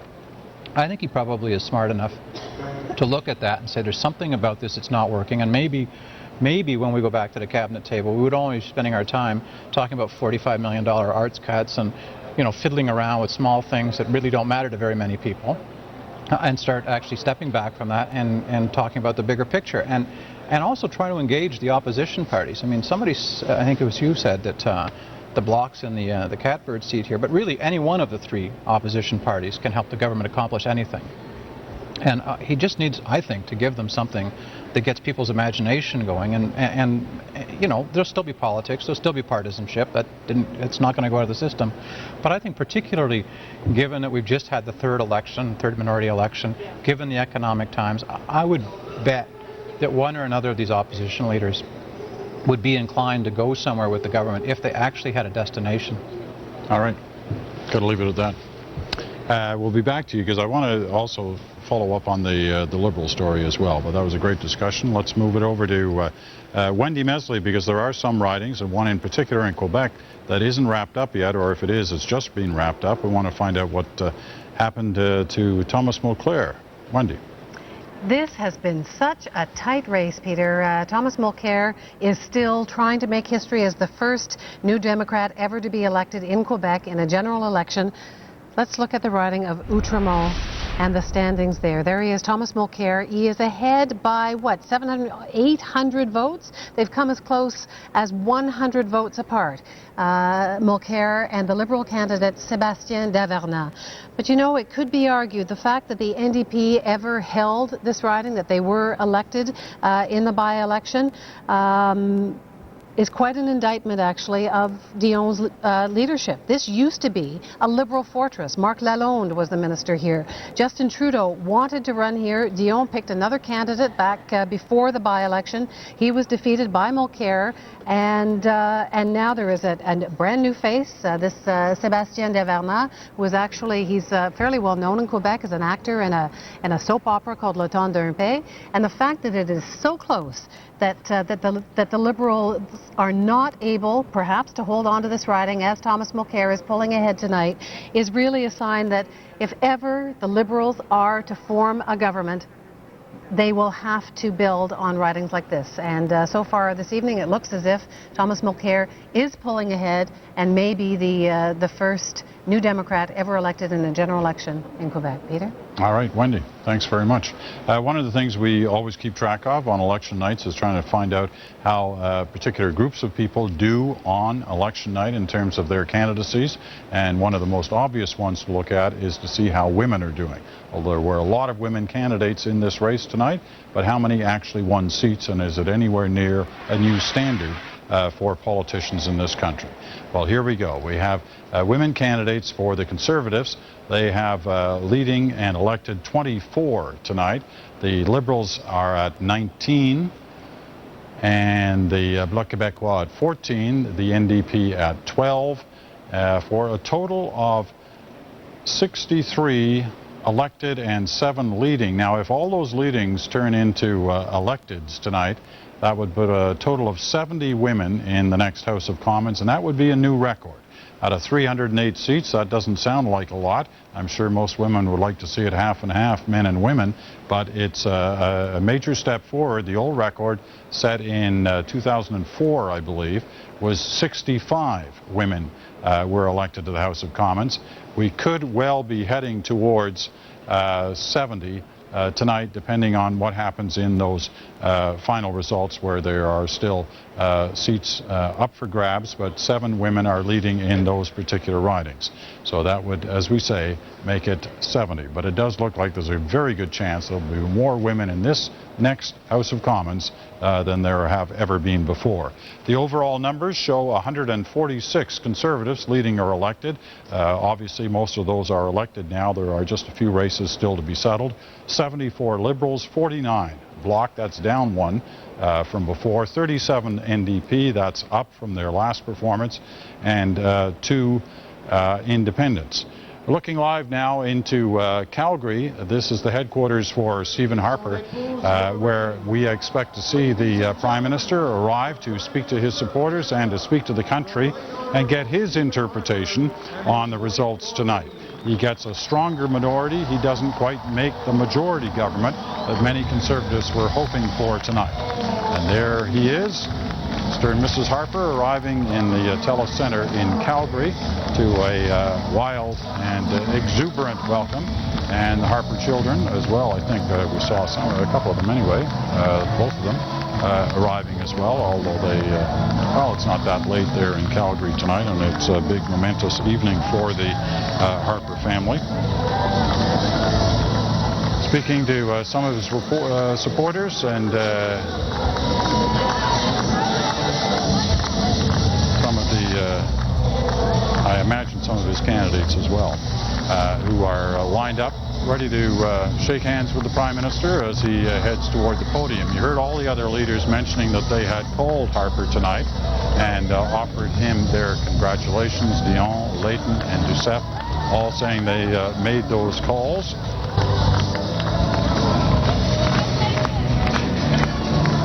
This could be a bit of a walk if he's going to shake every hand on the way up, but hey, he won. You get to do that on nights like this. Keith, as we watch Stephen Harper and keep the cameras on him there, his night, he gets the win. Questions raised about the performance of the campaign that cost them the majority, but he's the winner. Yeah, I think David Hurley made a good point in recalling what Tom Flanagan said in his book Harper's Team, which has become a kind of a Bible for those who want to understand what is going on in the inner circle there. Flanagan believes that this is all about incrementalism, and if you're still moving forward a little bit is still moving forward. And if the ultimate goal, which it is to create the Conservative Party, or to turn the Conservative Party into a political institution, something like the Liberal Party at least used to be, then they've made some yards in that direction. The other thing is, I think that Stephen Harper has already said a couple of times that he's learned a lot about how to manage a minority government. And, you know, you've seen some very bold and aggressive tactics by him. Some would call them bullying tactics, but they have been more effective than not. Notwithstanding his claims to Parliament being dysfunctional, he also claimed that he got quite a bit of his agenda done, so he does know how to do it. I think that he enjoys being Prime Minister. He's got a bigger mandate than he had before. He has another probable leadership campaign going on in the opposition party, the main opposition party, which will give him some time and some latitude to govern as though he had a majority. I don't think things look too bad for him in the short term. He has to think about what went wrong in this campaign, as we've already discussed. But, you know, he still very much is the party. I don't think that he's going to face a leadership challenge from any of this. I mean, people may disagree with the strategy as it played out, but I don't think there's another strategy available but to try to build a majority in Quebec. He hasn't really put that many feet wrong in all of this, notwithstanding the campaign that he just had. So I think there's more upside to tonight than there is downside, notwithstanding that he'll be disappointed that he didn't get a majority.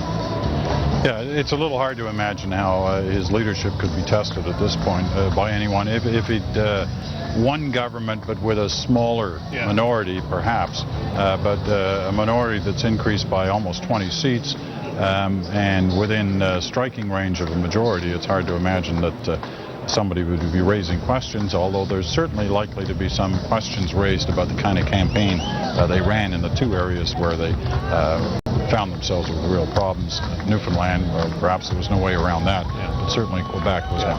And it may be that he needs to get better Quebec advice, and will be quite aggressive in seeking that. And one of the things that might be interesting to find out, if it's possible, is the loss of Brian Mulroney's counsel over the whole Mulroney-Schreiber affair. What did that really cost Stephen Harper and all of this? Perhaps quite a bit. I think it had a lot to do with broadening Stephen Harper's mind in terms of understanding the importance of Quebec in Canada and its political significance to the Conservative Party. But he certainly seems to be lacking in really strong Quebec advice now, and that will be one thing that he will want to fix going forward, so that he can improve his score going forward. Well, the immediate agenda for him, if he ever finishes shaking these hands and gives the speech tonight, he's got to decide on his cabinet. He's got 20 to 30 new MPs to choose from in terms of the new members who will be heading to Ottawa. Whether he wants to supplement the team that he already has, including Jim Prentice there in the background, that are close to him at the cabinet table, and to expand their roles, as Rick and David were suggesting, to give them an opportunity to fly a little bit more on their own than they've had in the first term. Yeah, and I think that that's very likely what he will do. He has a new communications team that's been in place since before the election, who quite explicitly say that they believe that the first couple of years of the Harper government they spent with so few players on the ice that they were always in front of the net defending the government, instead of being having more players on the ice, being able to sell the policies and play an aggressive kind of communication strategy. So they sure do desperately need that. In terms of cabinet, though, I'm not sure we're going to see a lot of new faces in this, notwithstanding the fact that we've got new MPs. I look back to the cabinet that Stephen Harper chose for his first government, and he really made experience a priority over everything else. Anybody who'd ever been near a cabinet meeting got into his cabinet, regardless of how little experience that they had. And we've seen over the last 2.5 years how reluctant he is to make changes. So there'll be some new faces, but I would be surprised if it was a wholesale refit of the whole cabinet. Well, it looks like he's made it to the podium area and heading up there now yes, there are the full Harper family is there, ready to give his remarks to the crowd that's been patiently waiting here for the last couple of hours in the Telecenter in Calgary for their hero's speech. Prime Minister Stephen Harper winning in Calgary Southwest quite easily tonight, one of the largest majorities in the country. By the way, do you know who the fourth largest majority was in the country? No, but I think I'm about to find out. Maxime Bernier. Again, eh? Well, all that publicity worked for him. Yeah. Will he get back in the cabinet? That'll be interesting. We'll see what happens on that front. So Stephen Harper takes his place by the microphone, and let's listen in to see what he has to say to his supporters and to the country.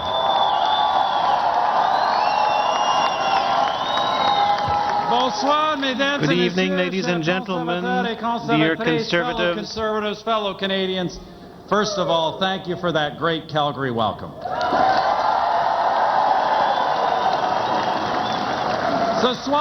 Tonight, Canadians have voted to move Canada forward, and they have done so in confidence. Canadians have voted to move our country forward, and they have done so with confidence in the future.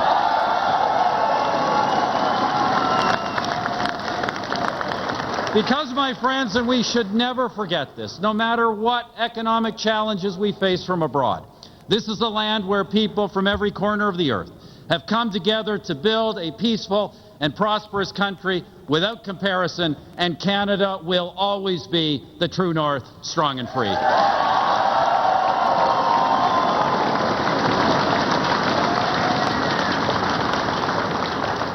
Today, together, Canadians have voted, have given their verdict, have shown the path for our country. Together, Canadians have cast their vote and rendered their verdict and have charted the way forward for our country. I want to begin by thanking once again for electing me to Parliament, for the 4th time in just 6 years. 4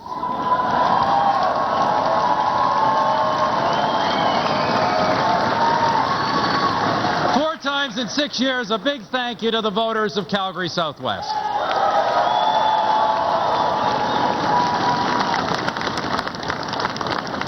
And I know there have been a lot of people who have donated their work, their prayers, and their donations to our campaign there and across the country, but I do want to thank, through them all, in particular, my longtime riding president and campaign manager, Gwen Podborski, and through her, the entire local team for a successful victory.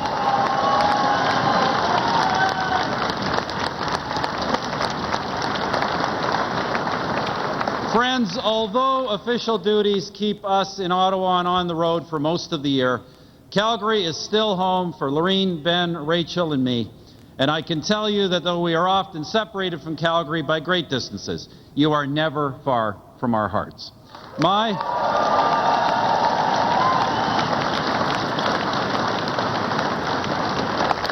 special thanks to all the members of the Harper and Teske families for giving us such love and support over our lives, and especially in the past 2.5 years.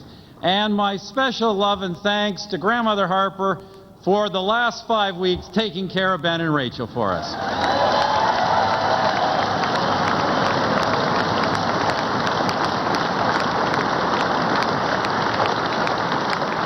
And of course, I'd be remiss if I didn't give a special thanks to the love of my life, Lorene, who really has been beside me through all of this, through better or worse. Tonight is better. Thank you very much.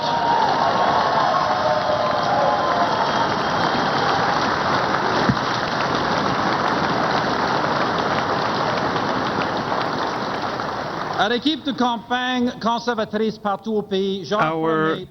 conservative campaign team across the country deserves my thanks and my sincere congratulations for another victorious effort. Thanks go out as well to all of our teams in all the other 307 ridings across all 10 provinces and all 3 territories, and at our national headquarters. Congratulations on another winning effort.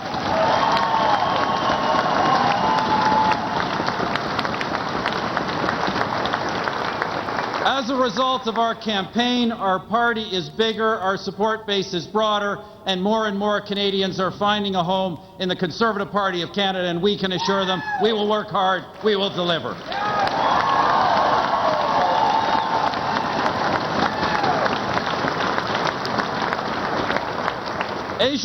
And I want to congratulate all the party leaders and all the candidates and all the workers of all the parties for participating in strengthening our democracy. I also want to congratulate all the leaders, candidates, and supporters of all our political parties for strengthening our democracy by your participation in this election.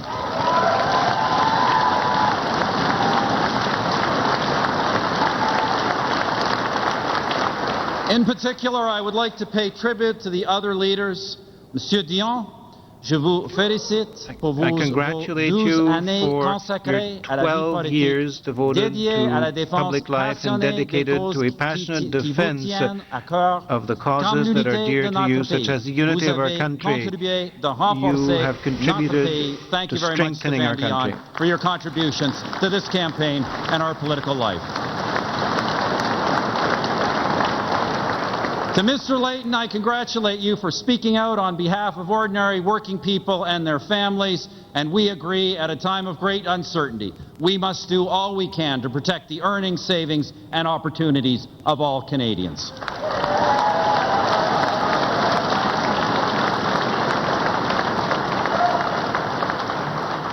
Mr. Duceppe, I congratulate you for leading a winning campaign, albeit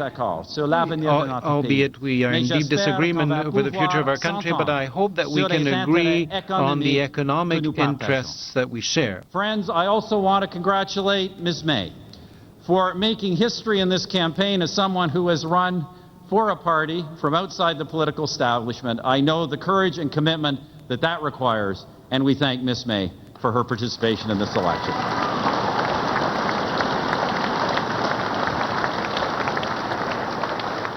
I would also like to congratulate Mr. Casey and Mr. Arthur on their re-election tonight. It is no easy feat to stand and succeed as an independent in a party-based system, and they both deserve our congratulations.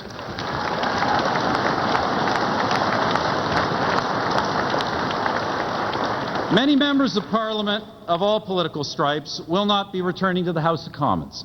I say to all of you, the 40th Parliament will be diminished by your absence. You will be missed. Au nom de tous On les behalf Canadiens, of all Canadiennes, je tiens à Canadians, remercier I want to tous les thank anciens députés all pour the les former services members of rendus à Parliament notre for their pays. services to On behalf of all our country. Canadians, let's thank all former members of Parliament for their service to our country.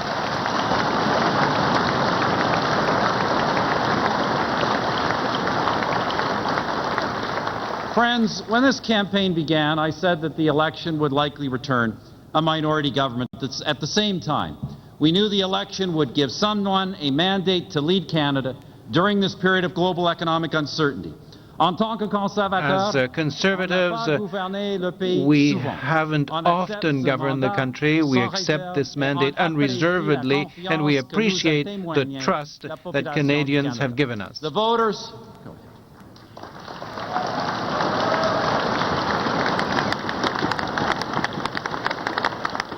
The voters have entrusted us with a strengthened mandate to continue to lead the government and take Canada forward. As Conservatives, we have governed rarely, and we accept this result and this responsibility with humility and without hesitation. Thank you very much to the people of Canada.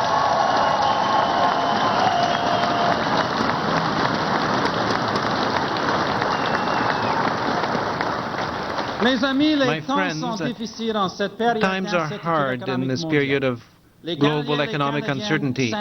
Canadians are worried, and we understand their concern, but I want to assure Canadians that together we will calm the storm and our economy will emerge stronger than ever. These are challenging times in the world economy.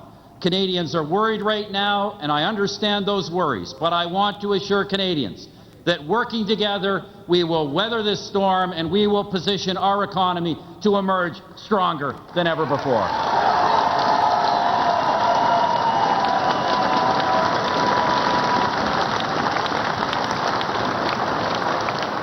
For Canada's $1.5 trillion economy, for the protection of the earnings, the savings, and the future opportunities of our 33 million people, we have a realistic, prudent, and responsible plan. We have a team that is up to the challenge, and most importantly, we have a great country that we all believe in.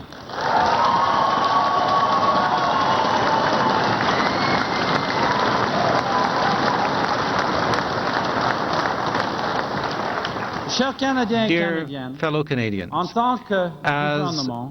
the government, we will be focusing on three clear priorities. First, we will continue to govern for all Canadians. In forming another government, we will address three pressing priorities. First, we will continue to govern on behalf of all Canadians. Tonight,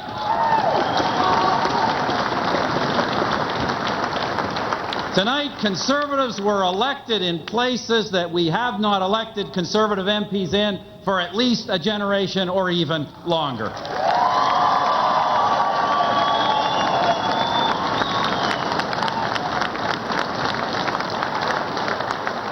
And although our caucus is vast and representative of Canada, in fact it's the broadest and most representative caucus of all the political parties, its scope is not as broad as it should be.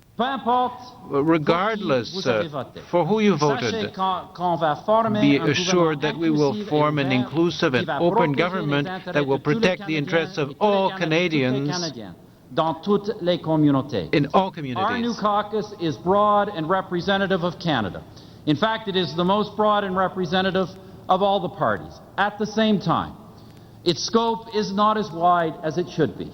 So regardless of how you voted, know that we will form an inclusive and responsive government that protects the interests of all Canadians in all communities of this country.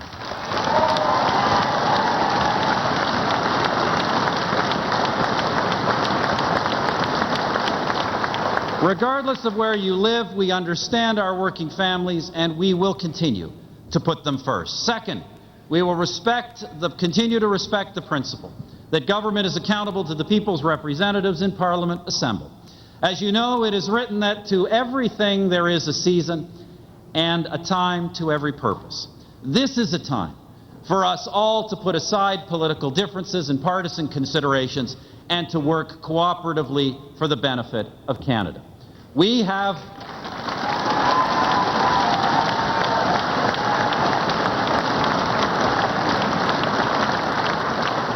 shown that minority government can work, and at this time of global economic instability, we owe it to Canadians to demonstrate this once again. We hold out a hand to all members of Parliament. We ask them to unite in order to protect our economy and to calm the world financial storm. To all members of all parties, asking them to join together to protect the economy and weather this world financial crisis.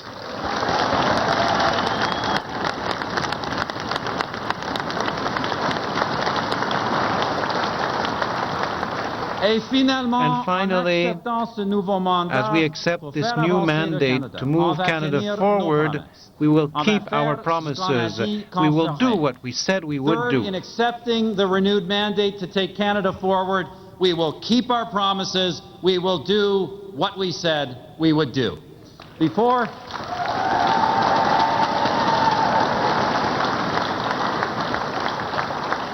Friends, we laid before Canadians a prudent, realistic, and affordable plan, and we will act on it. We will be maintaining those policies which up to now have protected our economy. Budgetary balance, effective expense management, inflation control, solid and effective regulation of the banking and mortgage sector, and tax cuts for individuals and businesses that create jobs. Acting on the mandate we received tonight, friends, we will continue to move forward, to keep taxes down, to keep our budget balanced, to keep our spending under control and focused on results, to stand up for working families, to strengthen our criminal justice system, to make real progress on the environment,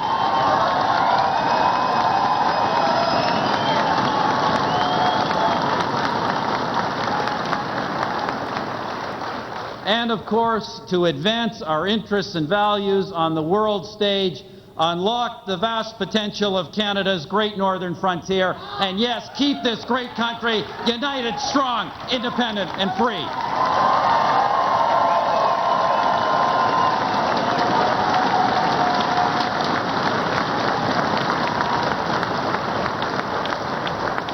Friends, these are unstable times, but our country is on a clear and steady course. We have challenges ahead of us, but in 141 years of history, it's not the first time that our country has faced challenges. Indeed, we are challenged today, but our country has stared down challenges before. 141 years of history give proof that Canada's character is unshakable, our communities vibrant, our economy resilient, and Canadians strong and compassionate. We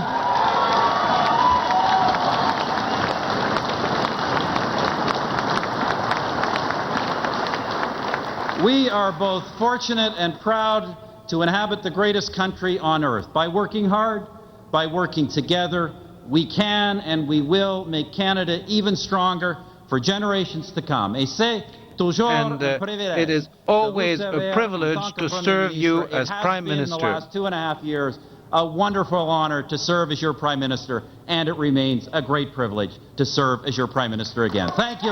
Merci beaucoup. God bless Canada.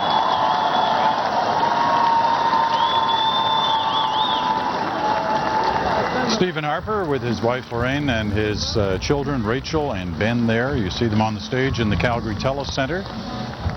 Whoa. He didn't like the look of that coming at him, and sure the Mounties moved in fairly quickly on that celebration. You don't want to do that. No, that's not probably a good thing. But Stephen Harper's remarks to the crowd there and to the country suggesting at least an attempt on night one of his new mandate as Prime Minister of Canada a sense of trying to get beyond the partisan nature of the parliament that he just left a couple of months ago and into the new one, especially at the time of the economic crisis that's facing not only the world but the country as well, and fears of a potential recession coming our way. So suggesting that it's time to reach out his hand, which he says he does, to all the opposition parties to seek their help for the country dealing with the situation at hand. So while we watch the celebrations in Calgary, let's bring in our At Issue panel for one final quick go-around with them, as we will with each of our groups here tonight. A final thought from each of you on what we've witnessed, not only in the Stephen Harper speech, but in the result tonight, which shows the Liberals, shows the Conservatives winning their minority situation here tonight. 144 we have the number at now, 11 shy of a majority at 155. Interestingly, in the total vote, they're around 38%. The Liberals around 26%. So a 12-point gap between first and second, yet no majority. Who wants to start? Chantal? Well, and you have to think when you look at those numbers and the way they've shaped up that this was probably the best shot that anybody had at the majority in a long time, and it's not going to be coming back very quickly. Many Canadians sit here tonight and they say to move 1 point of percentage towards Stephen Harper, this election took place, but it does change the context. No longer can Mr. Harper go to Parliament over the next few months and believe that he's on the cusp of a majority. He won Ontario, he won British Columbia, as Rick Anderson was saying, and still he's short of a majority. And what happened to him in Quebec means that for all those efforts, he is being set back. So yes, he's conciliatory, but he well should be. And before you ask us, we don't think there will be an election in the spring. Andrew. Two things. One is, I think this ought to cause some real soul searching within the Conservative Party as much as the Liberals for different reasons. But the Conservatives have spent their last several years chasing and chasing and chasing the Senate round, chasing Quebec, and their targets have simply receded further and further from them.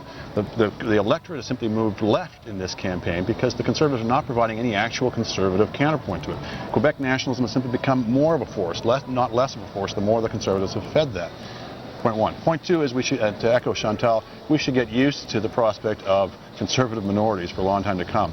The Liberals are so weakened, they're operating off such a narrow regional base now, it's going to take them a long time to rebuild, but it's extremely difficult for any party to form a majority now. When you've got 50 seats being taken off the table by the Bloc, that means you've got to get 60% of the remainder to get a majority. And if you've got 4 or 5 party politics, it's very hard for any one party to get enough of a gap between them and the next party to actually be able to make the splits work to their advantage. They would have to push the Liberals down even further than they are now, and surely to God the Liberals have touched bottom at this point. But they'd have to get the Liberals almost level with the NDP to get enough of the right splits happening to get a majority.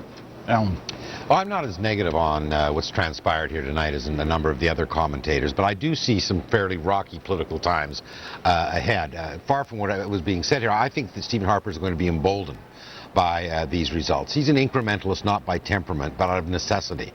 Is that Canadians, for good or ill, by and large, are small L liberals. He knows if he wants to get there to be a majority, he has to do it in small steps, and he has made some small steps in constituencies that have been historically hostile. Stéphane Dion looked like he's getting ready to govern. I mean, it was like he didn't see the end result here. He laid out his agenda, so I don't see him going anywhere, and that, you know, you don't stab your leader in the front. You get someone else to stab him in the back.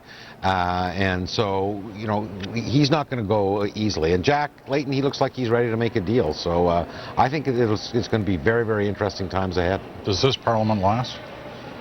Or will it be of course, by law, it has to last 4 years. I'd say at least 2 years. At least 2. At least 2?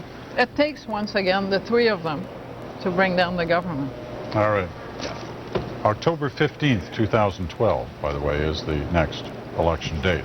If the law holds, you're suggesting 2010. We'll keep your thoughts on. Let's check in with Rick Mercer and Rex Murphy and get their final thoughts on the evening. Rick? At this time of the night, Peter, I'm worried that we may have missed last call. Other than that, I thought Stephen Harper's speech was probably one of his finer speeches of this campaign, and there's a lot of uncertainty ahead, and that for people in our business, that's good. But what's good for us and what's good for the country are quite often two different things. And like I said before, we're kind of back where we started. How long do you think this Parliament will last? You know, I'll defer to the at-issue panel and say 2 years. Sounds good. All right. Rex? I think the crisis in the Liberal Party and his extended numbers here tonight, he has a de facto majority. The exasperation of the Canadian people is now completely at full rage. There will be no election for 3 years. No one will bring him down in this context for at least 2, that's guaranteed. It is de facto majority. And it was interesting when watching Mr. Dionne's simultaneously elegant and elegiac speech that he gave there. You know, if he had said... What was that word, that elegiac. second? Elegiac. What we will see very soon. Wait a minute. Time out. Does anybody know what that word means? Well, everybody here should. This is a university crowd, I assume. What does it mean? Melancholy at the thought of departure. That was the guess I was going to make. I thought it was. When he gave his talk tonight, he said the economy is the most important issue in the country.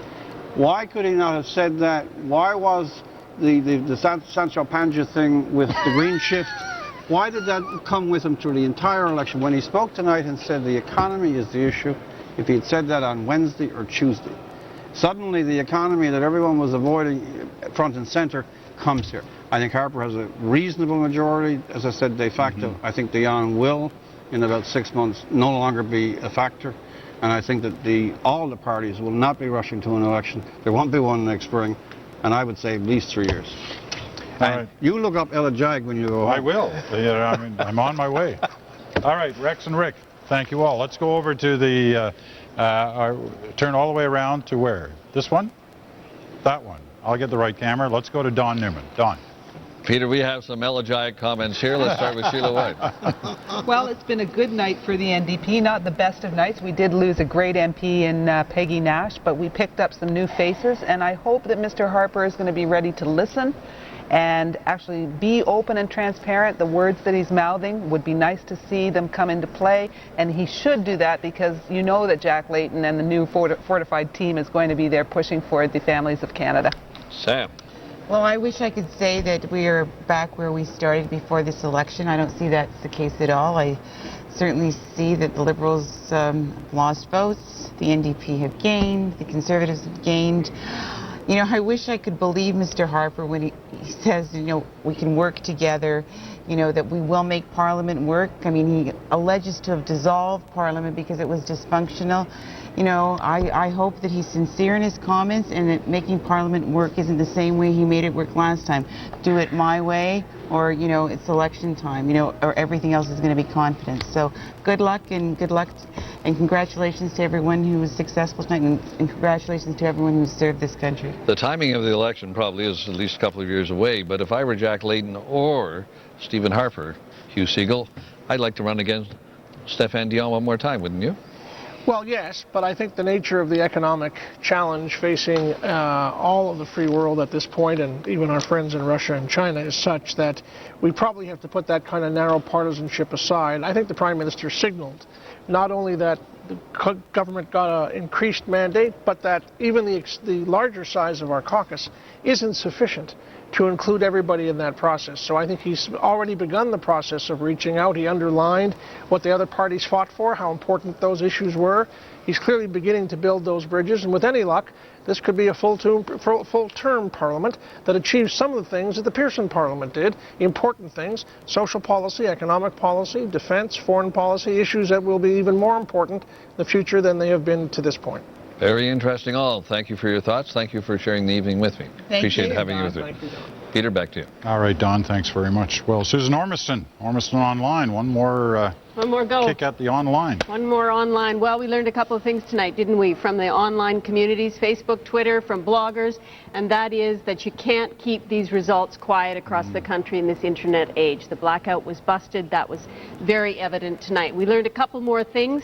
Problems with new ID rules amongst the voting public. A third of Dalhousie students couldn't vote because they had the wrong ID, and also clearly a sign of reform wanted by people talking to us by email in the electoral system. So That's about it. We've had a great time the last 5 weeks to Ormiston Online, but we are going offline as of now. Oh. Yeah. Well, that's too bad, because it's been great to hear from people, and we heard from a lot tonight. It's been a wonderful experiment with the community.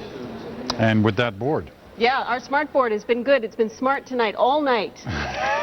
Don't hit it too hard. It'll go off again.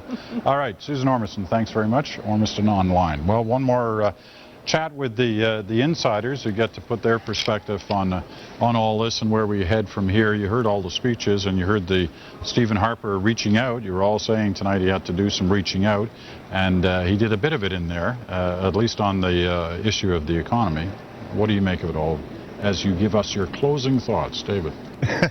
My closing thoughts are, I think that he did reach out. I think that it was a fairly magnanimous speech, but the proof will be in the pudding in the House of Commons, and whether or not I hear the predictions about 2 years, and I think that from Canadian standpoint that makes sense to wait at least that long.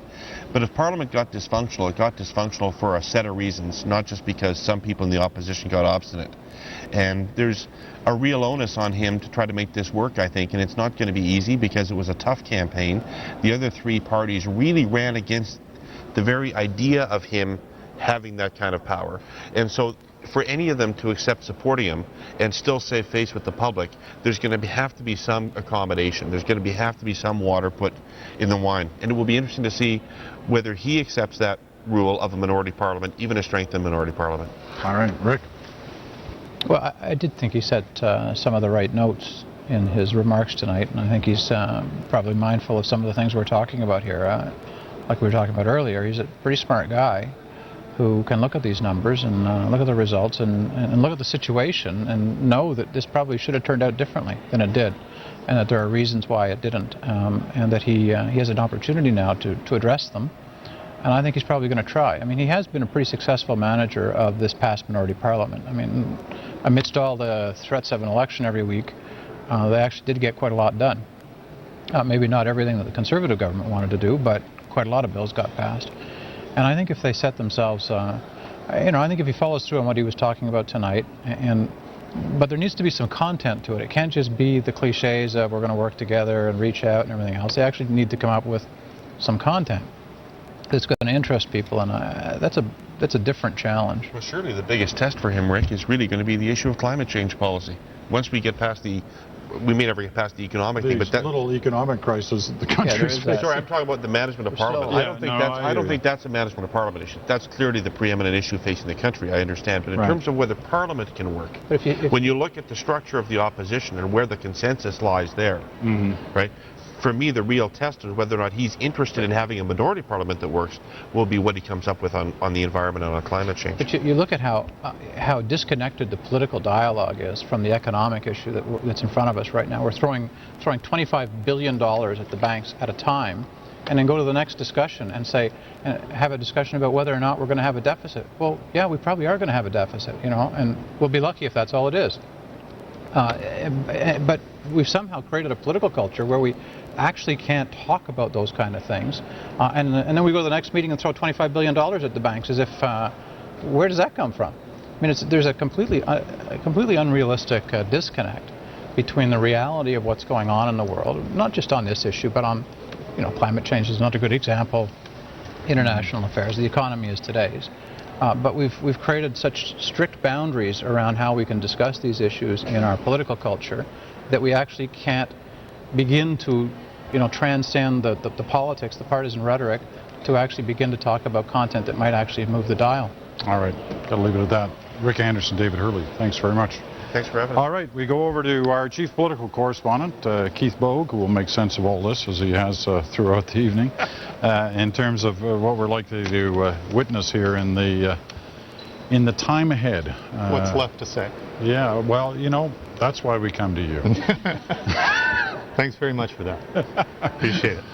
Look, I think what we've talked about tonight has been largely about the political gains that the Conservatives have made, but I don't think, or at least I'm not persuaded by what I've seen, that we've seen a terrific change in the complexion of the governing caucus, and I think that's probably a fairly serious issue. It has the same weaknesses as the last caucus had. It is thin on the ground in Quebec, which means that it has a small talent pool from which to choose its cabinet. It'll find a way to do that, but we'll see how that looks. Perhaps more important now, we go through another election where the government doesn't have any representation in its caucus of the urban perspective from the major metropolitan areas, from Montreal, Toronto, and Vancouver. That's missing, and that's becoming more important all the time, I think. It's one thing to grow the number of seats that you have in your caucus and in your government, but it's quite another to do it at the expense of some of the most important regions in the country. Not the expense, but without those taking part in it. It's been a long time since we've seen any government manage itself through manage a serious economic downturn, but we're about to see that, and I think it's going to be very difficult. And I wouldn't want to say that Stephen Harper will regret winning government tonight. I'm sure he won't, but it's going to be a lot more difficult, very likely, than the last government was, and that's going to be interesting to watch. It's been a long time since we've seen any government do it. I can't remember seeing a minority government do it, but it'll be very difficult. Well, and that may well have been the reason that they so desperately wanted a majority. Yeah. I mean, they know that managing a government during tough economic times can be tough on that government. You can make tougher decisions. You can make tougher decisions. You can ignore a lot of realities when you have a majority, but you can't really ignore anything when you have a minority. And you hear Rick Anderson talking about the reality of a deficit. You bet it's real. I mean, they don't want to talk about that, but if things continue the way that they are, they're going to have to. All right. We'll leave it at that. Thanks very much, Keith Bogue, and thanks to, of course, all our reporters and guests who helped us out throughout this evening. It's been a long evening, but you're looking at the final numbers there. You got the Conservatives up on top. It's the same order that we saw after the last election in terms of where the parties stand. The numbers have juggled around. There's still some seats to be decided, but you've got the Tories on top, the Liberals in second place, the Bloc in third. The NDP picked up a few seats, and they're leading in one in Alberta right now. In one of those ridings that's still not decided, it's Raheem Jaffer's riding in Edmonton, Strathcona, and the NDP are leading that now. There's still polls to report. The lead is not substantial, but it is significant. So we'll be interested to see just exactly how that one turns out. But as we said, still a number of seats to be determined, and you'll be able to watch our continuing coverage with Gloria Makarenko out of CBC Vancouver. She'll be helping us out here throughout the evening. There's Gloria now, giving us an update on some of those ridings still to be determined, and I'm going to give it to you in just one sec, Gloria. I just want to thank once again all the people who worked on the program here out of the Broadcasting Centre in Toronto tonight, not only our guests and our reporters and journalists who've been so excellent in telling the story, but all our technical people too have put up with a lot from us, demanding this, that, and the other thing over the last few days as we got set up. So we thank them and the Decisions Desk people, everybody else as well. So let's move it to Vancouver for the continuing story throughout this night, and Gloria Makarenko. Gloria. Thank you very much. And of course, you've brought us the national perspective, and now it's time to focus in more specifically on British Columbia, because this has been an incredible night here. A night of many major upsets and many close races that are literally changing the political map here in this province. So we're going to bring you those stories. We're going to bring you the results, the latest numbers still coming in, because the night is still young here in British Columbia. We're going to bring you the analysis of those races here in the West. Canadian Prime Minister Stephen Harper led his Conservative Party to victory tonight, but did not win enough seats to form a majority government. His party did gain seats in the House of Commons. Mr. Harper called for the election